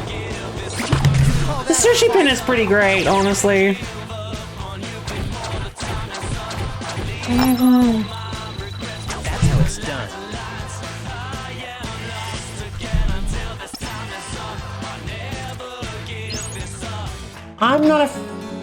I'm not afraid of imaginary boundaries, but somehow I'm afraid to go over them.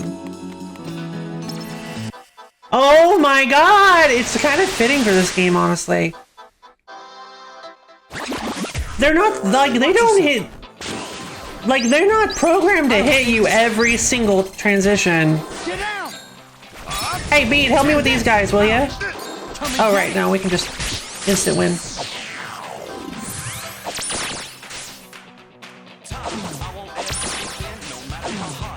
Oh my god, okay.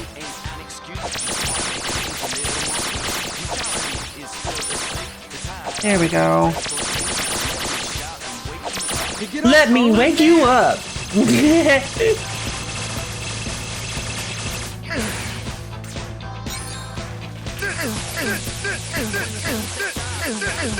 don't think so. Okay, that's weird. I think you have to drag empty space to get B to deploy. Weird. I ain't done yet.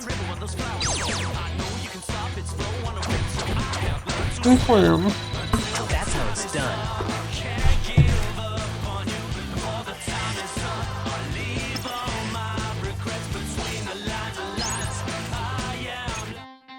Alright.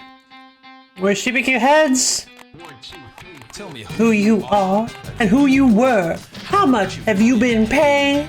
Take it easy, RELAX. Would you like to have something to drink?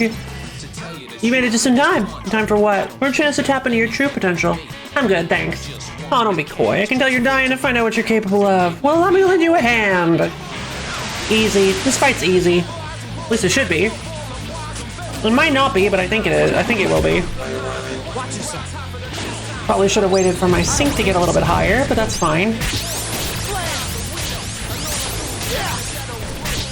Get out. Come on, get your sync higher. Come and get it. Yeah. Yeah. Where's my cursor? There we go.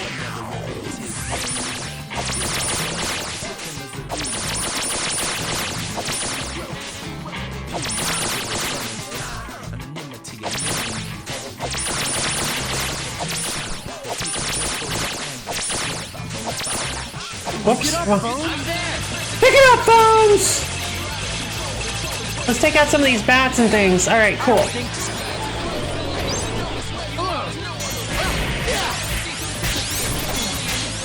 Come on. Oh, what is... Whoa, whoa, whoa, whoa, whoa, whoa! What's that all about? I don't think so. Yeah. There we go. Get out. God, these mammoths are the worst. Get out. Dumbass. Help! Help! Damn it. Get out. It's fine. Wait, no! Damn it. I forgot that his shakes make it so that I can't do that.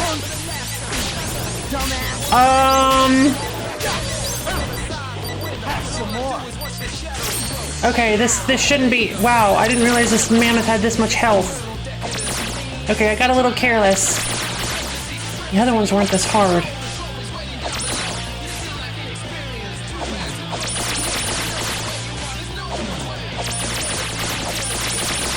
Get up, phone.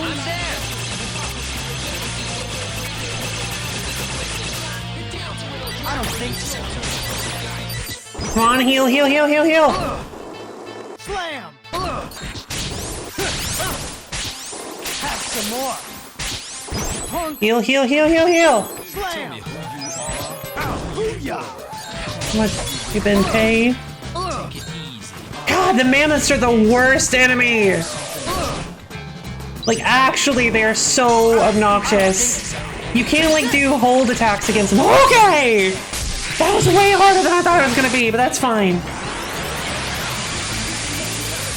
Still turned out to be fairly easy. Let's go! That should be the last one. Because I don't remember doing that one before. Well, how's that? Impressive. Now you know what you're capable of. That's it? What, did you want a gold star or something? Relax, kid, you'll get your reward, all in due time. Would have preferred something a little more immediate. Well, don't worry, it will be. Secret-proofing you have vanquished an accursed noise. A brand new chapter, a new day has been unlocked. Oh my god, wait. However, this chapter will only be available after beating the game. But I did beat the game.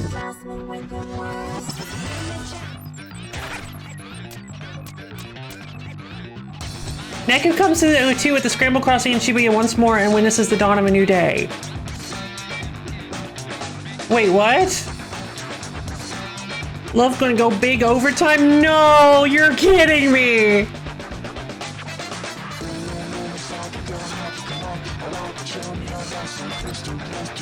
So it's beyond another day. We can do space tomorrow. I'm not doing space tomorrow. I worked too hard for this. I'm too excited.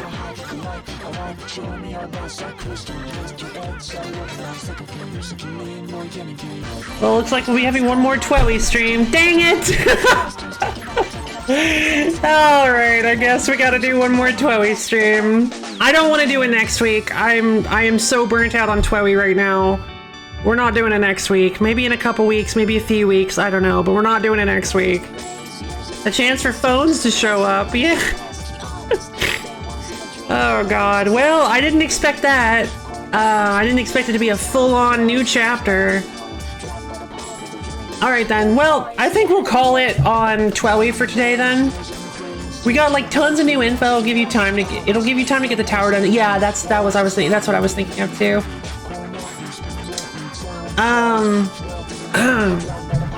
I'm pretty sure the ultimate enemy at the top of Pork City, I'm pretty sure I know who it is. But see, like, I'm very close. I just have to get rid of all the pig noise, which most of them are in the tower.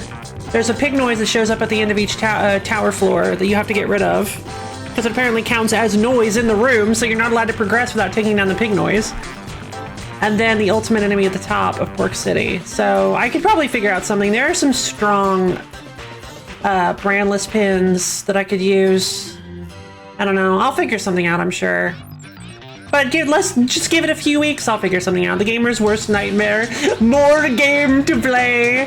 Yeah, it's just I'm so bored. No, burnt out. I was gonna say tired and burnt out, and that almost fused into bored somehow. I'm so tired.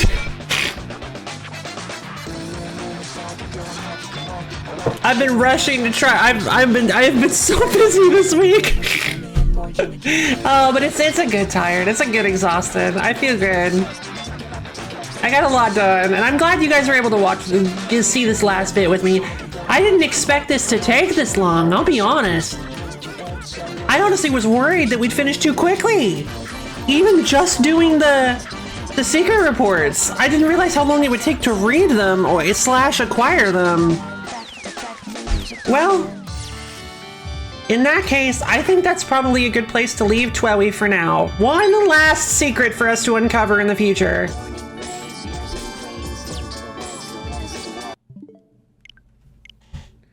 I think that'll work just fine. I thought the gamer's worst nightmare was reading, which I guess also was in that. I guess that was also the gamer's worst nightmare then, because that was a lot of reading. Huh? Oh.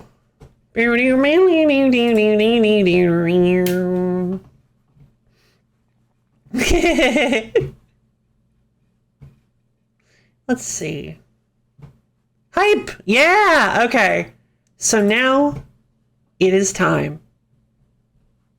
It is time, you guys. Gonna go grab the tissues. Yeah, that's Yu-Gi-Oh! Player's worst nightmare. Okay. So. Oh, I didn't show you guys the secret. Okay, so here's the thing. I don't want to go back in. There's a secret that you can do in Beat Day 7 to access her boss noise. You know what? I will go back in, actually. I will go back in. I want to show you guys this. Because I want to raise awareness. I want to raise awareness for two big things that are involved. Even I've fallen victim. Yeah, same. I've fallen victim to it as well. There are two big things I want to raise awareness for in this game that can make it difficult that are important to know, I should say.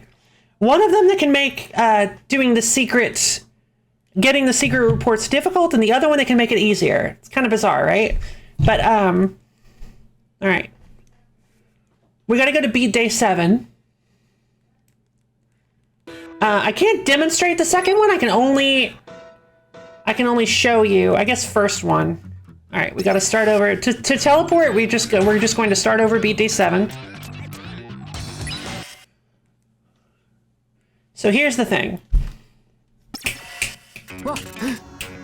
Come on, come on. All right. So we're going to run over to Statue of Hachiko, and hopefully we're going to run over to the river and hopefully not encounter any Wild Reapers. So far, we're doing good. Is that the statue guy? I think it is. Oh shoot, I missed space and I didn't realize it would have taken only a few seconds. At least we're gonna finish TWEWY today. No!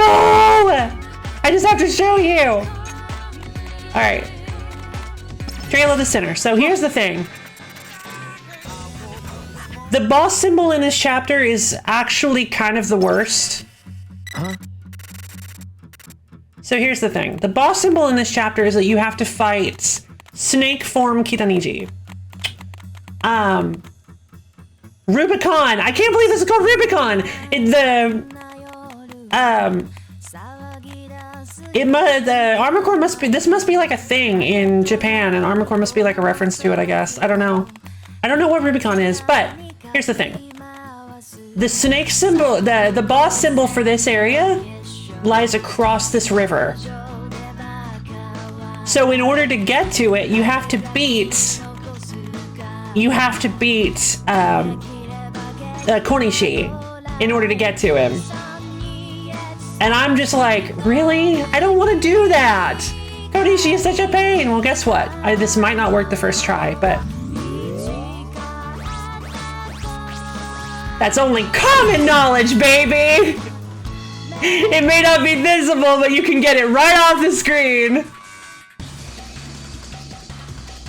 You can actually still touch it. This won't be hard. It is common knowledge that you need to beat Konishi to get access to it, but if you just stretch a little bit, you can actually still reach it.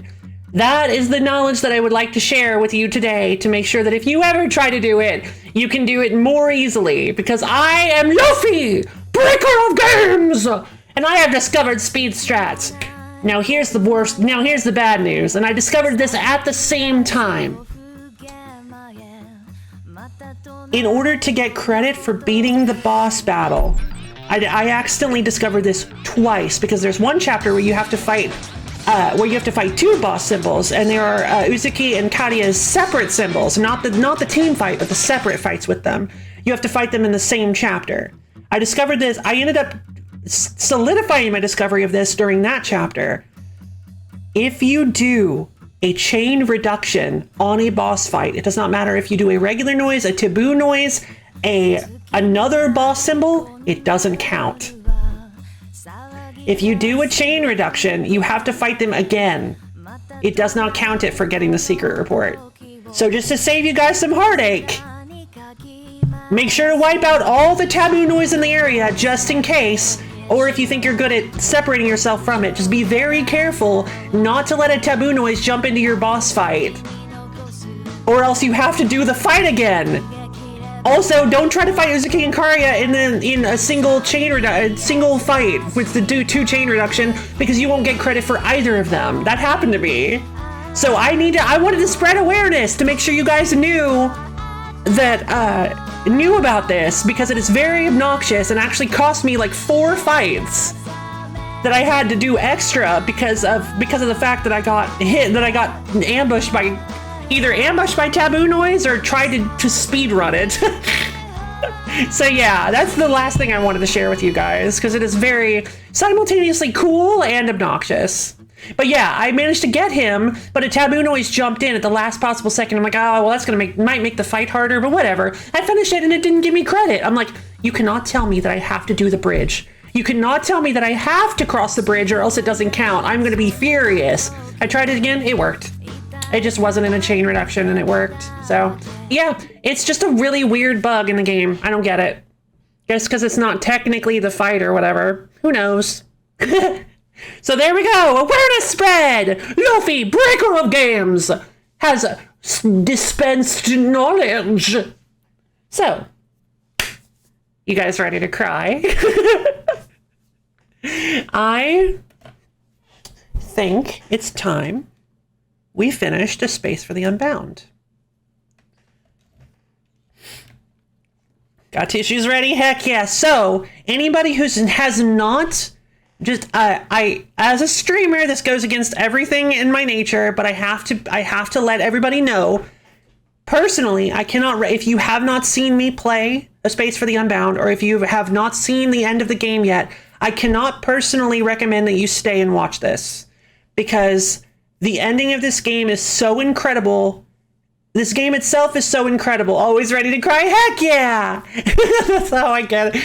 Yeah, I cannot personally recommend that you watch this if you have not seen the playthrough of Space for the Unbound. I hate to do that because I never want to run people off, but this game is so incredible, so amazing, that I highly recommend you either check out my Space for the Unbound playthrough or play the game yourself before watching this secret ending, because it will mean so much more to you if you actually have the context for it before watching this ending.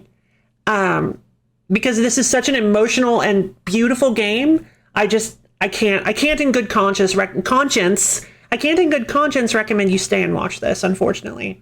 But again, I can't control you. And I appreciate all the viewers possible. I love having you guys here.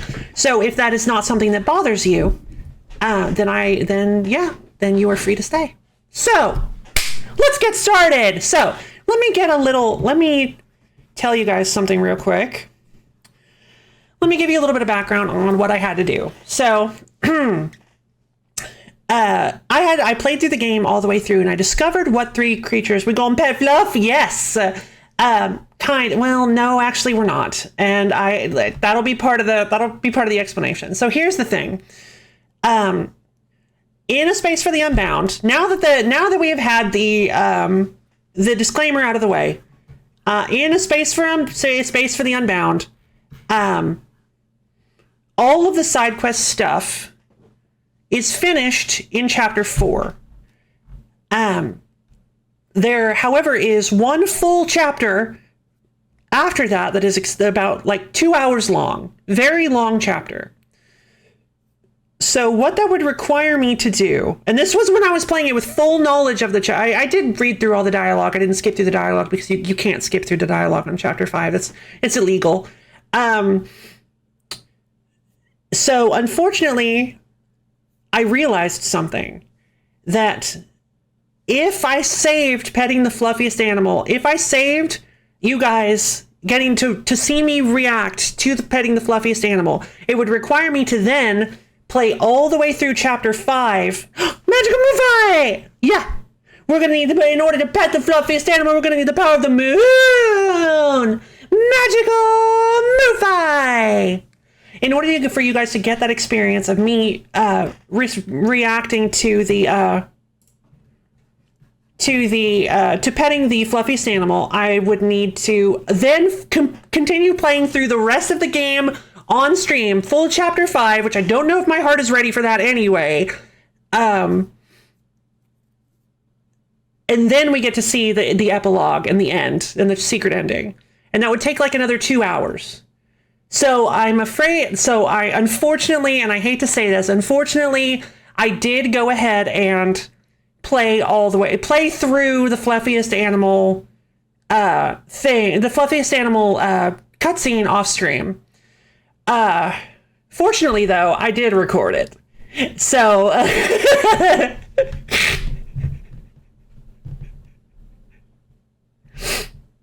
gotcha!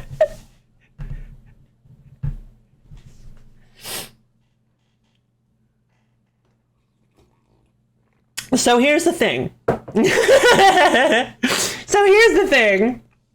Cow! Yeah! Kababula! So here's the thing.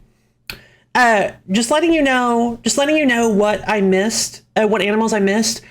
In chapter 2, there were when we did the rooster bag. If you guys remember the rooster bag, after you unite the rooster with the chicken, with the hen, you then have to go to the swamp and pet the rooster and the hen in order to get friendship with them.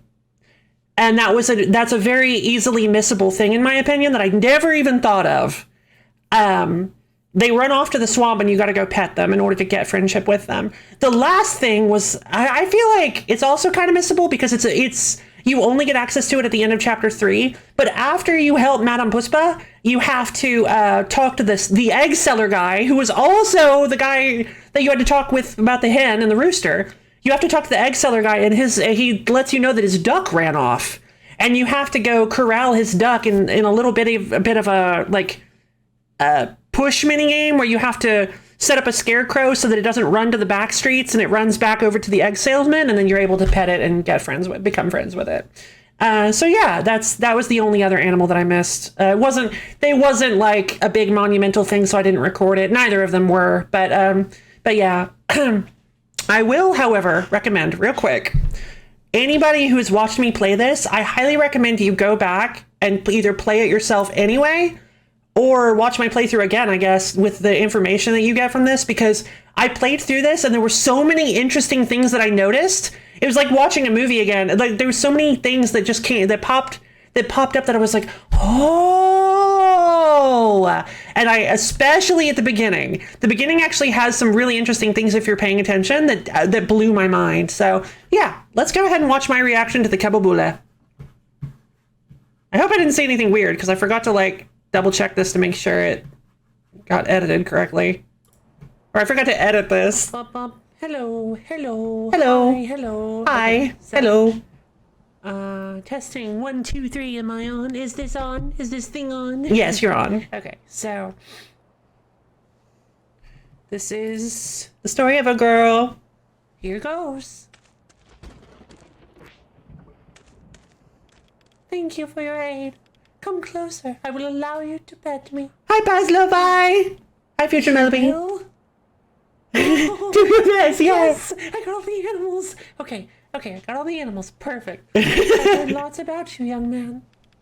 You've made friends with every single animal around town. As such, His Highness has requested an audience with you. Oh my god. His Highness? Wait, are you not the fluffiest animal around? A mighty beast who rules over us mere creatures. Many believe he is nothing but a myth. How wrong they are. How wrong they are. What is it?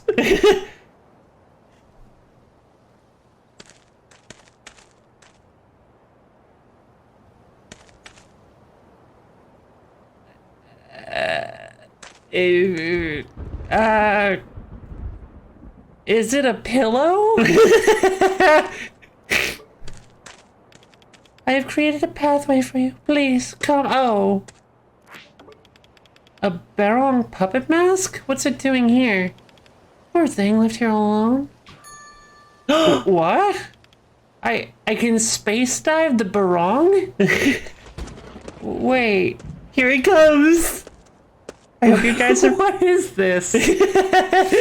Okay. Big gaming time. Don't worry, past lo-fi, you do not know what to expect. It's quite wild. Wow, this is more in-depth than I thought it would be. It was. It is. Where am I? Good question, past lo-fi.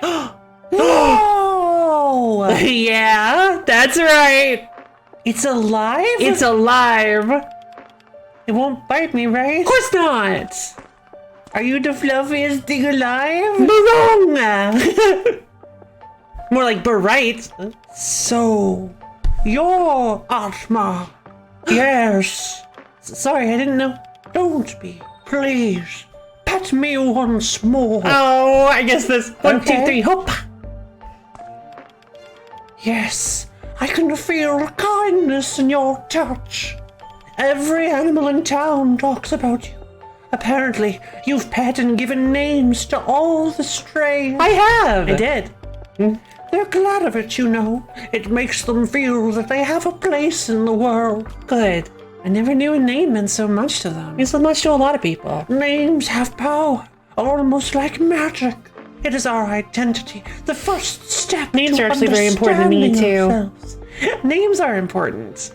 I like names. Names are a cool concept. They are. I only show up to those who love animals, like that little kid a long while ago. What little kid? Oh, is this like an Indonesian folktale? Nope. This must be like this must be a, gotcha. Nope. I feel the sincere love you have toward us. And for that reason, I'm here on behalf of all the animals to say, excuse me. Thank you. Oh, no problem. No problem. This world needs more people like you. Good job, past lo-fi. Yay! Yay! Tell me, young lad, did you enjoy petting all those animals? Of course! Immensely. Immensely, I did. I did, but none were as soft or as wise as you. Oh, I thought it said wide. Good to know your wish has been fulfilled. You know what to do, I trust. There you go. That's done. Yay! I have something for you to remember, Atma. Huh?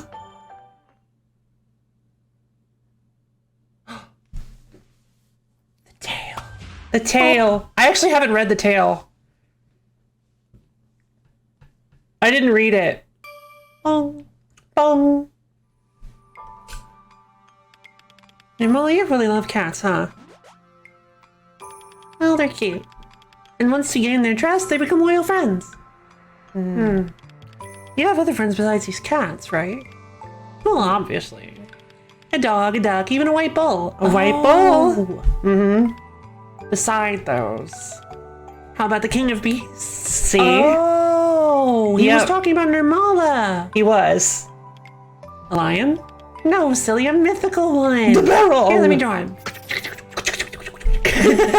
Very majestic, right? Indeed. How did you come to meet a mythical beast? Do you know the swamp just right behind the elementary school? And they built over that a few years back. Yeah, but when it was still there, I used to go there to skip school. So, yeah. It only appears to people that truly love animals. So Barong's an outsider like other animals. Oh, you know what? Maybe. How do you make animals love you back? Well, you pet them on their tiny little heads, of course. Yeah! Of course. Of course. It's a universal language. Can't interrupt my see. It is. It is. I wonder if animals love me too.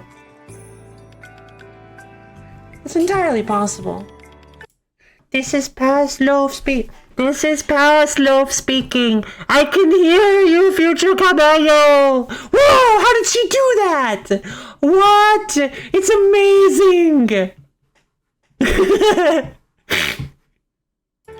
Wow, you succeeded in getting me off topic. I meant to ask if you have human friends. Human friends. Maybe at school. I don't think I was made to befriend humans. Honestly, girl, same. Except you, of course. Well, you're a loner like I am. But that doesn't mean there aren't loads of people that would want to be your friend. I hope you will at least find your place in the world. My place? Me too. I don't know if such a place exists. Oh. This game still makes me cry. I swear, what about somewhere full of cats? Like Cat Paradise, Cat Wonderland. Oh my god. Somewhere like a Cat Wonderland. Oh, indulge me. What's Cat Wonderland? It took us so long. Paradise for cats and cat lovers. Full of fluff and cat food and places to frolic. It took us so long to get here. That sounds wonderful. I want to go there. Maybe you can write about it. In Japan somewhere? I definitely will. Heck yeah. Oh. Ouch. What was that? My head hurts. Huh? The barrel mask and the kababula has gone missing. Kababula! Oh, what happened? Are you okay? Nothing. Let's go. And there we go. Pet the fluffiest animal known to man. Every animal in town is talking about you. Yay! Yay! Oh, that's wonderful. It is. I agree. Well, I hope you guys enjoyed that. Back to your regularly scheduled stream. Good job, Pavlov.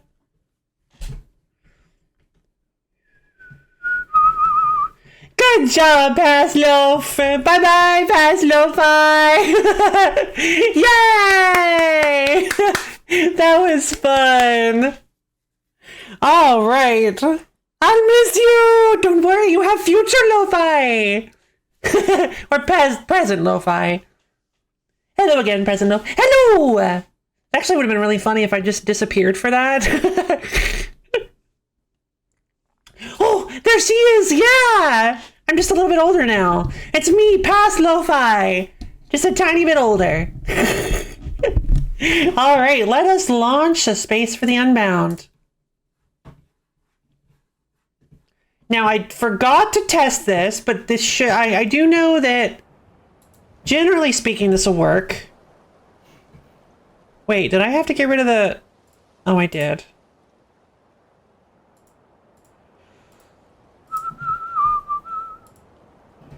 This game contains depictions of depression, anxiety, suicide, non-explicit animal death, and may not be suited for all audiences. Yes, this is a very, very emotional game. It deals with a lot of heavy topics. Some that were so heavy that I even kind of had to skim over them.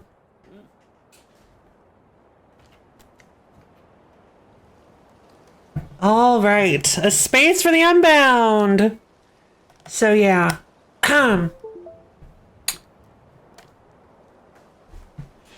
let's get started.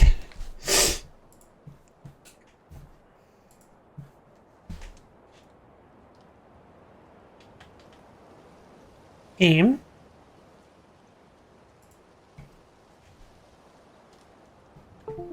Not like this. It'll be fine. It'll be fine.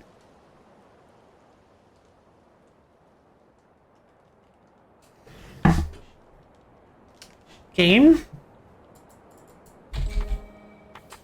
Okay, that was weird. Okay. I'm gonna do slot 8. Because this is the one I think that starts us... Yeah, perfect. So I think we should start off... I kind of wanted to start this a little fancy. I think we should start this little end. We should start the end with a little story.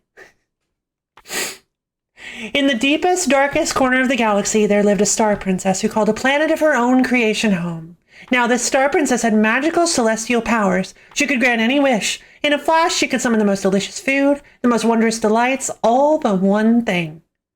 A friend. You're right. Thanks, Caballo!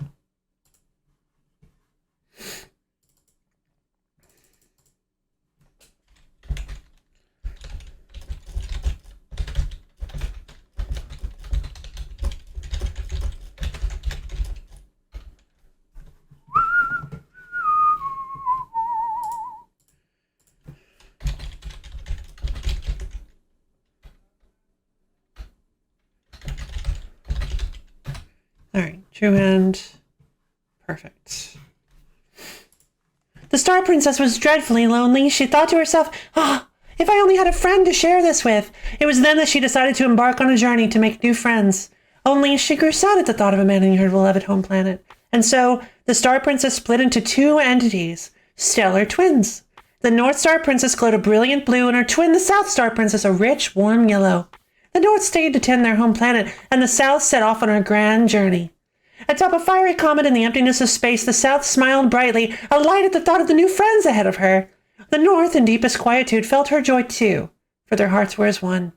The North cast her gaze upward and wished on every star in the sky. The comet fell and sparked a golden path across the sky as the South Star Princess reached her first planet. Not long after landing, she met a timid, cowering puppy. He whimpered and cried, afraid of his larger, rougher brethren. "Oh, you poor creature, I can feel that deep down you have a heart of gold," said the South. Promising the puppy her friendship, she waved her wand and cast a miracle, giving the puppy a magic hero sword to imbue him with the strength and courage to defend himself. Suddenly, the puppy began to transform before the South's eyes. Where once there had been a cowering puppy, there now stood an arrogant were-dog. The prince's power was distorted, and the were-dog lashed out at all that stood in his way, even her. "I must leave this place. That were-dog is too dangerous." She rushed to the comet and began to leave the planet, all the while casting terrified glances over her shoulder.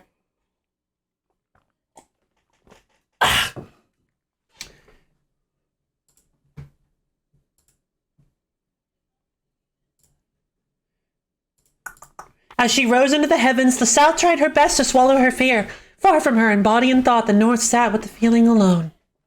Yeah, it's so tough. With hope still strong in the princess' heart, the comet began to fall for a second time, and she arrived at her second planet. She was greeted by a lost cygnet who, lacking in some of the grace and wit of the other swan chicks, had been abandoned by her herd. "Oh my, you poor thing, how beautiful you are!" We all hug. Promising her friendship, the South waved her wand and brought about a miracle, bestowing upon the cygnet a crown to grant her charisma. Before long, the little creature grew into a slender, graceful swan queen. Her fellow swans began to crown her and awe at her gentle beauty, but then something changed. The swans began to compare their new swan queen to the princess and found the latter lacking. "Unlike our queen, she has no golden beak. Unlike our queen, her voice is timid and weak. Begone, begone, our queen has no business with the likes of you." Her eyes wet with tears, the South took her leave. She returned to the comet and then to the skies. With 1,000,000 planets on the horizon, the South was able to overcome her disappointment soon enough, but alone on their home planet, the North grew lonelier and lonelier. Once again, the comet began to descend, sparking a bright golden light. The South Star Princess arrived on her third planet, and it was entirely covered by a vast ocean. The South decided to dive below the surface to explore the depths, and before long met a shy snail hiding in its shell. The snail couldn't even face the comings and goings of the tide, let alone an interstellar princess. She cowered before the South. 1, 2, 3, hop! "Oh no, don't be afraid. There are so many beautiful things to see out here," the princess assured her. With the promise of friendship, she waved her magic wand and cast her miracle, showing the snail all the wonders of the universe. Sparkling stars, fish with glimmering scales swimming in endless shoals, and colorful anemones far as the eye could see. The snail was overwhelmed and finally came out of her shell. She was fascinated by the princess' magic and asked how she herself might come to have such power. The South was flattered and decided to lend the snail her magic wand. Alas, the snail became so obsessed with spreading her magic that she left the South alone in the deepest, darkest part of the ocean. "Why did she leave me?" she cried. With the last of her strength, she swam to the surface and boarded her comet once more. As the surface faded from view, the South held back tears of joy for having made friends with her magic and of sadness for having lost them. The north, though, was adrift in an ocean of her own, and her tears fell unnoticed. Again, the comet began to fall with its bright golden light. The South Star Princess arrived on her final planet. It was dark, a desolate desert. Foul winds grazed her cheeks, and the only light came from within her own body. Apparently there was life on the planet, though. A single stray cat who witnessed the South's descent and was amazed by her glowing presence. It introduced itself, and the South smiled wearily. She asked if the stray had a wish that needed granting, for she had but one left to give. The cat grinned and explained to the princess, "I've lived my whole life alone and thought I would die alone too. But then Mew came. It's a miracle. I don't need anything else. Having Mew here is enough." At long last, the South had found a true friend in the most unlikely of places. The North, though, had long since faded away. "Oh, my feline friend, if only the North Star Princess could meet you. I miss her so," she said. "Busk!" The cat was confused, but had no time to ask questions. Fate was not on their side. Suddenly the ground began to shake, trees swayed and split in two, and great chasms opened up in the parched earth. The cat, innocent as it was struck with fear. The South, though, knew exactly what was happening. The cat's world was crumbling, and the planet was beyond repair. It was time. The world had ended. The whole planet would crumble into dust, and the South could do nothing to stop it. "Let's go, Princess! We are not safe here!" said the cat. But the South couldn't move. Her power was depleting, and she knew her time was ending. All she had left was a single miracle. She looked deep into her friend's eyes, and what she saw told her all she needed to know. It was a cold night. The South Star Princess was weak, and the cat was worried. "Meow, Princess, Mew look sick. Are you okay?" the cat meowed. The princess looked up at the night sky and thought, "It's time to say goodbye. To leave the world behind." She said, "I have something for you, my dearest friend. A parting gift. I'll show you my last miracle." Something shone bright on the palm of her hand. It was the miracle.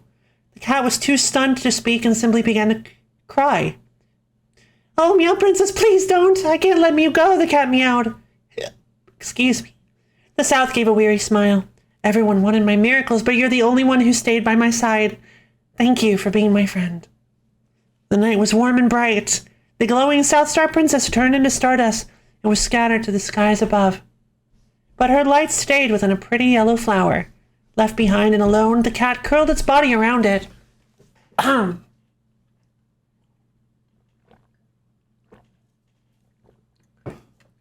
Suddenly it was bathed in yellow light. In the blink of an eye, the extraordinary cat was turned into a large, regal feline with enormous wings sprouting from its back. The South's final miracle was giving her friend a way to escape the dying planet. As it flew up into the heavens, the planet disintegrated behind it, mourning the loss of a friend and a home. The cat could do nothing but cry. The yellow flower, gripped tightly in its paws, began to pulse in harmony with a distant blue star. "You miss her, of course. Let's go then. Right, Meow, to the north." And so the cat flapped its wings and began a new adventure. The cat cut through the skies effortlessly, passing by planets and stars alike. After some time he grew tired and decided to rest on an unassuming planet. There he met an old frog, sitting and eating cookies beside his bike. The two creatures greeted one another and they sat together to rest. The frog told the cat that he had spent so long searching for this bicycle for his son that he'd forgotten the way home. "Houses are built and knocked down, and the streets never stay the same for long. I can't recognize anything," he croaked. At that, the yellow flower in the cat's paws began to glow, illuminating a path to a house at the foot of the mountain. The frog leaped with joy. My house! It was here all along!" They finished their snacks and parted ways with the promise that the cat would be showered in sweet treats should he ever return. With his wings lighter and more powerful than before, the cat turned to the sky and continued his journey. A few galaxies down the line, the cat once again grew tired and stopped to rest his weary wings. On landing, he heard a gentle piano melody and set out to find the source. Following his ears, he came to a small stage in the middle of a garden. Playing the piano was a tall giraffe, her brow furrowed in deep concentration. After a few verses, she looked up and was surprised to see a winged cat watching her. She invited him to play along with her, so he took up an instrument from the stage and began to accompany the melody. The giraffe explained that it had always been her dream to play in a great ensemble, but nobody ever wanted to join her. Hearing the sincerity of her wish, the yellow flower began to glow, illuminating the entire stage with a golden light.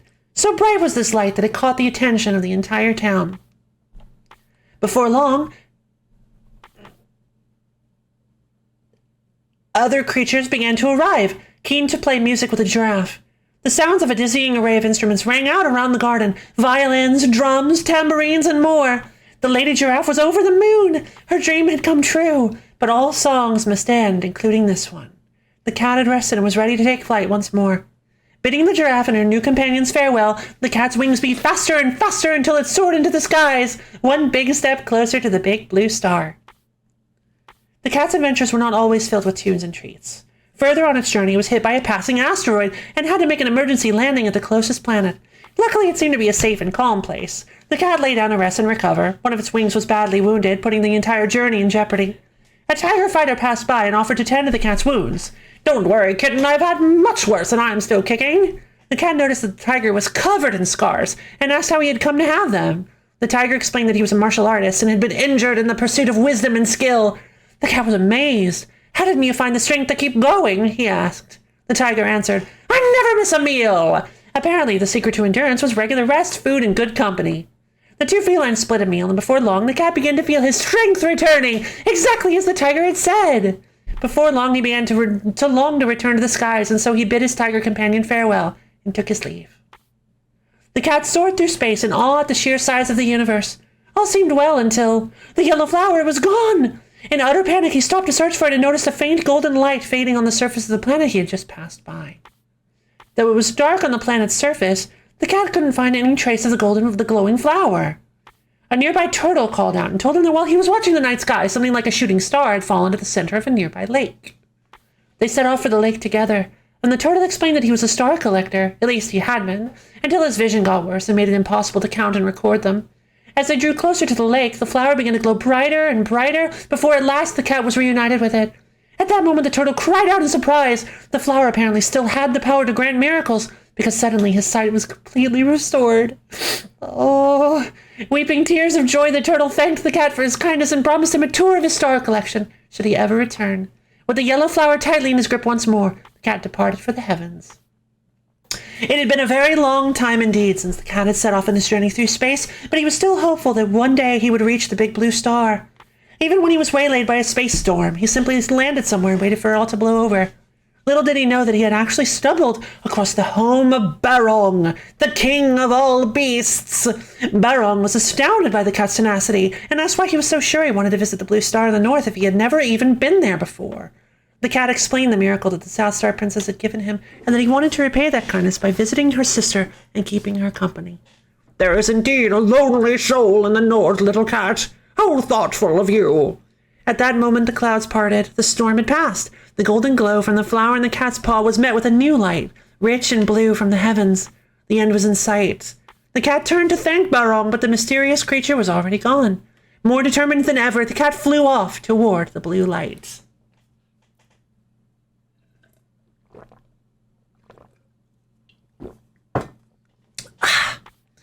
With countless stars and planets visited, and numerous friends gained, the cat finally arrived on the big blue star. It followed the light and finally found the North Star Princess alone and locked in a prison of her own creation. Drowned in a dreadful sadness, the North used the last of her power to create an impenetrable barricade. "No, no, my princess! I came to see you! Please, let me in!" The cat tried anything it could think of, in the hope that it could reunite the North with her sister's light and save her from her solitude. But it was all for naught. The North was already spent. She remained in her little world, asleep for all eternity. The cat howled, mourning the loss of yet another friend.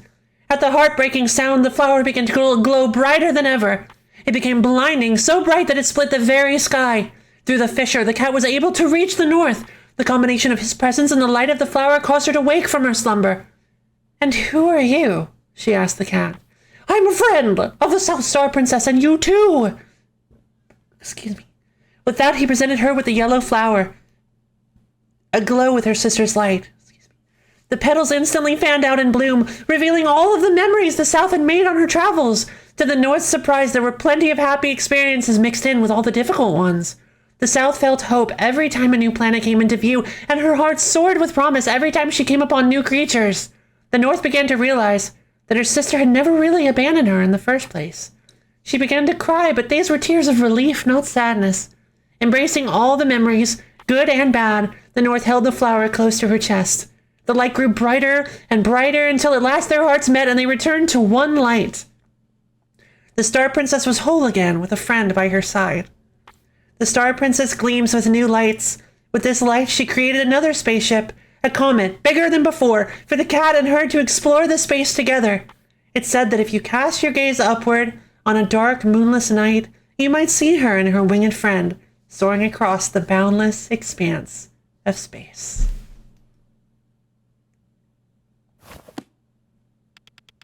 It's finished.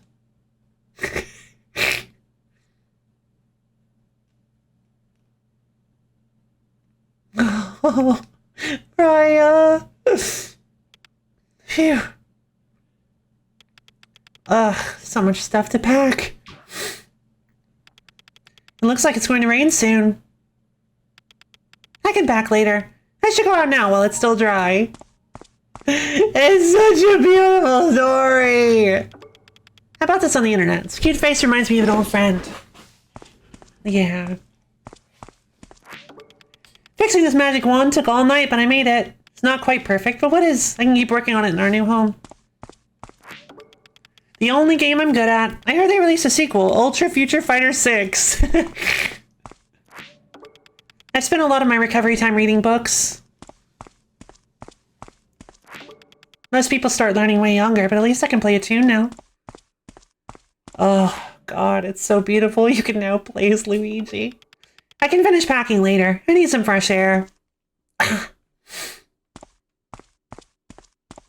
And we still never learned what was in that cabinet.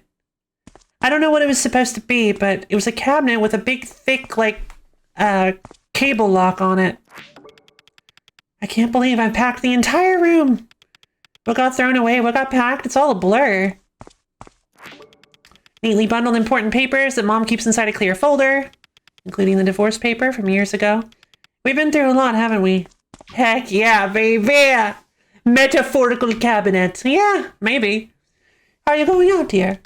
I need some fresh air. Maybe I'll go and see the bridge while I'm at it. What is it, Mom? I'm relieved.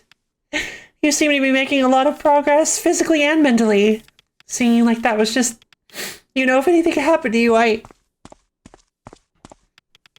Mom, I'm fine. You don't need to worry about me anymore, okay?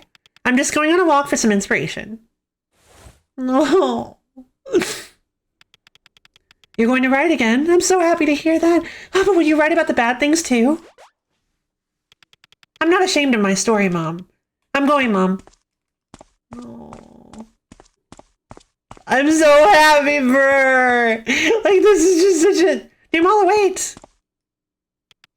The forecast says it's going to rain. Here, carry an umbrella with you. Thank you, Mom. I'm going now.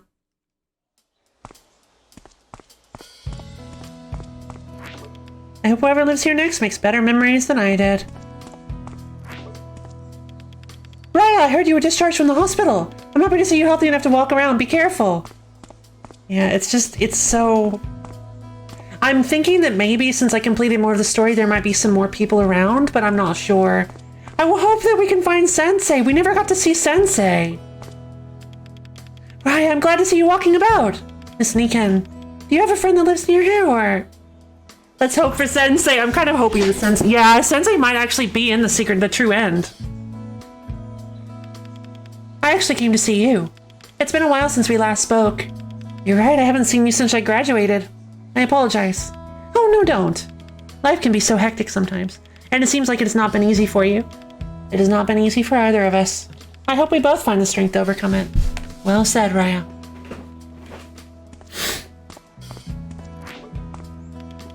Let me know if there are any more boxes for the truck, miss. Or we could see how Raya does it. Future fighting. Yeah.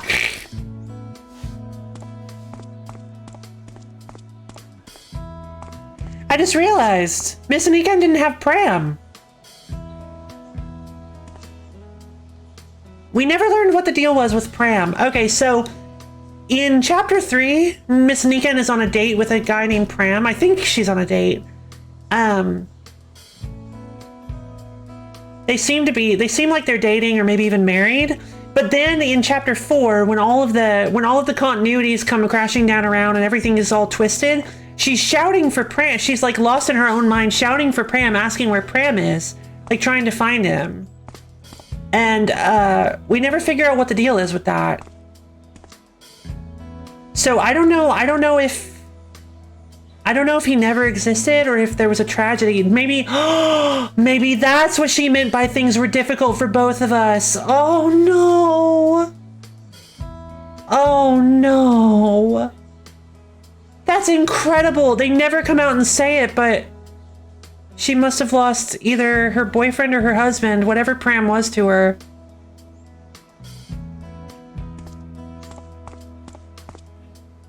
Or maybe brother. I don't know. It seemed like they were dating, though. Makes sense and more they just alluded to in the story. Very tight. Yeah, very, very good. Very good writing. Oh, Raya. Manin. How are you? I'm fine. I'm good. Been doing great in my internship. I was interning at a publishing company. Learned a lot about book printing. I could probably print my own book now. Sorry. Look at me talking and talking. You don't need to hear about all this. It's okay. Is this your friend you're always talking about? I'm sorry, you're... Oh, how rude of me. This is my senior at GRA Media, the publishing company. If you ever write something and want it published, I might be able to help. We take all sorts of submissions. I see. Pleasure to meet you. Yes, likewise. I hear you've been writing again? Yes, it's been wonderful. I've been reading a lot, too. I picked up a novel recently, The Mysterious Case of Harry Bear. You read the book I self-published? How was it? Oh, wait, don't tell me now. I'm not ready. I heard you're moving away, too. Yes, today. I've been packing. Oh, so soon, but the sooner the better, I suppose. So you can start to heal. I suppose. I came out because I wanted to see all the familiar sights one last time. Actually, I should probably get going. Oh, of course, sorry for keeping you. See you around, Manin. I'm looking forward to your next book. And I yours. See you. Oh, hey, guy. Oh, you're a graduate, aren't you? What's your name again? I'm Raya, sir. Oh, yes, Raya featuring your model. I remember you. Still smoking, sir? I've been trying to cut back, I promise. Get on, Jung! It's another rainy afternoon, so let's brighten everything up with our latest top artist here at Local Radio. We have Setyuan right on top with his posthumous album, May He Rest in Melody. So sad. We have an indie newcomer pianist here, our lovely Krista. She must be the woman that we helped in the... Oh, she's the woman that we helped in the cafe. And don't go anywhere, because right after that, we'll have our all-time favorite, Edda. I wonder if she's the violinist. Hey, guys. What should we buy first? Football toys. Wait. Is that Ronaldinho? I guess that might be the soccer kid. Yum on bubblegum. Chocolate? Chocolate kid! It is Ronaldinho! Oh, that's great. Wait! This is the rapper guy! This is the guy we gave the stamp to! Oh my god, I never noticed! He has the same hairdo. He just doesn't have the same power stance as before. So this is the kid we gave the stamp to get the first bubblegum wrapper. This is Ronaldinho, the guy that we had to do the kick-up challenge with to get this one of the other wrappers. And this is the chocolate kid that we needed to help get into vegetables again. Oh my god! And then these guys. Dude, just give me a stick. Get your own. Look, Mart's right there. It's overpriced though, not like Mr. Booty's place. But where's Mr. Booty? Fresh Joy Jamal, are you packaged, miss? Yes, you! Tumini. One fried rice, please, and be quick, Tumini. I know you know me personally, but you should still get in line, you know. I'm still making the other orders. Crap, my lunch break is running out. It's so great to see everybody. The festival is so packed. I feel like a canned sardine. I should have stayed home. Apparently the festival's better this year, though. I love how, the, dichotomy, how everybody in Raya's mind was, always talking about her, and there was, that whole segment in Chapter 4 where everybody was complaining about her and calling her a freak, and then in this, really nobody's talking about her. I know it's, it makes sense, but it's just really refreshing. Oh, Raya! Ah, it's you. How have you been? Doing fine. That's good. People were so worried. They asked me about you and people. You know everyone from high school. All the girls have been so worried about you. We should hang out sometime, like old times. And India is married now, and Cynthia's just opened a new cafe. No offense, Lulu, but I really couldn't care less. Oh, I don't think I've even seen you speechless before. It's a rare occasion, I know. Yeah, of course, why would you care about them? Sorry, I don't know what I was thinking. No, it's not your fault. And we can still hang out, the two of us, if you want. Oh, yes, how about a cup of coffee sometimes? I'd love to. Yay! The snap! I love Lulu's snap. Great, I'll get in touch once you've settled. Usual.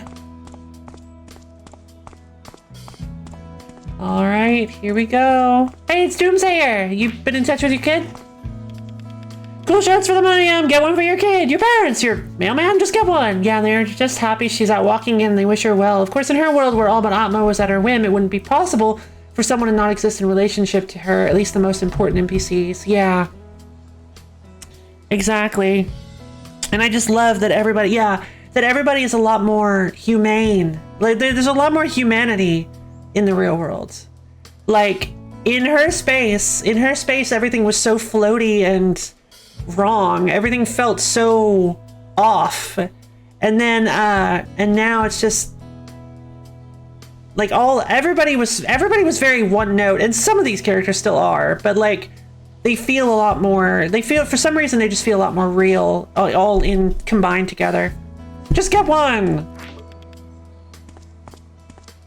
So I actually want to make sure, I think I did this before, I want to make sure that there weren't multiple talks, that I didn't have to talk to people multiple times to get multiple dialogues. Let's meet for coffee later, my treat. Yeah. Yeah, it's probably just the same stuff. All right. That is a really cute outfit she's wearing too.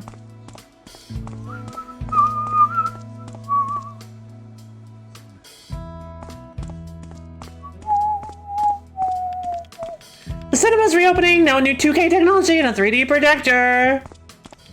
Come, don't miss it. Come on, don't miss out. Dog guy and duck guy. Woof, quack. Woof, woof, quack, quack. This is the duck guy that I missed the first time around. They look happy. Weird. I wonder if I missed that. Yay, it's them! The hiking club! Let's go to that stall first, and then, can I ask a dumb question?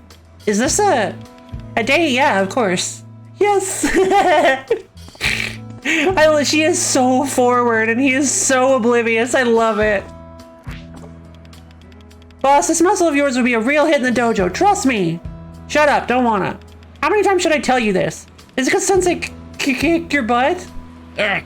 Fine, if it'll shut you up, I'll go. Hey, quiz guys. Rocking the stash. Hey, sis, a quiz for you. Huh? Me? That's right, sis. Take it away, bro.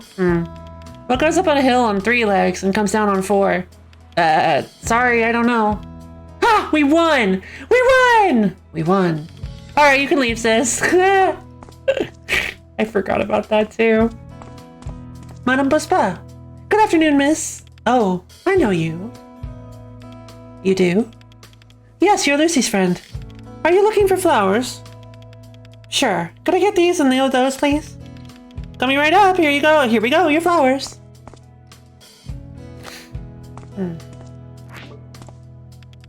A flower's beauty lies in its transience, captivating in its impermanence. Just like a firework. Hey, Eric. Who's the little baby boy? Meow. That's right, you are. It's you. Eric? Raya, this is not, how are you? Are you alright to be walking around like this on your own? I'm fine, Eric. I'm sorry. Sorry, you first. No, it's not important. Sounds like it is. I mean, for everything I've done, I can't say it. Take your time then. Thank you. No problem. You take care of yourself. You too. You better keep yourself safe until I can say it properly, okay? You hear me? Sure. The bridge is just around the corner. Do I want to continue my journey and head to the bridge, or is there more to see in town? No, I think it's time we went. I actually do need to go to, so sorry about this. Maybe it'll build up anticipation. I need to go to the little streamer's room real quick. I'll be back in just a second.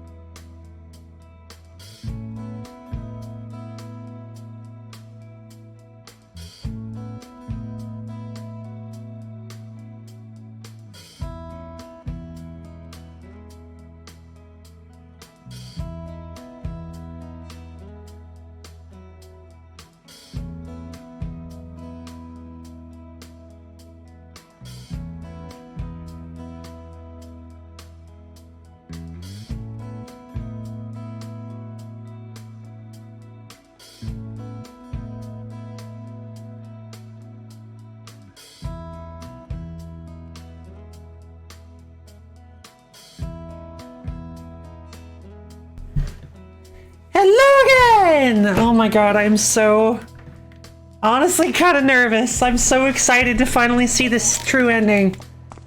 See what exactly this is gonna be.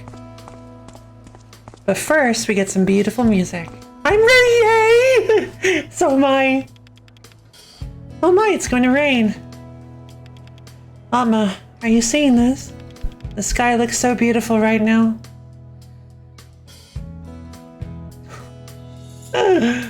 Oh. I just thought that time again, but everything I'm holding is everything I believe in.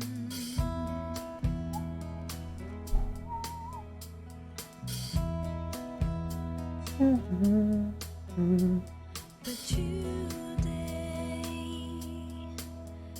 I have found myself again between the sliver of time, the secrets of a lifetime.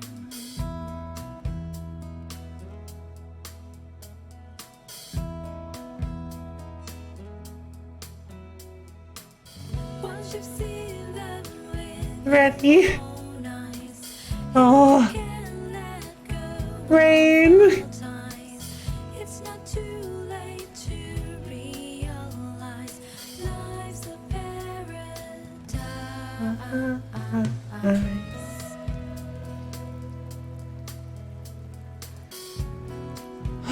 pixel art is so beautiful. The way they do the way they do blowing cloth in this game is just gorgeous.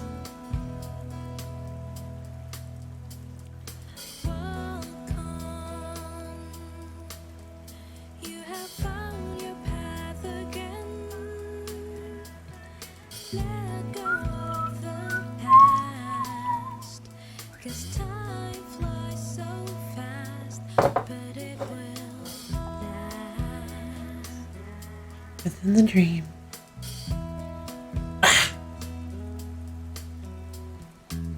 Once you see them with your own eyes, and you can let go of all ties, it's not too late to realize life's a paradise. The bridge.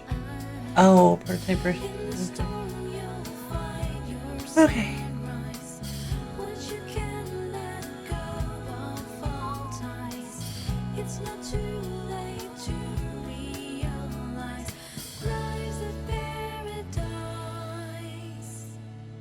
It will last. In every storm there is a sunrise. Oh my gosh, she just looks so happy. Oh my. Like not just happy, but like fulfilled. In loving memory of Muhammad Fahmy Hosni. Like serene. Really nice scene. Well, enough daydreaming. It's time to give him this flower. Time to continue my journey. Just a little more before nightfall. Please tell me. Oh, thank God. Oh.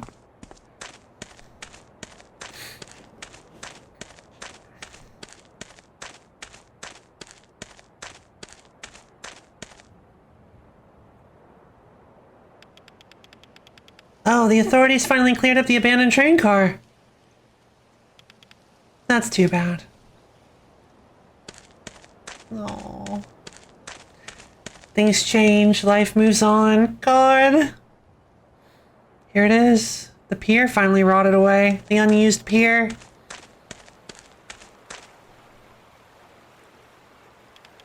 Hello, Amma. It's me. I know, I've changed. I'm not afraid to ride anymore. The world is changing too, you know? The people, the buildings, they even demolished our base camp. You'd say to just let it go and make a new one, right? Typical Amma.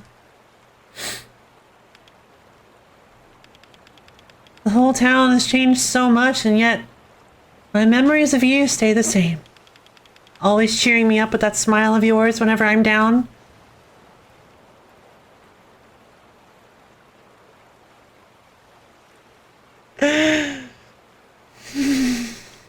But I'm okay now. I'm moving forward. Not as strong as I'd like to be, but it gets better every day.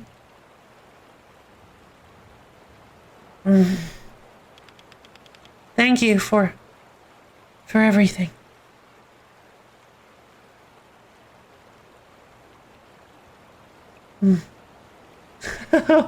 Good question, Rabbit.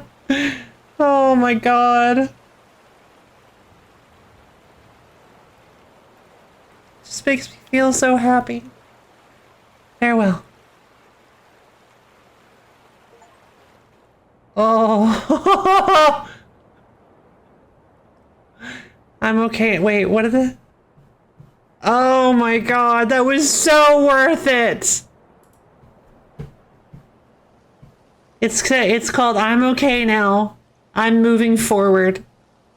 That's the name of the achievement for visiting Atma. Oh my God. Oh, it was lovely. Hey, Rabbit, how you doing? Oh, man. God, that... Oh, I swear, that is... Had to step away for a bit. No worries, Rabbit. That was beautiful. That was incredible. It was just the perfect ending. It wasn't some big fire and explosion. It wasn't some massive revelation, some huge a bunch of people showing up. It was just her being at peace. It was just the final visit that we wanted. The final visit of her delivering flowers to Amma and just being at peace with the world. Ugh.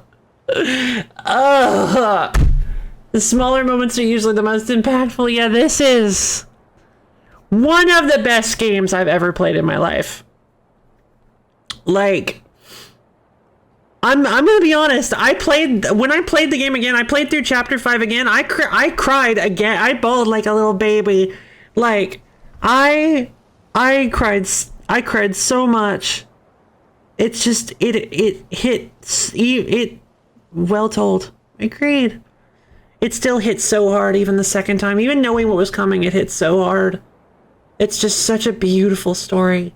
And like, I love how much you never expect it. Like, playing as Atma, the first 4 chapters of the game, the first 4 whole chapters of the game, it's like, it's an adventure game, and it's a mystery, and you're like, what is going on? And then the fifth chapter just drops the hammer on you. It just comes crashing down on you bought like Baby Fight, but that's okay. Baby Fight's valid, and so are those feels. Thank you, Rabbit. Oh my god. Stream explosion, really?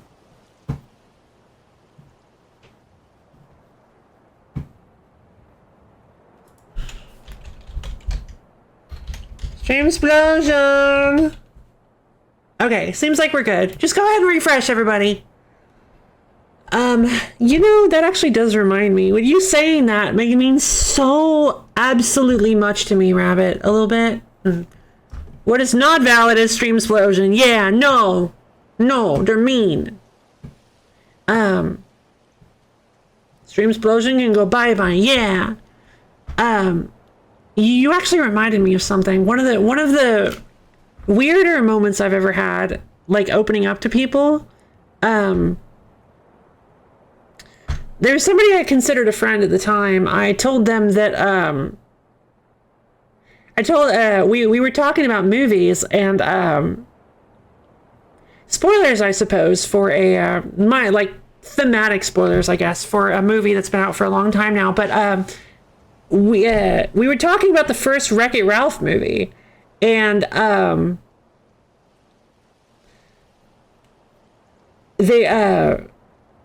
told them I cried at the end of that movie, and they were like, what? They were like, okay, that's a little. They were like, that's a little much, don't you think? And I was sitting there like, I'm sorry. It's like, what are you talking about? Like that's just such an awful thing to say to somebody. Like, and I'll explain to you why. Like, the reason I cried at that movie is because of how, like, if you've ever seen Wreck-It Ralph, indeed, thank you. If you've ever seen Wreck-It Ralph, there's a big theme of, feeling like you are not the person that society believes you to be. People pinning you in, being pigeonholed, needless judgment. Yeah, exactly. Thank you. You guys are great. Like, basically the theme of the movie is being pigeonholed into being something that you are not. And finding somebody who accepts you as you are, somebody who you can open, which, I mean, it's pretty fitting, right? Finding somebody that you can be yourself with and open up with. No need for being mean like that. Great! Thank you, you guys. You guys are so wonderful. Zangief is in the game as a villain, and he ain't even a villain in Streets, yeah. Unless it's me being mean, yeah. Wreck-It Ralph is plenty cry-worthy. Thank you. I bawl like a baby during the sacrifice scene where he's falling out of the sky. I cry so hard every time where he's reciting the villain mantra. Like, I would have cried just thinking about it. Oh my god. That part of the movie makes me cry every single time. Even sometimes just thinking about it makes me cry because it's just so beautiful. Like it's really just such a character-driven movie. I love all of the characters, which apparently people have told me it's a good thing I didn't watch the second one. Turbo's a villain I love, right? He's a bad guy, but he's not bad. Yeah, he's bad. He's bad guy, but he's not bad guy. Exactly. I love that. Wreck-It Ralph is one of my favorite movies ever. It hits so close to home on a lot of like topics, and the characters are so lovable, and like there are so many like heartbreaking moments that just all culminate in like the best ending. It's just, I loved that movie. And so you saying that my cry was valid just really made me think of that. So thank you, Rabbit. I have been told, I think one of you guys actually said that I probably shouldn't watch the second Wreck-It Ralph because it kind of isn't anything like the first. I don't know if that's true or not, but I know that, like, I don't think I've ever heard anybody say anything good about the second Wreck-It Ralph movie. I haven't seen it myself. Yeah, that was me. I'm glad you haven't seen. Oh, good. I basically cried throughout all of Rurouni Kenshin, even if I assume that is a common reaction. I actually never got to watch that. I actually watched the first episode and thought it was pretty cool, but I never ended up watching more of it. That was me. I'm glad you got good. Okay, then I will never see it, because if it elicits that kind of reaction, then I don't think I want to see it. Because yeah, to me, Wreck-It Ralph is one of those movies that it's just a beautiful movie for lots of, especially for like people who are generally seen as outcasts and things. I think you can find a lot to relate to in that movie if you've ever struggled with feeling like an outcast, feeling like somebody who doesn't belong, and I 100% think that movie is just a masterpiece. All I know is the commercial showed Ralph committing first degree on a poor little girl's game, causing her to be permanently scarred. Oh my god! But yes, it's great to cry about anything that makes you feel strongly, anything that evokes you. Yeah, honestly, I agree. Like, I like showing emotions. Showing emotions is important. There are a lot of people. I feel like there are a lot of people that they basically try to tell you. I've seen people act so much like they try to tell you that you shouldn't show your emotions. And yeah, I understand like being incredibly like emotional in a public space is inappropriate sometimes. Like there's context for it. Crying is great, but yeah, crying is amazing. Crying is so wonderful. And I love being able to cry. I love the fact that I am able to cry, because it just feels good, and not being able to feels horrible. But yeah, I'm so glad you guys have been able to throw some games at me and throw these experiences at me that have really just like made my life better. Like I don't know how much it does. I don't know how much you guys realize this, and like, just because I don't know how much you guys realize this, but you have made my life better. And so I hope that in some way I can make yours better. That like my entertainment, that me streaming can in some way, even if it's in just a small way, that I can hope that I can make you guys happy. That's what I want. We also have plenty of video games that will make your life worse. Yeah, and it wouldn't be the same without it, baby. It wouldn't be the same without it. Congratulations. Days Rabbit. Oh, I love you guys so much. This is just one of the best hobbies ever. You actually really, I know you guys have said that in the past, and it really means a lot to me. Thank you. Thank you. That was my inspiration for streaming originally, was that I wanted to, at least that's what I told myself, at least. I wanted to, that was one of them, was that I wanted to put myself out there in a way that can make people feel better about themselves. Like, I want to be like a safe, comfortable space for people to come in and just have fun, to just shake off the day if they need to, or just soak it in. Either shake it off, soak it in, whatever you need to do. Just, I wanted a fun, comfortable spot for people to be able to come in and just relax. You know, like a good fantasy bar or whatever. Like a fantasy tavern where they just come in, take off, let your worries off your shoulders. So I'm glad that I've managed to make you guys smile. Because God knows you guys have made me smile more than once. It's only fair. So I think inspiration is money. Honestly, I'd be lying if I said that the idea of being able to support myself doing something like this isn't appealing. Being able to do this for a living and being able to dedicate myself fully to something like this, monetarily and with all of my time, I'd be lying if I said that wasn't appealing, because I could improve on everything that I do potentially. So yeah, it would be nice to be able to make a living off of this. And but yeah, I think the fun of this, the ability to, these experiences, I think, are what really drives this for me. Like, I don't think I ever have, and probably never will again. Me too. I don't think I've ever experienced anything quite like doing this. Like, I have done a lot of, I have jumped into a lot of hobbies in my life. I have a big problem with hobby jumping, and I don't think I've ever quite experienced something quite like this. Just the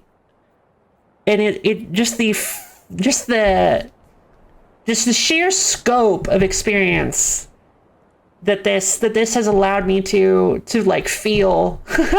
It's so wonderful. And I have you guys to thank for it. Like, sure, I could always just sit down and be here, dude. No problem, you guys. I could just sit down at a camera, which I did for a long time, actually. I could just sit down at a camera and pull a game up and just play it and talk to myself, and still, I had fun. I did. But with you guys, it's just like, you guys throw that extra unpredictability in, always coming in and razzing me and lifting me up and giving me ideas for things and being people to talk to while I play games and having ideas and all sorts of fun stuff. It just, I know I'm rambling, so sorry if I'm repeating myself or going in circles, but man, I just love doing this. Like, it's just a great experience. And yeah, I'm exhausted. And we still have a whole wheel stream to do. I better get some sleep. But yeah, this week has been exhausting, but man, has it been fulfilling. Like, I'm so glad I got to share this big bundle of day with you guys. We got to play Hello Again. I got to play test it. Got to remember to do that form. I got to play test Hello Again. We got to finish, in quotes, finish up TWEWY, and we got to finally see the ending for Space for the Unbound. Sadly, will not be here for Wheel tomorrow. I am so sorry, Rabbit. It's really nice to share this with all of you. I agree. And I'm just endlessly looking forward to the future, I guess I could say. Yeah, I'm so sorry you're not going to be able to make it, Rabbit. Maybe you could DM somebody a game that you want to see and you could watch the VOD of it. Or if you want to be there specifically for the game, maybe we can just push even harder for the wheel stream next time. And even harder for next wheel stream. Make sure you're able to hit it. I'm really sorry you're not able to make it. Man. Am I late? Hey, viral. Yeah, a little bit. I had so much fun doing this today with you guys. I post a game name right here now for anyone without a game in mind and who wants to post it. Okay, sure. Oh, I am so happy. God, I feel like I'm gonna cry. Sorry, I'm so like, there's just something, I don't know. I guess I'm in a real emotional mood today, but man, or it could be the fact that we just played one of the most emotional games I've ever played. Should have posted on Discord too? World of Lana. I could have sworn I've heard of that before.